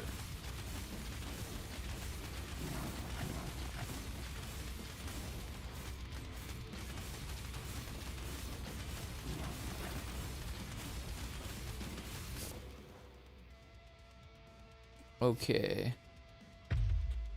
Upgrade him.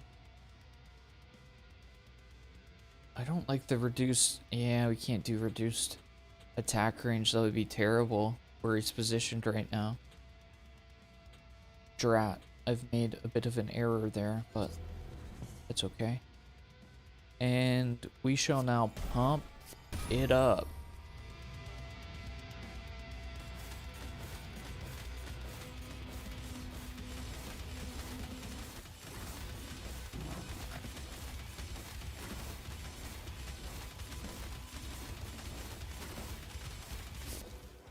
Very nice.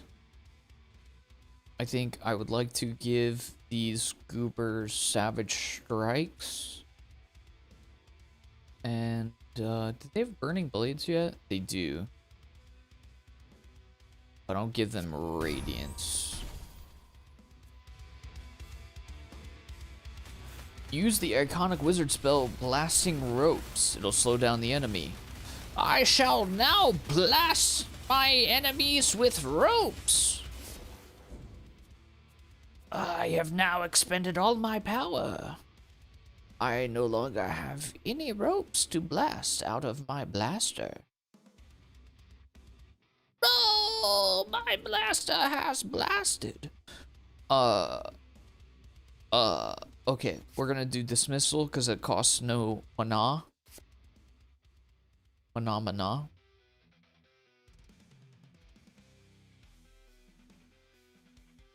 I wonder if putting a fire guy next to an ice guy is bad. I'll just stick him in the Kuana. Pump it.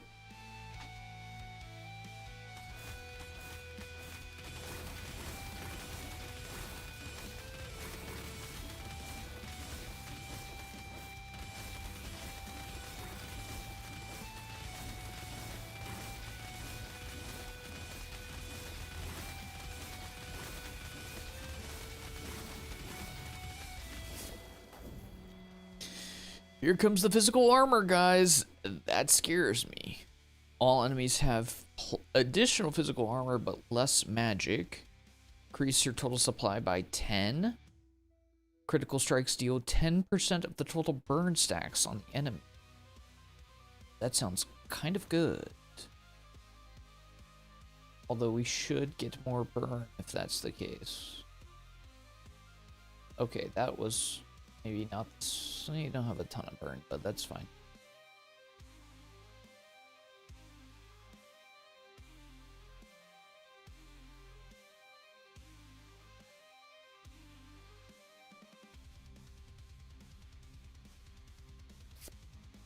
Stick you corner there. And pump it. No, not the rope blaster! Ah! I'm covered in rope! I can barely even move! Aha! Yes, my spell has worked. You are now covered in rope. Entangled, entwined, and you shall never escape. Ah, drat you!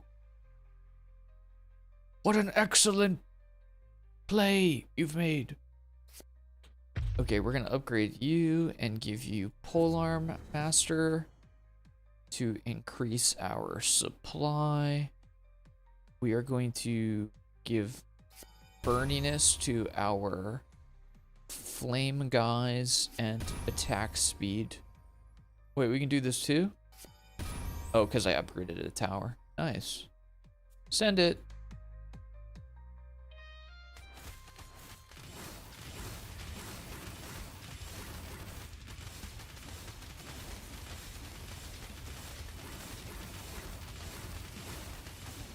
I wonder if there's a way to tell which of your towers is doing the most. What?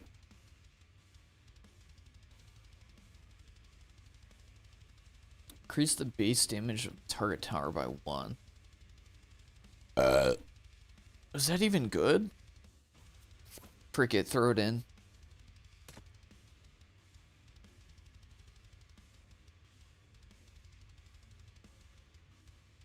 $839, $573, $627, $770, $847, $440. This guy's just kind of sitting out on an island. So far, Duelist is freaking doing work.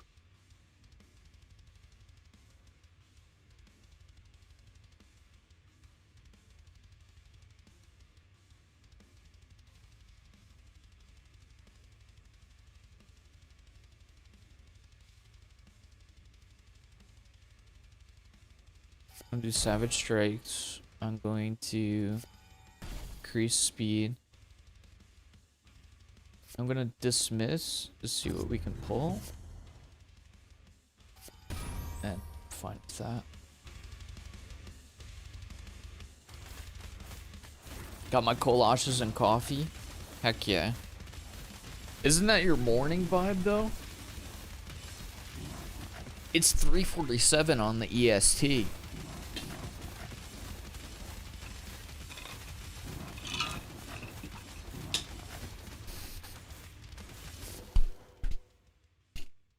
I didn't get out of bed until 2. I mean, fair enough.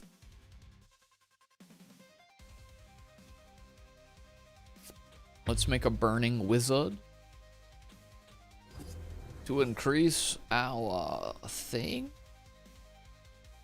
Then pump it up and then give it glory.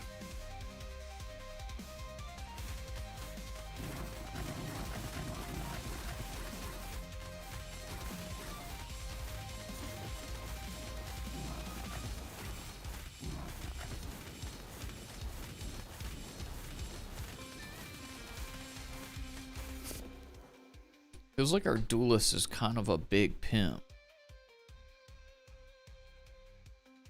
So I'm gonna make him Slayer so he can rain in blood. 983. He's dealing out the most damage, so we're gonna keep pumping. 803 on Yonder though, that's not too bad.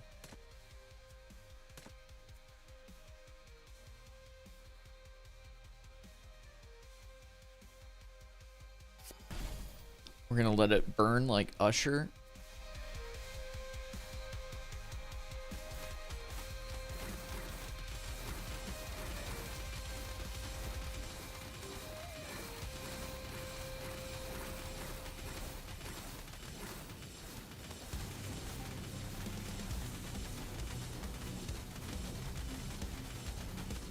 I feel like the duelist is currently shooting ropes.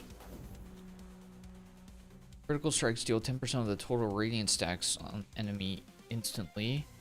Increase the damage of all towers by 130%. This bonus is reduced by 20% for each tower you have placed.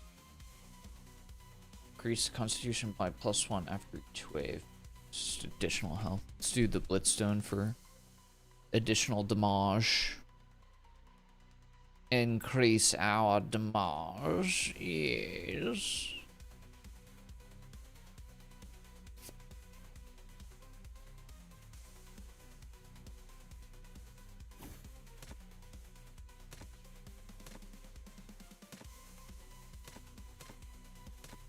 Lightning Boys is pumping.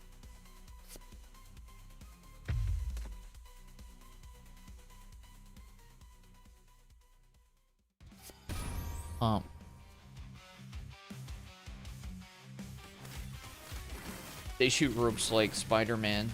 Exactly like Spider-Man. Exactly like Spider-Man.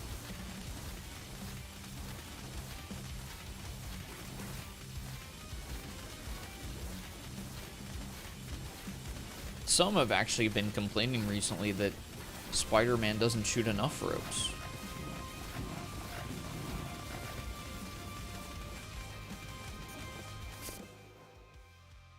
To which I say,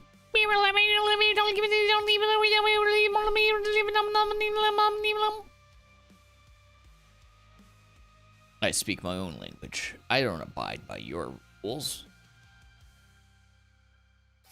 Savage Strikes, faster speed. My fantasy football league is called Feetball. What a bunch of disgusting perverts you share fantasies with.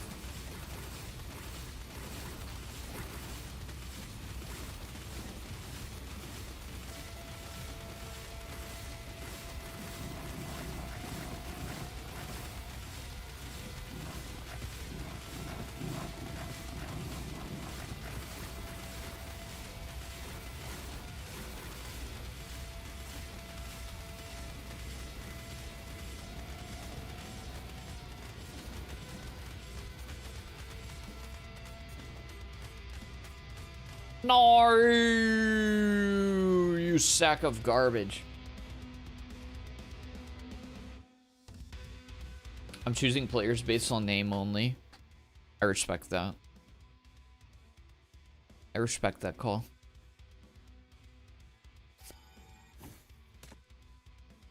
$2,000. You did quite a lot of damage. I'm gonna give you Slayer, so I respect you so dang much. And then I'm gonna give the melee towers burn damage because the guy who snuck past was a big old thick boy. And burn damage helps against armor.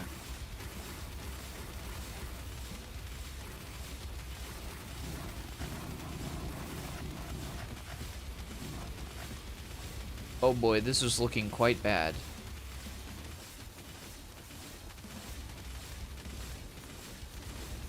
Ow. I'm gonna lose. I lose again. Oh my god. Jeez Louise, I go from feeling so confident, just getting my freaking butt pushed in, to getting freaking creamed, to get ropes shot all over me.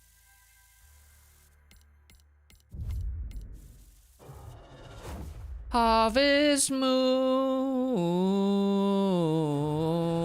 quick as lone wolf, glory to me. Cleric towers in the butt. All right, one last run.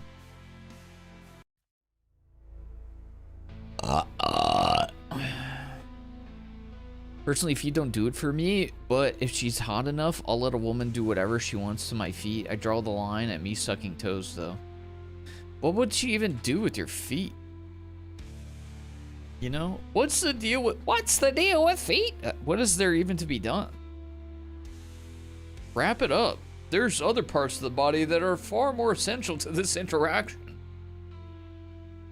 As for her to know and to me to find out. What if she would just did feet stuff for like 30 minutes though? Dude, I'd start falling asleep. I'd start hitting the honk shoes real quick. Huh? Oh.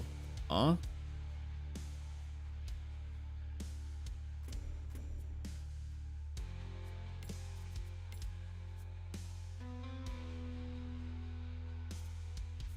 We're gonna try the cleric build this time. And we're going to give our towers additional speed.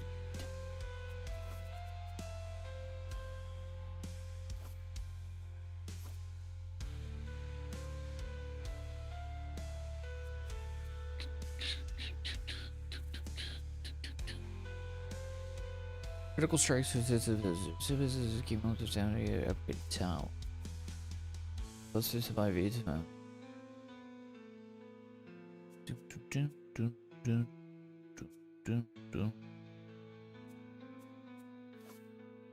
Let's unlock that one. Human versatility. Yes. Unlocked. Play.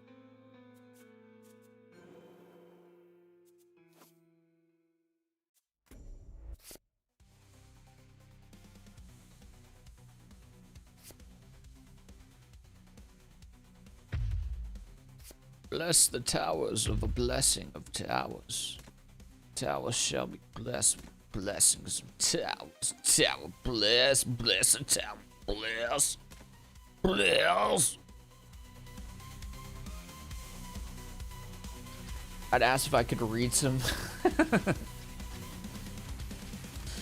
Isn't that the opposite of the point? You're supposed to be focus up. Is this? Are you melee?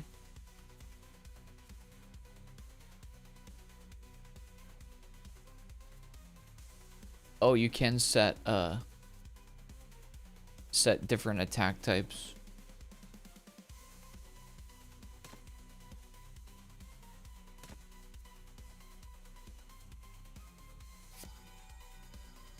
See, we don't have any melees anymore. That's a bit problematic, isn't it?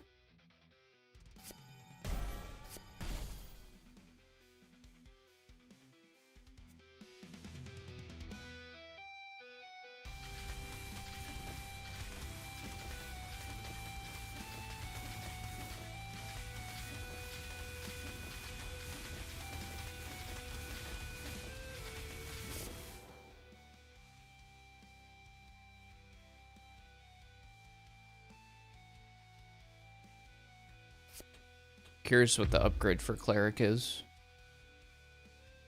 Comes a single target melee tower. Gain 1 stack of War God's Blessing every time an adjacent tower kills an enemy. Max 25 stacks, resets each wave. We need something melee so I can actually get bonuses off melee, so. Let her rip.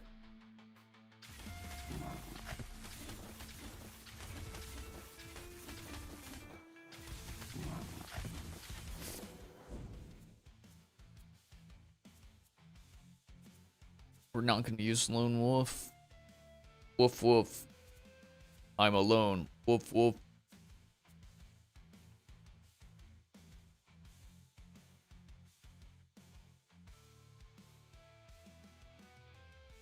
%25% radiance damage and 15% attack speed. Sure.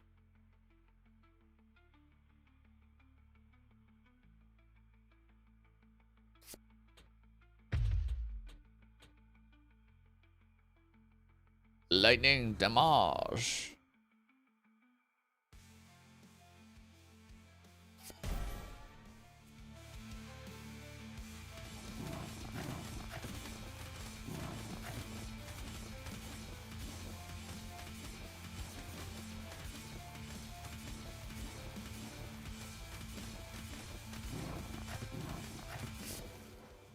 Not too shabby.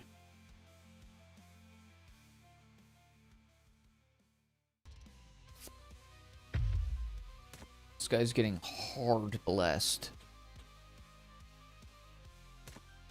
Blessed as frick. Crit.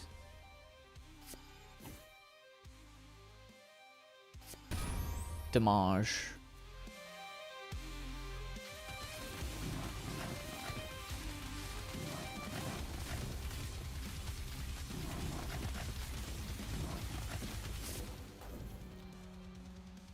Carry up to a max of 2 unspent mana each turn. Draw 1 card whenever you sacrifice 2 of the same cards. Whenever you draw a card outside of your main draw phase, gain 1 stack. For each stack increases your... Draw a card outside of your main draw phase. Huh. Let's... I don't know what this means. I don't know how to draw a card outside of the main draw phase.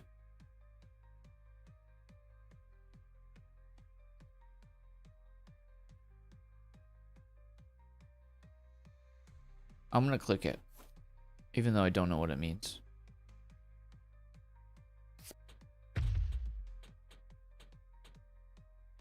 Cleric's Divine Blessing grants an additional 20% radiance damage and 25% attack speed. Every 30 attacks cast turn undead on all enemies in range for force direction. Target enemy reverses direction. That's wild. I'm gonna hard buff this lightning guy though. You better be putting out insane amounts of damage.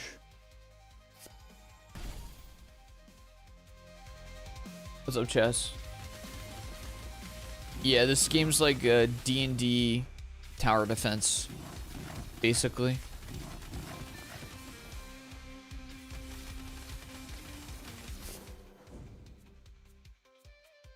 Slice and dice.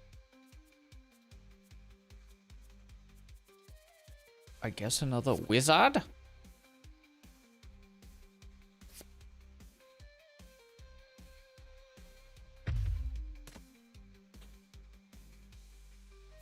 Pump it up.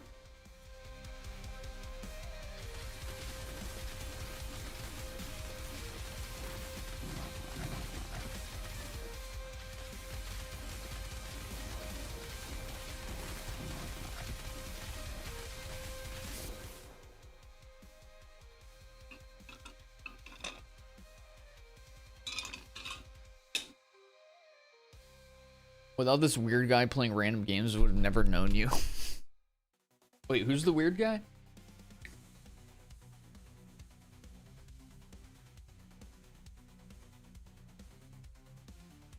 You should name her Sam.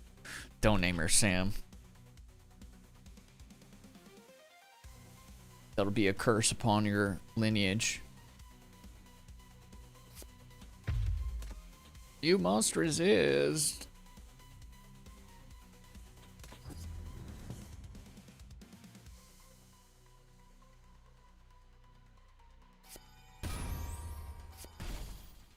Additional fire damage for the boys.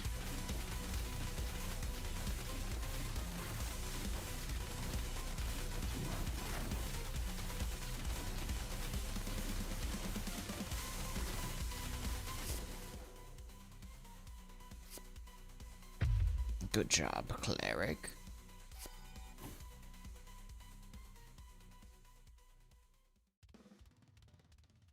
Yeah, I've gotten 0 stacks out of that.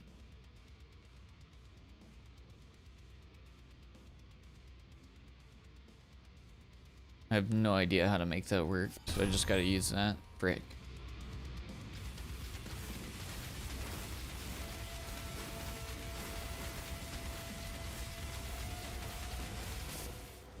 If we had a son, we were gonna name him Sam.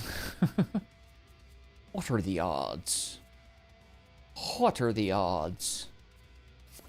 We'll take dismissal. You're dismissed.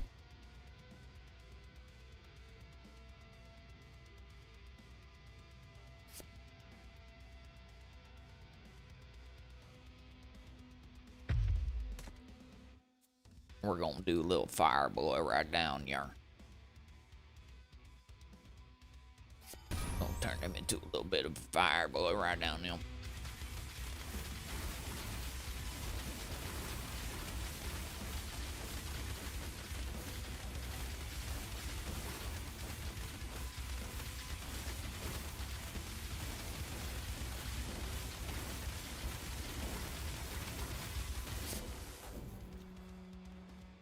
+1 max mana. Enemies move 15% faster. Ew. Burden Radiance deal flat 5 +5 damage per each tick. Increase the maximum burn decay per second. Note, burn deals damage equal to the number of stacks removed. Let's deal additional damage without other things that scare me.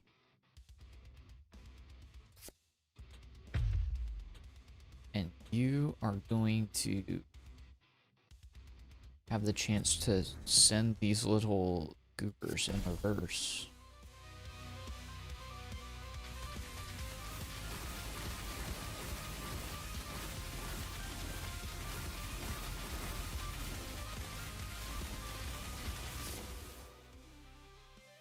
Put that thing down, flip it, and reverse it.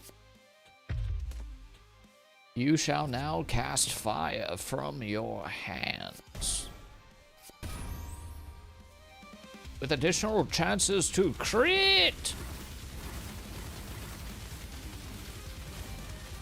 Oh, look at him get reversed. Put that thing down, flip it, and reverse it.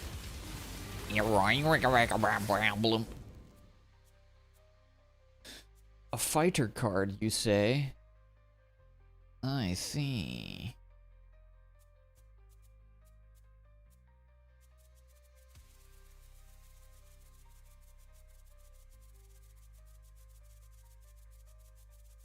Sure.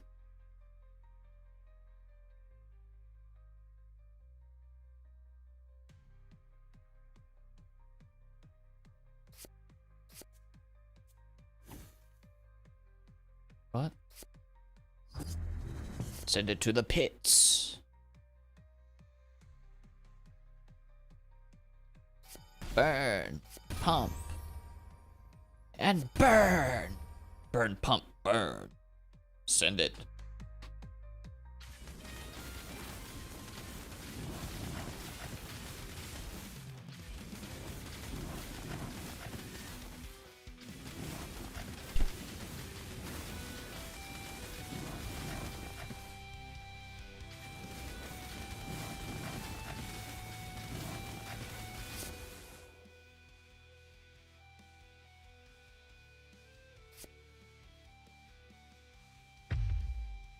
We shall now wizard once mas, and burn with the power of melee strikes of melee-ish did of the dude.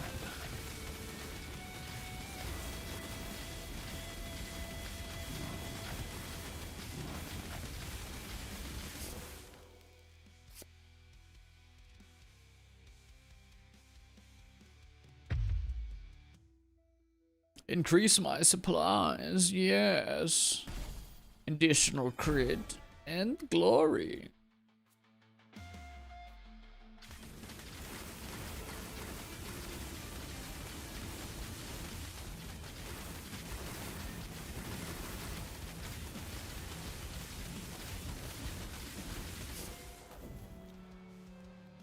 Gemstone of Rage. Increase your strength by 3 after each wave. You take no damage. Enemies are immune to radiance. Towers gain plus 10%. Attack speed per tier level starting at tier 3. I can't get to tier 3 yet as far as I know. So I guess Gemstone of Rage is our only viable choice.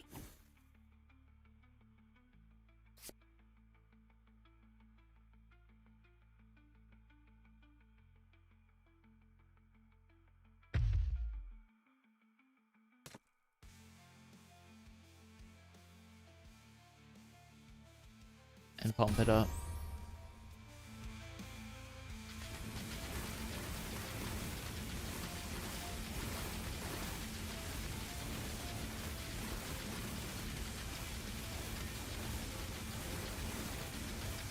Turning them back around mid-fight is kind of wild.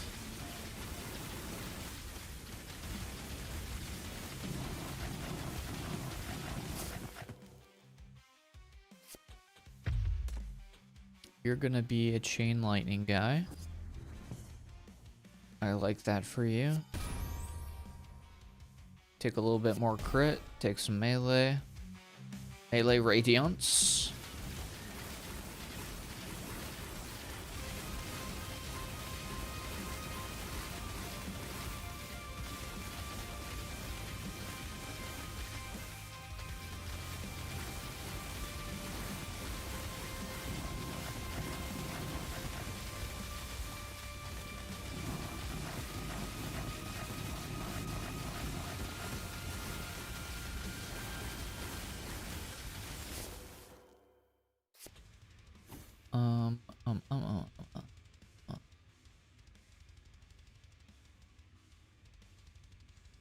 What kind of a cleric should we make you?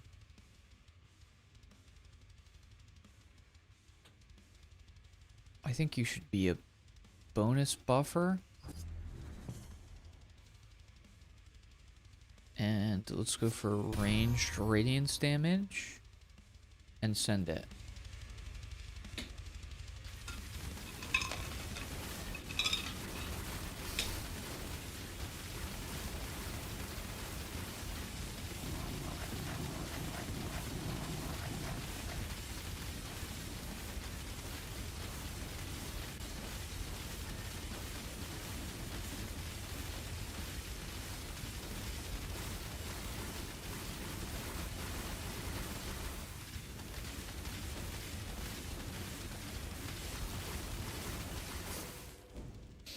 Okay.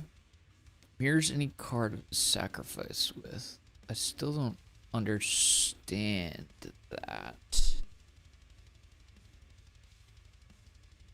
Increase the critical chance of all ranged towers by 8% is kind of wild. That's a lot of crit. That is a frickload of crit, actually. Let's upgrade you to what? I'm not sure. Let's go with Polar.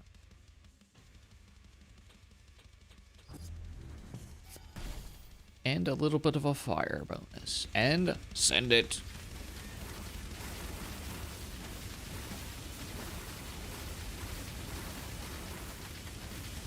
I feel like the cleric buffs are real nice.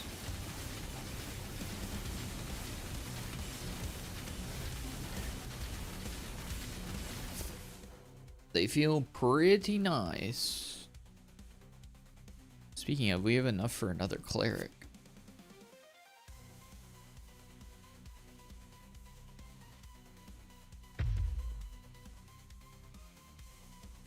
Might as well. Additional crit. And pump.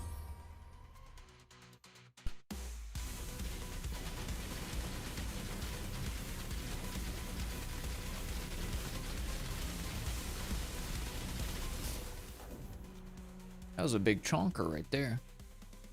Additional supply.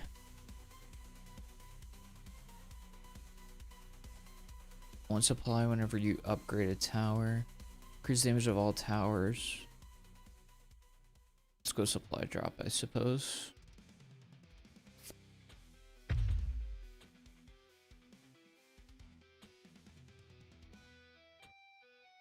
We're gonna get another turn undead, I think. Or range or damage. Let me first check you. 301. Who's doing the real damage here? It's actually pretty evenly split.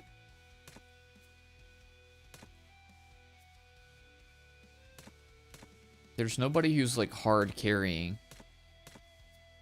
as far as I can tell.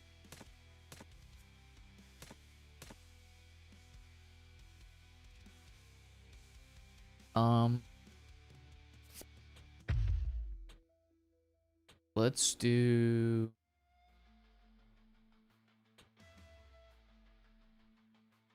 Frick it, we'll do another turn undead. Increase our range damage.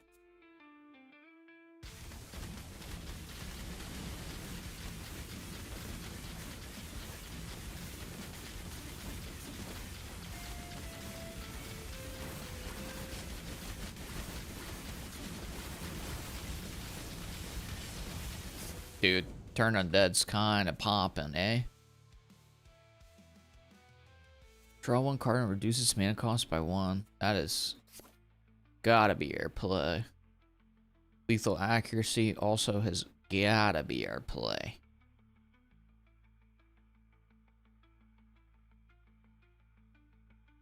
We have too many clerics right now. We need another damage dealer, I believe. So I'm gonna dismiss the cleric.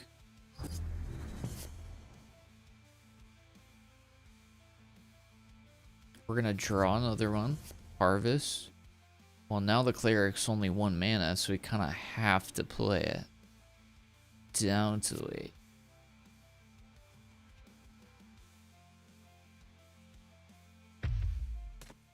I'm just gonna have one more freaking goober turning undead eventually.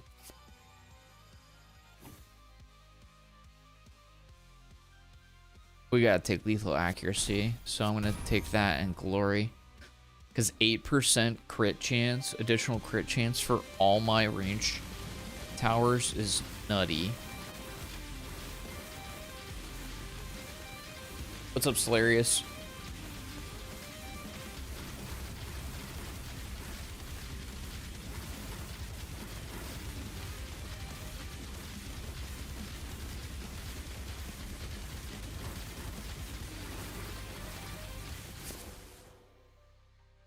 Okay, we're definitely gonna get another turn undead because it just feels like it's doing a lot.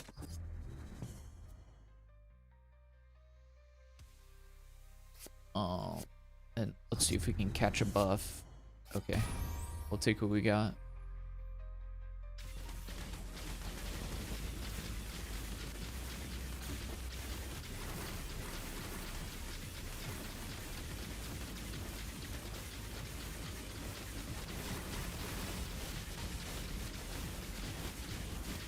Like, the turn undeads are freaking carrying so hard because they just put their stupid faces back in reverse.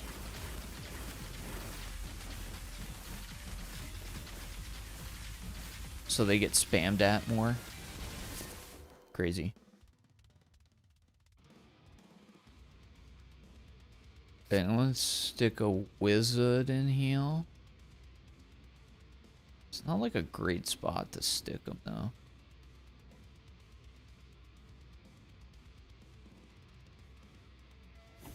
What else we got? I mean, we kinda gotta use it.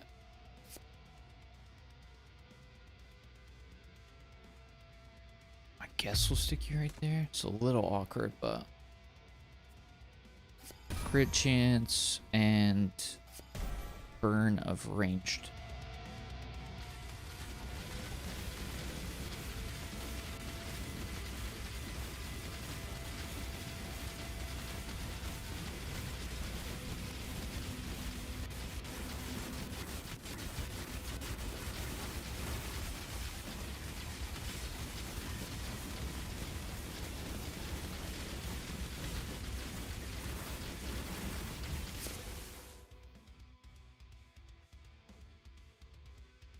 Okay, we're gonna upgrade you to electric and increase radiance damage of our ranged guys.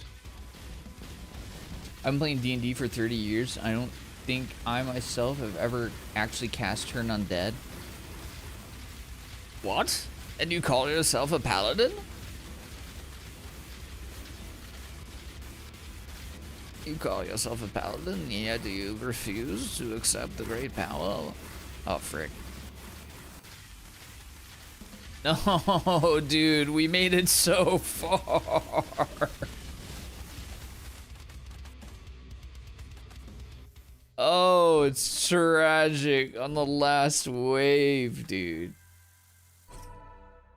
Not on the last wave, you dastardly villains. You piss-drinking mongrels.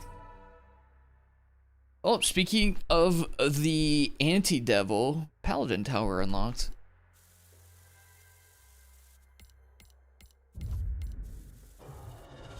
The Tower of the Paladin.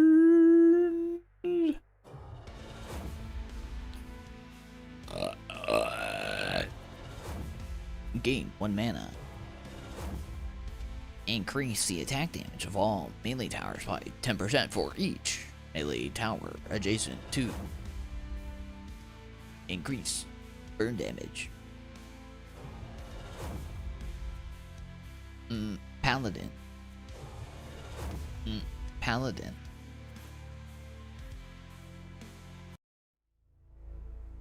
Okay. Well, we're going to call it right there on this one. I like it. I am a fan of this one.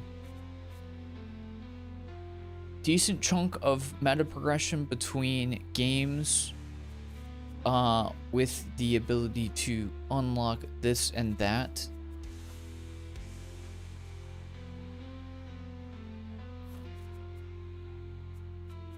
Is this perma unlocked though? Oh, I see. It costs a bit to use. Oh wait, no, this is what I picked up. Okay, so no, using the essence permanently unlocks it. I see, I see. Still don't understand how that works. But for example, logistics, use some essence, unlock that. Decent chunk of meta progression in the artifacts and things like that. You are also getting ability points to make your character or your, your towers deal more damage, or, more health points, yada yada yada. Unlock artifacts to kind of customize. You have different tower or hero types. So it's cool. It's got a decent amount of things going on here. I will say that it does feel like you might need to grind a little bit, since, I mean, look at all these different, look at the amount of points that you can get to pour into your character or whatever, what have you. So there might be a little bit of a grind to it. It is also relatively simplistic, although that's kind of how I see most TDs. They tend to be kind of simplistic. But overall, I enjoyed this. I like the style. I like the metal music. I like the vibe, the D&D vibe. I think it's pretty nice. But again, I think appeal to you maybe a little bit more if you like the aesthetic and you like maybe a little bit of grind, potentially. Says me. Doesn't look cool, but I'm a D&D guy, so I'm biased. Yeah, that's how it goes. But, you know, did what it did. What is he even saying? Did what it did. Alright. If you'd like to check this one out, here is a link you can use to do so. Thank you again to the devs for allowing us to try it. I had a good time with this one. Okay, and next up we have the final game that I have formally scheduled for today, although I may potentially add one or two more games to the docket. We shall see. Depends on how I'm feeling after this one. Still not very hungry. I think that's kind of how I weigh my need to move on. That horror game at the end of the last night was rough. I don't know if we can even call it a horror game. I don't want to be mean to them because they allowed me to play their game. But yeah, I was just not feeling that. I was not feeling that. It just didn't do anything. It was like almost 2 hours of just like playing a pretty basic food service sim. And it's like, you gotta like, it has the you know, it had like a hook, like, hey, it's gonna get sketchy and scary, and but it's like the main hook of the game being that you're supposed to be like chopping up corpses, you know, to keep your business afloat or whatever. But then it was like, you could just avoid that entirely. You don't even have to do that.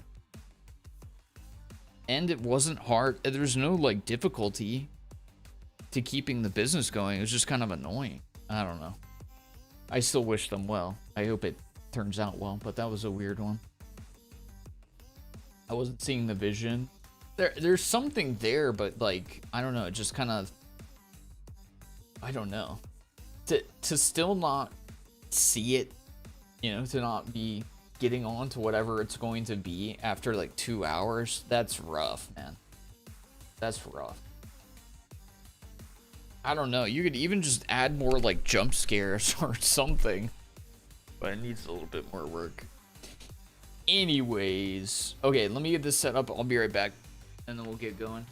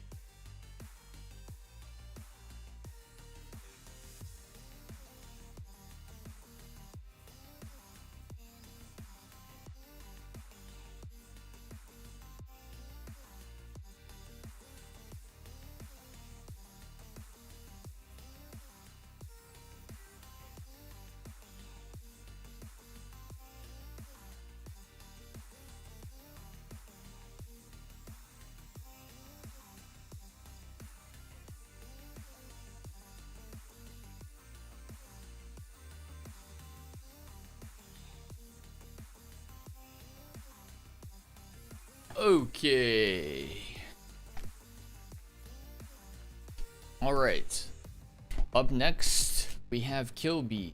Once again, the game key has been gifted by the devs as well as our friends over at KeyMailer. Thank you so much for offering the game by which we can play today. Thank you for the entertainment for tonight. You are the best. This game is a roguelike, obviously top-down isometric. It's called a KILLBEAT, so you can probably figure out what the vibe is going to be. It is a music-based, beat-based, kind of rhythm top-down shooter. Let me turn up things a little bit. So let's give it a try. You don't have to shoot on beat, but I'm assuming it gives you some bonuses for doing so. Shooting on beat deals 5x damage.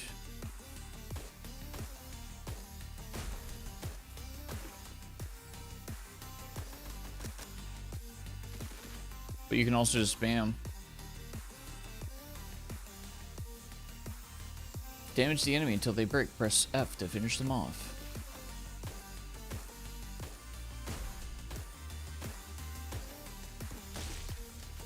Nice. Finisher grants brief invulnerability and plus 50% move speed.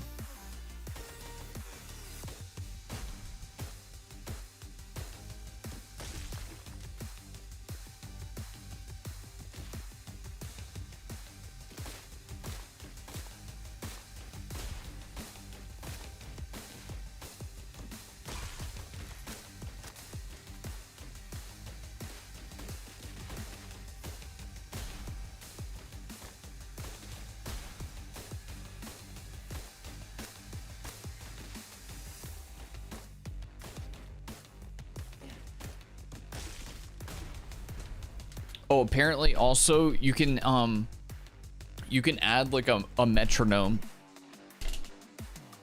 in the background if you want it.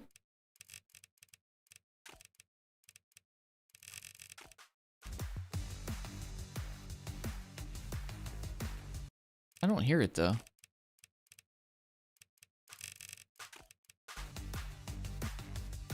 Oh, I see.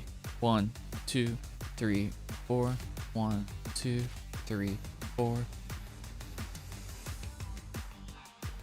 That might be helpful to some people. Also, I feel like games like this can be okay for kind of teaching you rhythm. Yeah, know what I mean?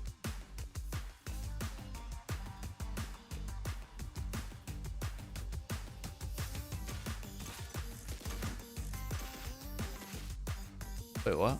Something injuring me?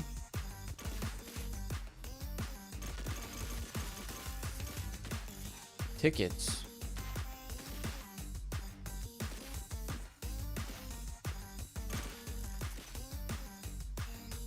Dash over obstacles. Okay.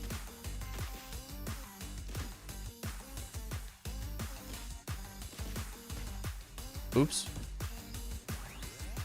You're invulnerable while dashing.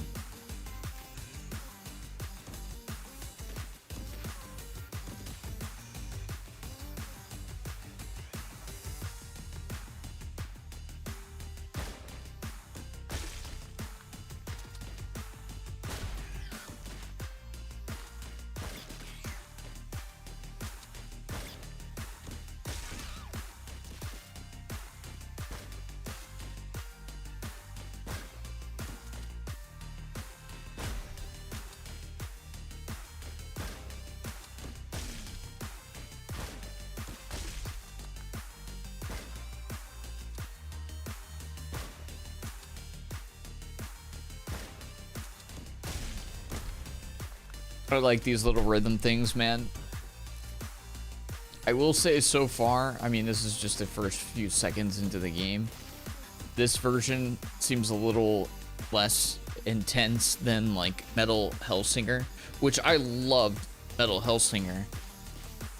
Just really liked it, but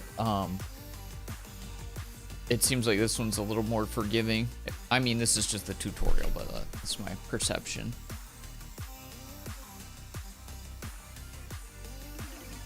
I felt you approaching.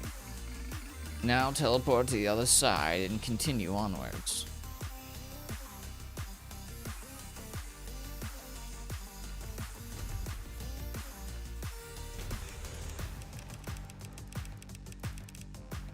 Set enemies around you on fire every 4 beats. Reloading an empty weapon pushes all enemies away from you. I'm reloading a lot with this shoddy, so.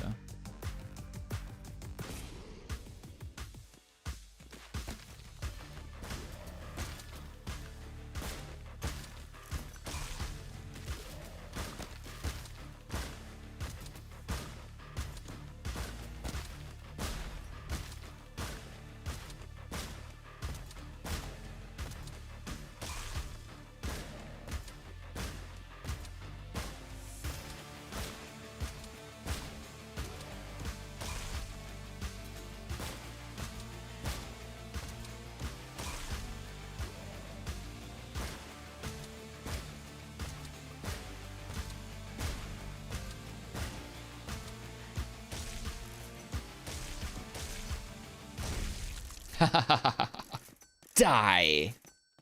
Nice. Good to have a wide range. Yeah, this is a nice cadence to it. And yeah, it feels a little easier to pick up than that one.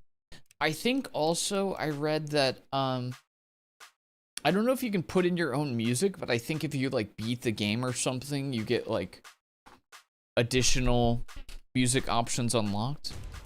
Something like that. Reloading an empty weapon launches a missile to a nearby target. Cool. Again, I'm reloading a lot, so why not? Jump down. I like the metronome, actually. I thought it was going to be a little too much, but for me at least, it's nice. I don't know, I like it.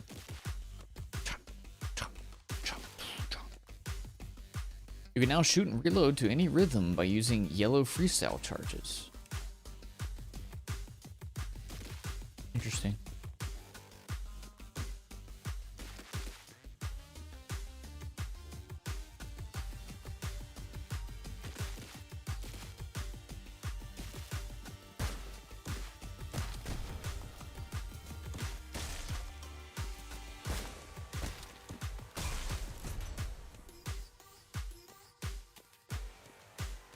What, I need a key? Frick. I don't got no key.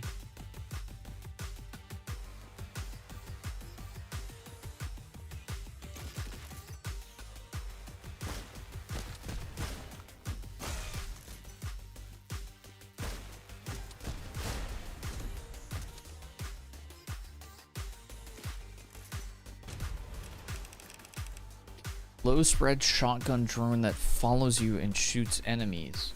Get a chance when dying. Lose some of your passive items. I'll take the shoddy drone.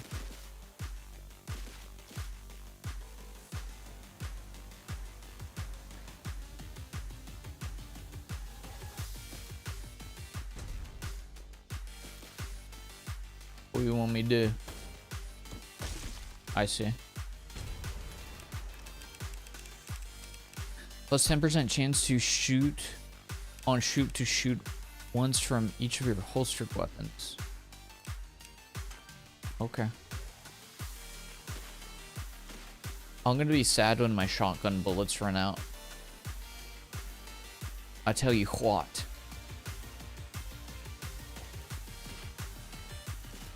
So I'm vibing with the shoddy. Oh, that threw me off.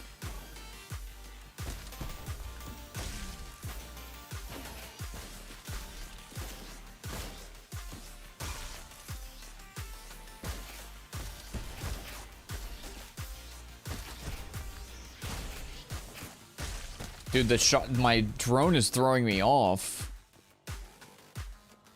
Uh-oh. It's confusing me.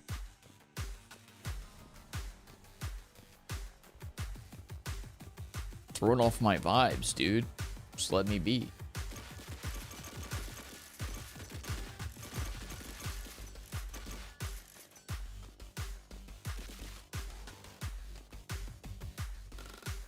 Why would you do that?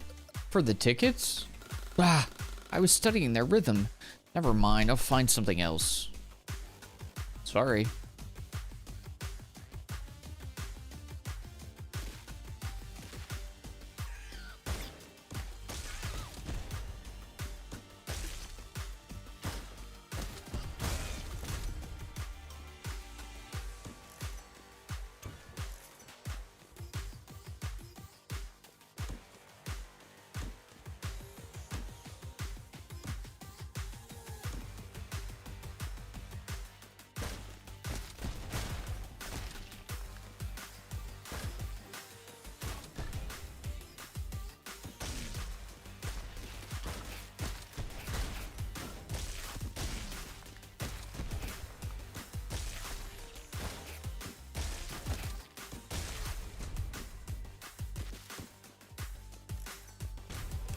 Uzi? How the freak do you fire an Uzi in rhythm? This is pure curiosity at this point.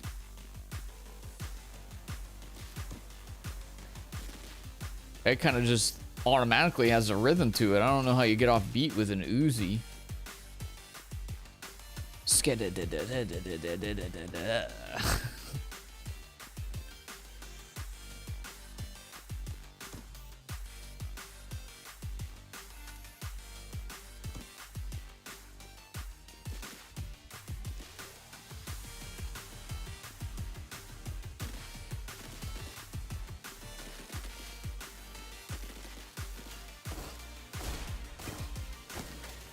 Wait, what? Oh, it shoots in bursts.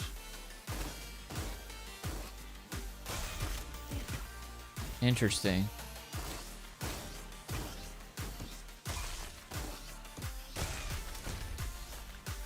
Weird.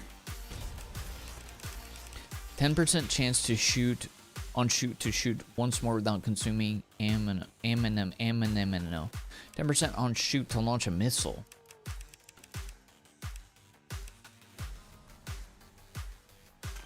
I mean, when shoot is shoot again, it is shoot. That sounds good to me, dude.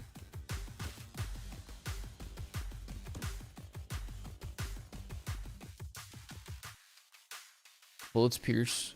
Additional 1 target more. I did have a chest that I could open. Over here.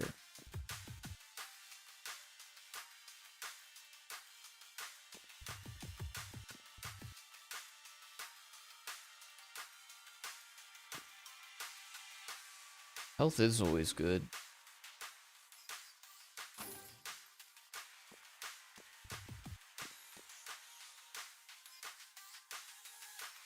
Reflecting dash, sure. Almost bought that one myself. If it isn't my favorite customer, I can take those tickets off your hands. What will you be having this time around? Well, depends on what you're selling. Well, I have the best items you'll find around these part of the woods. Not that I'm bragging, but where else would you go? I don't know, mister. Hey, would you happen to have any of those tickets by chance? Might have, but you may not like where I got them from. They're all around us. I need to get closer to the source of the throne. I could really use some tickets if you have any. Someone needs to witness the beauty. Well, I had some tickets. I guess you just can't have them. Sorry, buddy.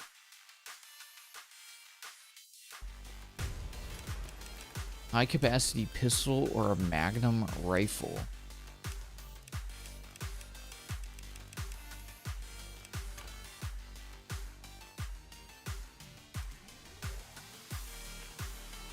I have to give one of these up? Or... Wait, what?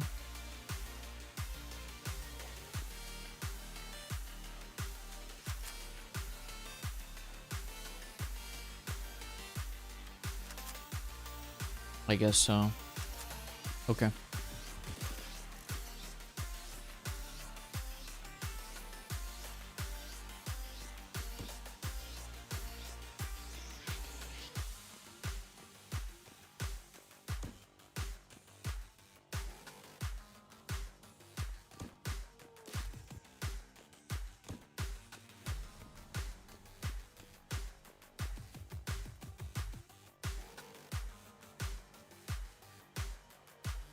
Gotta love a dash reflect, right?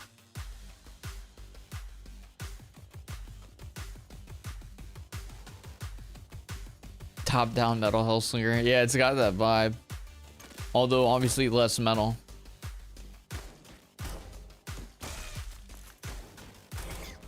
Whoa.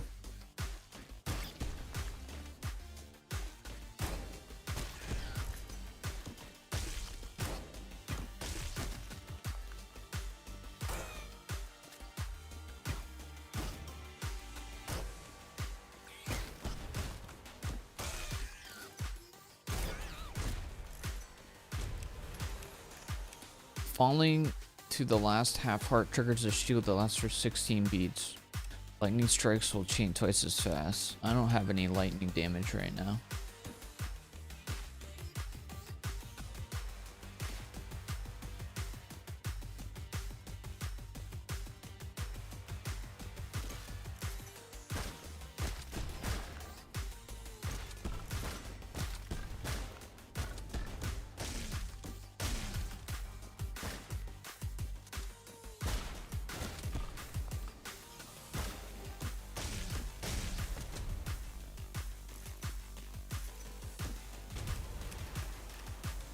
Halves the spread of shotguns, gain combo multiplier faster. I mean, I'm using a shotgun. You know?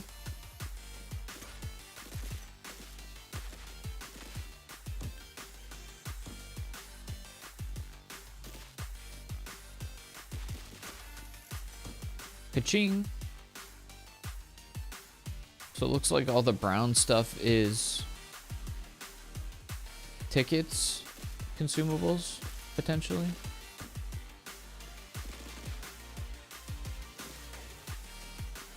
Okay, gotcha. We don't need to min-max that hard and go back to these other sections, but the teleporting between areas is actually really quick too, so. Sonar blast. I'm gonna pick that up just to, how do I use that? Apparently I already had one instance Q. Okay.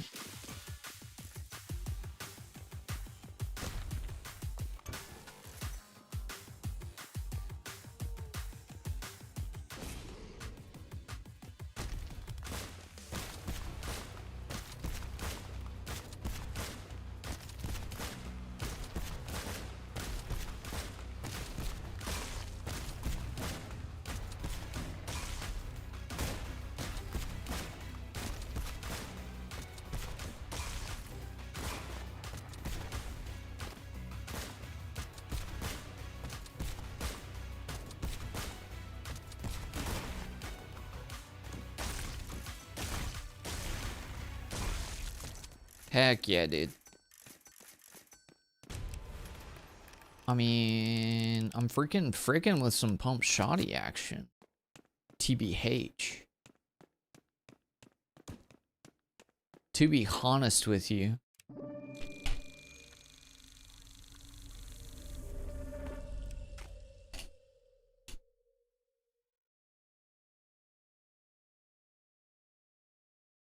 What?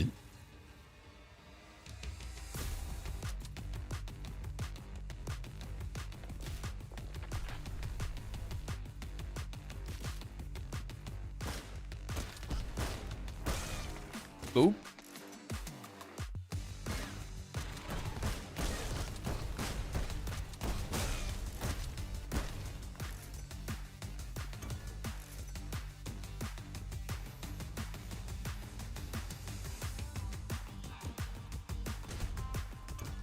What oh, is that the boss already? Dang, man. That was fast.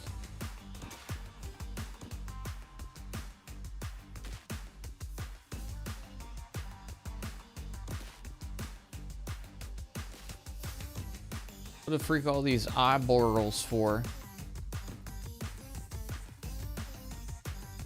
I guess you could just like skip to the boss if you wanted to.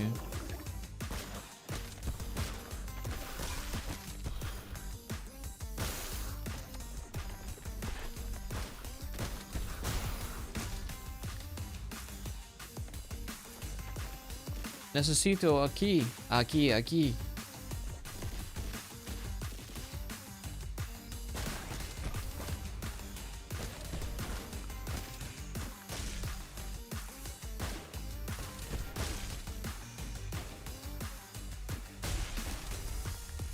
So hot outside. I ain't going out there.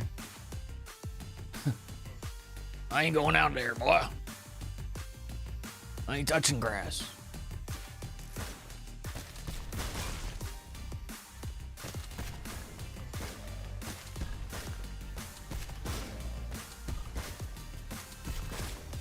Oh!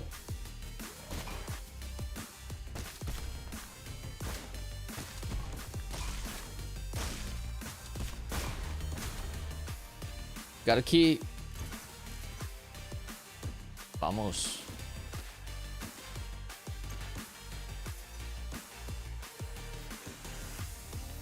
What temperature is it around you?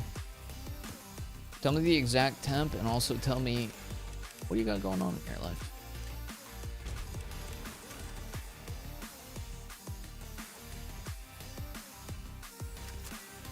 See, just, it's shoddy time. Shoddy. 83? Really? Oh, that's not that bad. Could be worse. It was like 90s over here yesterday.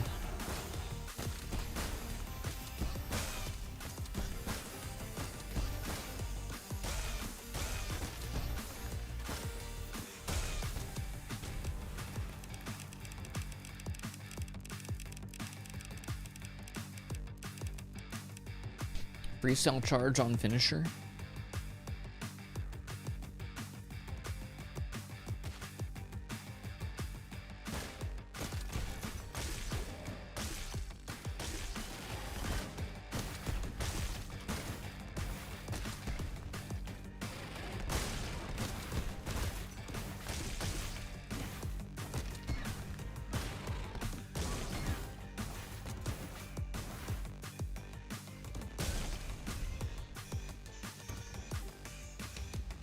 Necesito más corazón. Por favor. 69, 69, 69, 420. Dude, those numbers are so nice. I don't know what it is about those numbers, but they're just so nice.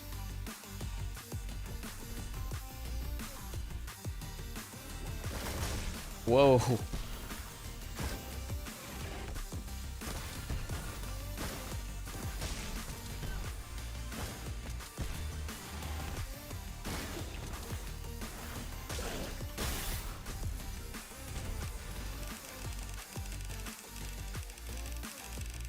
Gain 10 tickets whenever you take damage.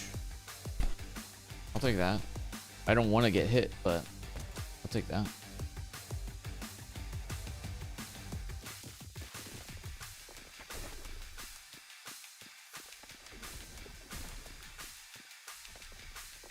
Erosion cannon. Yikes. Pistol drone. Click. Finish all finishable enemies at once. Oh, that's crazy.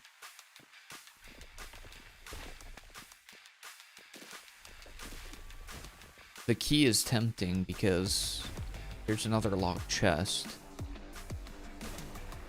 Let's try it. Frick it. I like that there's a teleport option and it's really quick. Reloading an empty weapon throws it toward a nearby target. 10% on ricochet. On hit to ricochet the bullet to a nearby random. Well, yeah. I really like these upgrades. And the flow of the game is quite nice. Pun intended. Meaning intended.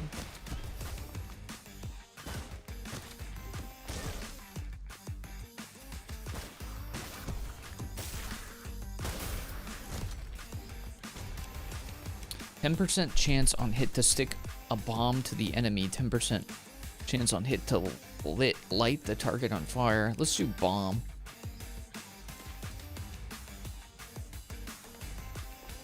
It's just so smooth moving around the map.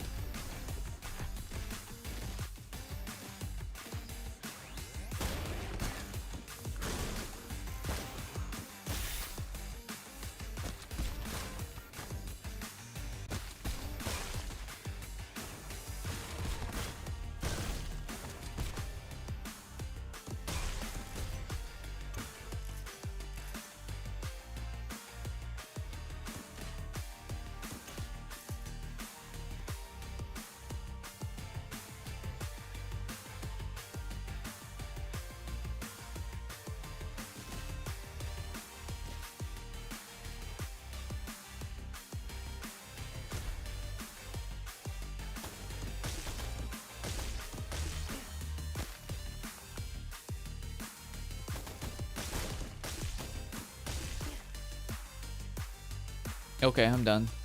No, thank you. Whatever's in there is not worth it to me. You just cost me more grief than you're worth.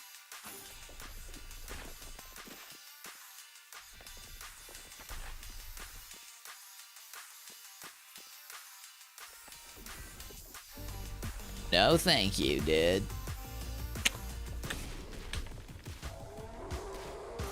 Oh my god.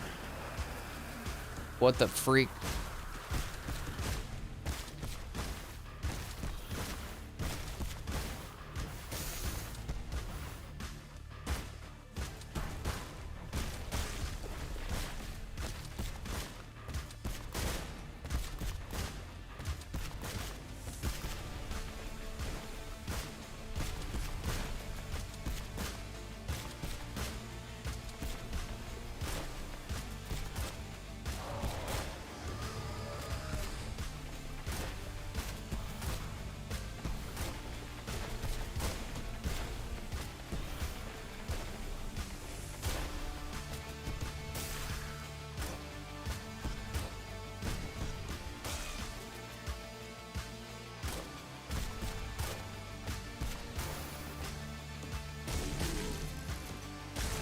Oh! Kicked me off the map. That's not cool. Electric Cantil sounds crazy, dude.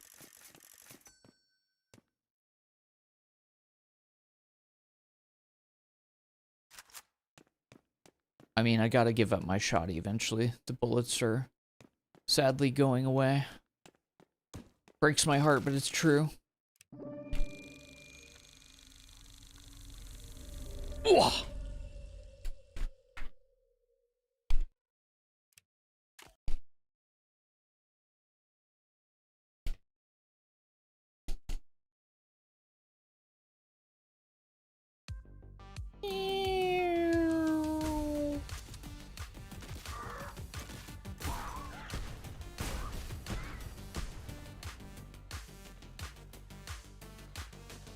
Attacking me right from the jump, huh? That's not cool.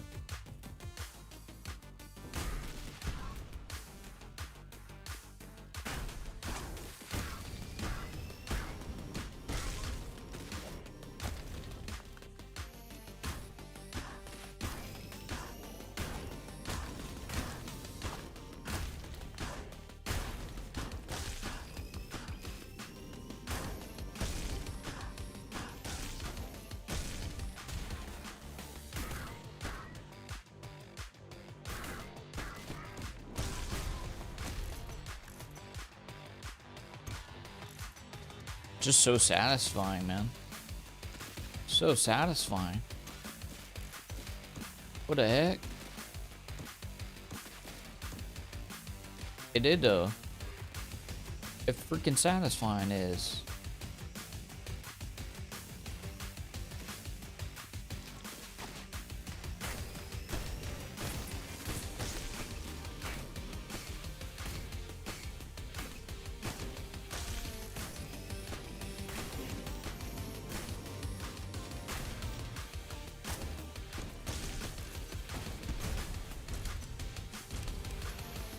Each 5 shots with the same weapon charge the next shot of your holster weapons, dealing 200% more damage and using no ammo. Drops a bomb when you dash. Do dash bomb.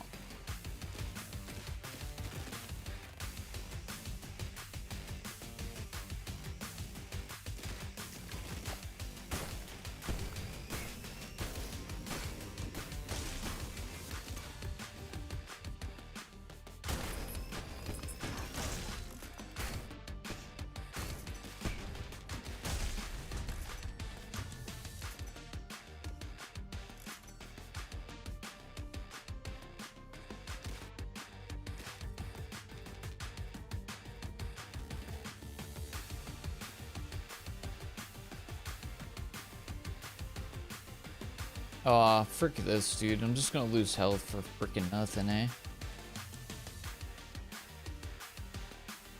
But what if... Ow. Okay. Those are just not worth it, dude. In my mind, those are not worth it. Even if whatever the upgrade is insane, like taking big old chunks of your health, it's not very poggers.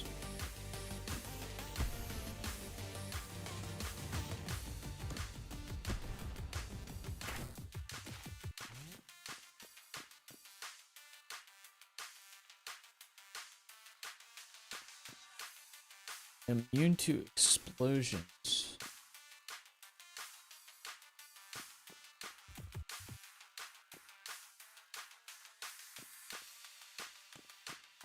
Well met. I trust you value your means more than your vitality. Extra firepower never hurt anyone. On that note, I can relieve you of some of that burden, if you've got the tickets for it. Okay. It's a real pleasure. It must have hurt. Wait. Did you give me tickets for health? I thought it was going to be the reverse. Oh, poop and piss. That's a real oopsie doopsie right there. Hey, what's up, man? I was looking forward to your arrival. I'm surprised to see you down here. I found my peace, my home. Here, we all beat as one. May I offer you my sustenance? Okay. Heartfelt thanks. We beat as one. Okay.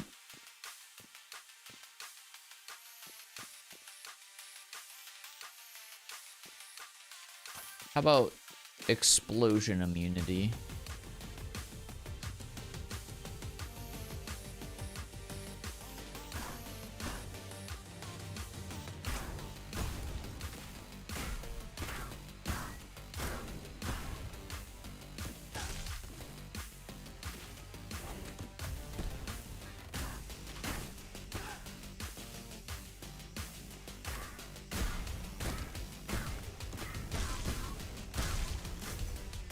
See?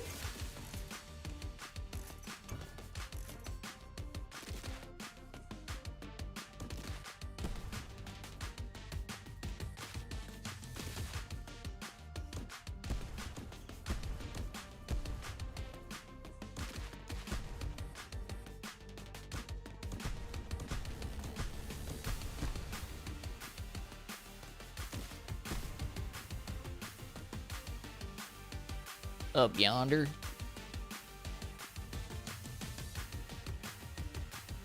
Gonna wishlist this one. It's fun. It's got a nice cadence to it.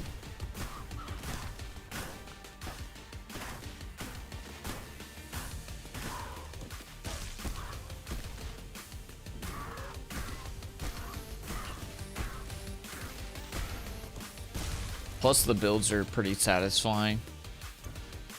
It's free real estate.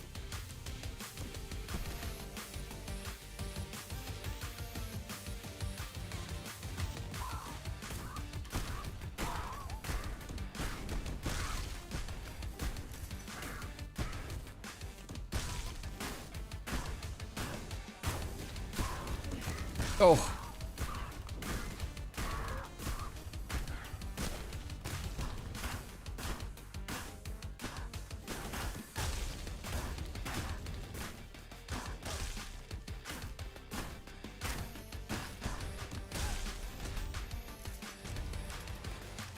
Extra life slot. That'd be nice. Hits deal 20% more damage per unique status effect on the target. Yeah, but I want more life.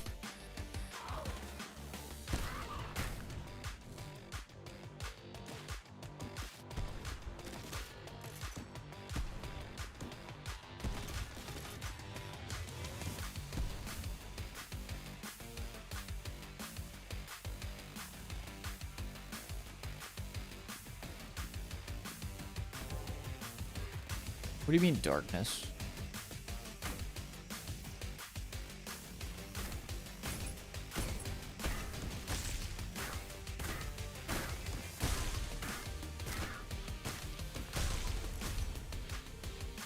Get out of here, darkness.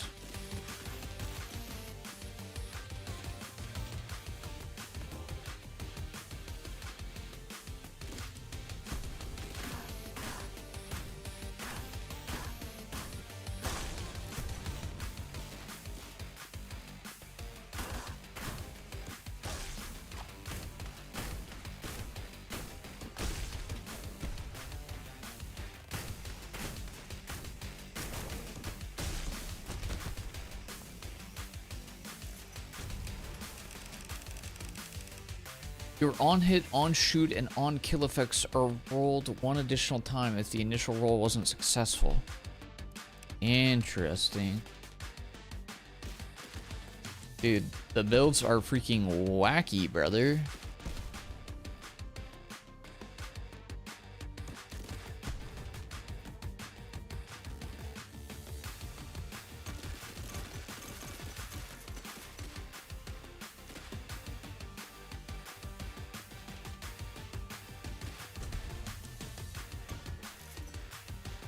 Let's see. Is there anything else we can buy before we move on?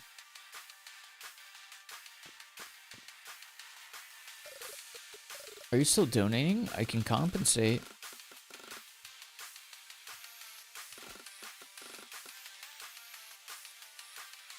Okay, yeah, another little bit of heal would be nice.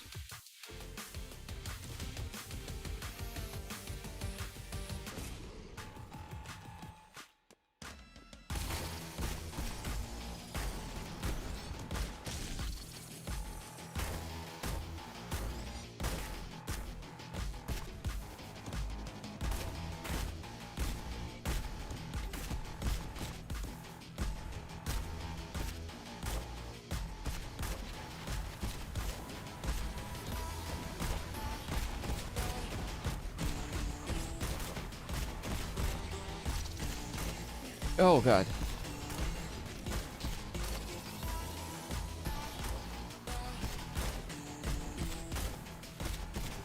Wait, I switched guns. I didn't mean to do that. Oh, I don't have enough. I don't have any more ammo?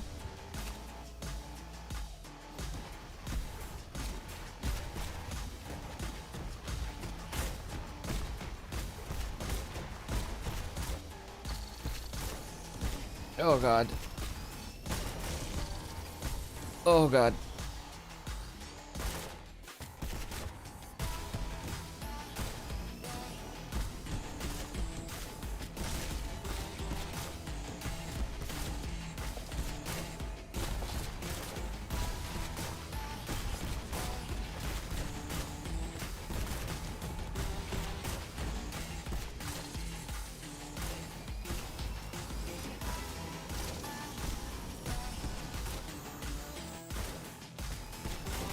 Oh, no. Whew. Bro, I was sweating. I was sweating, dude. Cause I wasn't, it threw my cadence off so bad.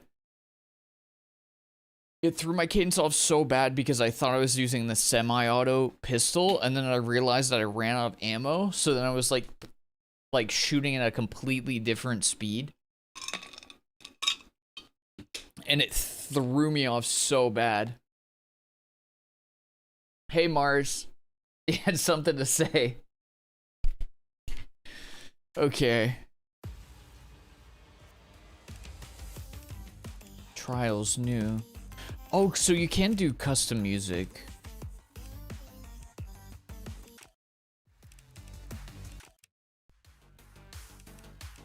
Or I guess you can choose between. Freaking yeah, dude. Interesting. I don't know if you can like upload your own music. I don't think that's the case.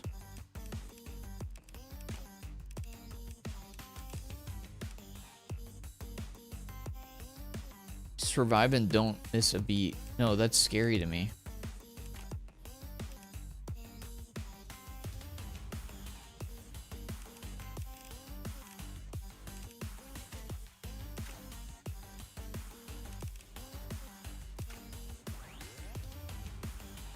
I'm just seeing what some of these other options are. I'm not necessarily gonna do these runs. Well, what is this though?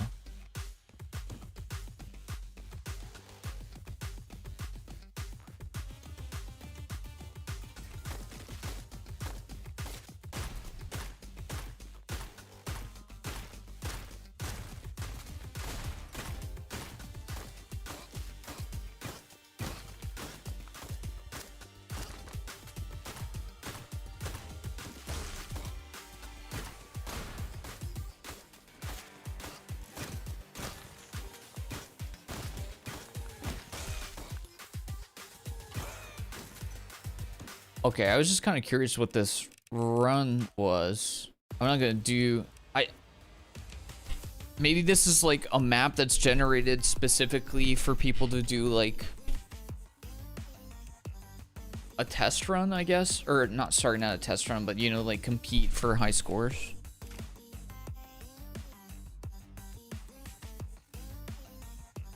Okay, so we beat normal. You can make the music faster?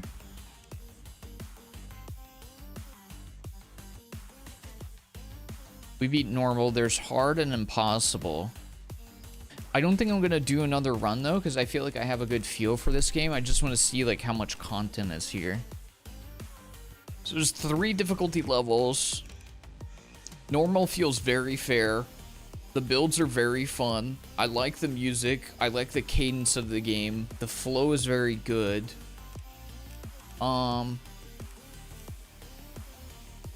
I don't know about like after you beat those runs though. I don't know what like I don't understand what the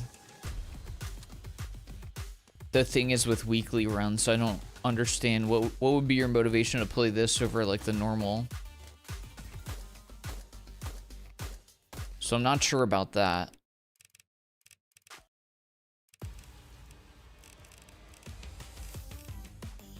And then what about the trials? It looks like you have to achieve certain things to be able to do these trials. Let's try beat Survivor because they make it sound like it's like a Vampire Survivor like mode.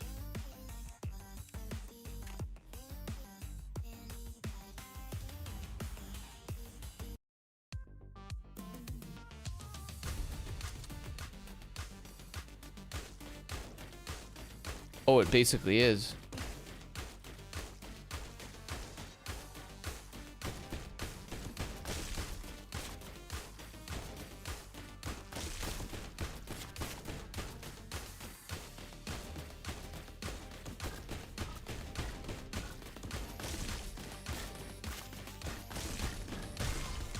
Ow! So I'm not actually shooting right now. It's just automatic shooting. Like a Survivor like.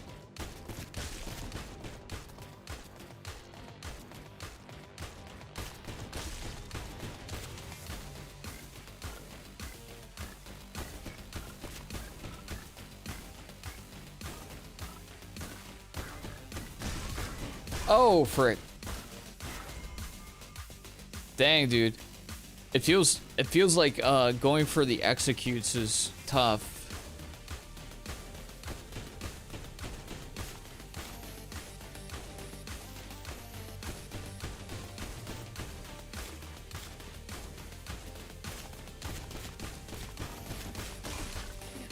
Yeah, that ain't worth.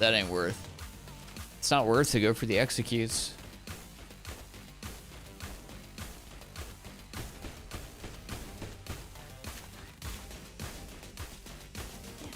Frick.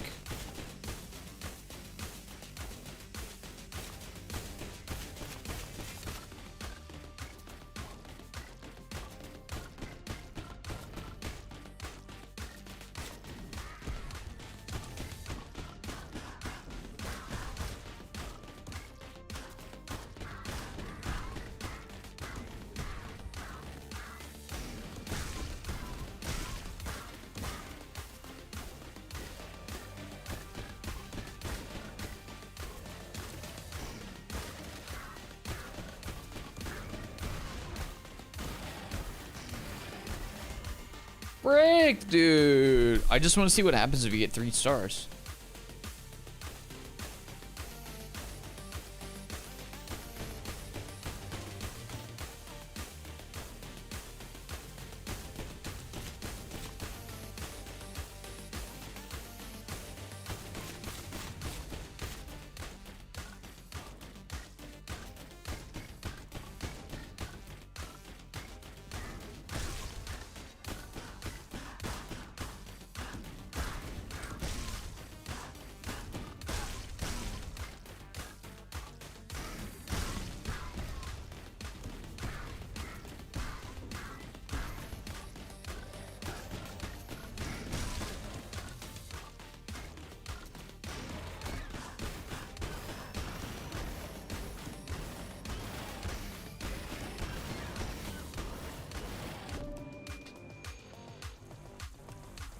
Okay, we win, I guess. Do we get anything for that? Or it's just a thing? 3 stars. What do the stars give you? Anything? Or is it just for funsies?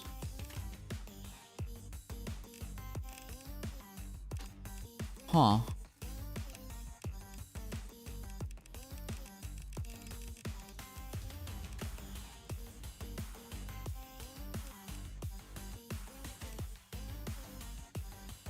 Hey, yo! Top 65, baby! Top 65 on my first run, baby! Oh yeah, so it's weekly run. Dang, nobody's done the weekly run. You could be top 1 if you want to. Okay, cool. Well, based on everything I see, my only concern here is that it seems like it might be a little content light. So your mileage may vary on that. Personally, I don't think I would get that into the trials unless they had something about them that fed into like the main game in some way. The trial, it's an interesting little bit of something, but I think the main game has more of the stuff that I'm looking for, just like the more classic roguelike vibe to it. But I think the base game is really cool. The flow to it is great. I like the metronome option. You know, the music's good. The builds feel really good once you start to snap into it. And it just feels solid when you get like a flow to the game. So, overall solid. I just don't know. You know, you have 3 difficulty modes, where that's, to me, the main meat of the game. And then weekly runs if you want to. But it seems like the weekly run is basically the same as playing the game. And then trials, which, you know, might appeal to some, but me personally, I'm not super motivated by the trials. I would be more motivated by the trials if it did something in the base game, like, I don't know, gave you some bonus stats on something, and then to have like maybe even further potential difficulty levels or something. So I do like the basis here, but it does feel like it might be a little light on content. But again, mileage will vary for you depending on what you're looking for. But there is a link to the game in chat if you would like to check it out. And thank you again to the devs as well as our friends over at Keymailer for providing the key. You are the best. Which one is this? Still sell and buy health in the same run. Only less than 3% of players have gotten that one, and I got that. Dude, are you serious? Less than 12% of players have even beaten that final boss. That's crazy. Less than 12% of players have even gotten to the end of normal difficulty. That's wild. I don't think it was that hard, but maybe it can be. I don't know. That's crazy. Anyways, thank you again to the devs for letting us give it a try. That is the end of my normal scheduled games. You're welcome. I'm sorry, did you design the game? You silly pee-pee poo-poo lady.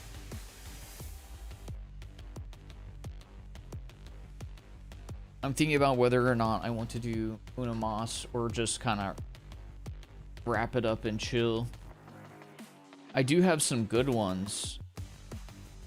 I do have some good ones still in the pocket, but, you know, we don't necessarily have to rush into anything. What would you play? Probably another roguelike, because I'm a little silly little roguelike cuck.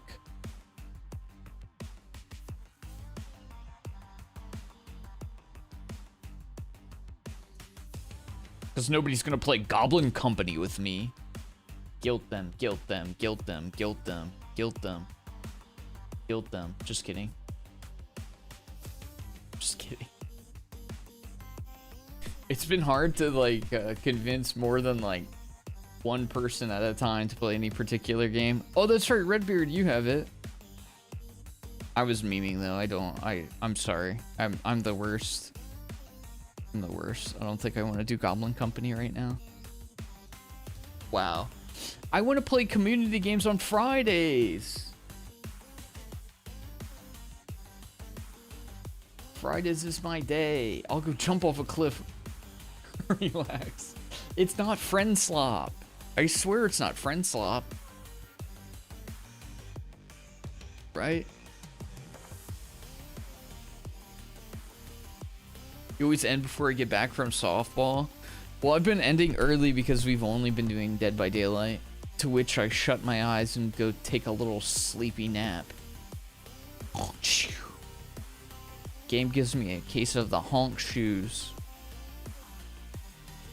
I want nautical shooty bangs. Oh, jeez Louise, we'll work on it. Jeez Louise, I'm so sorry, guys. Oh, jeez. What the heck?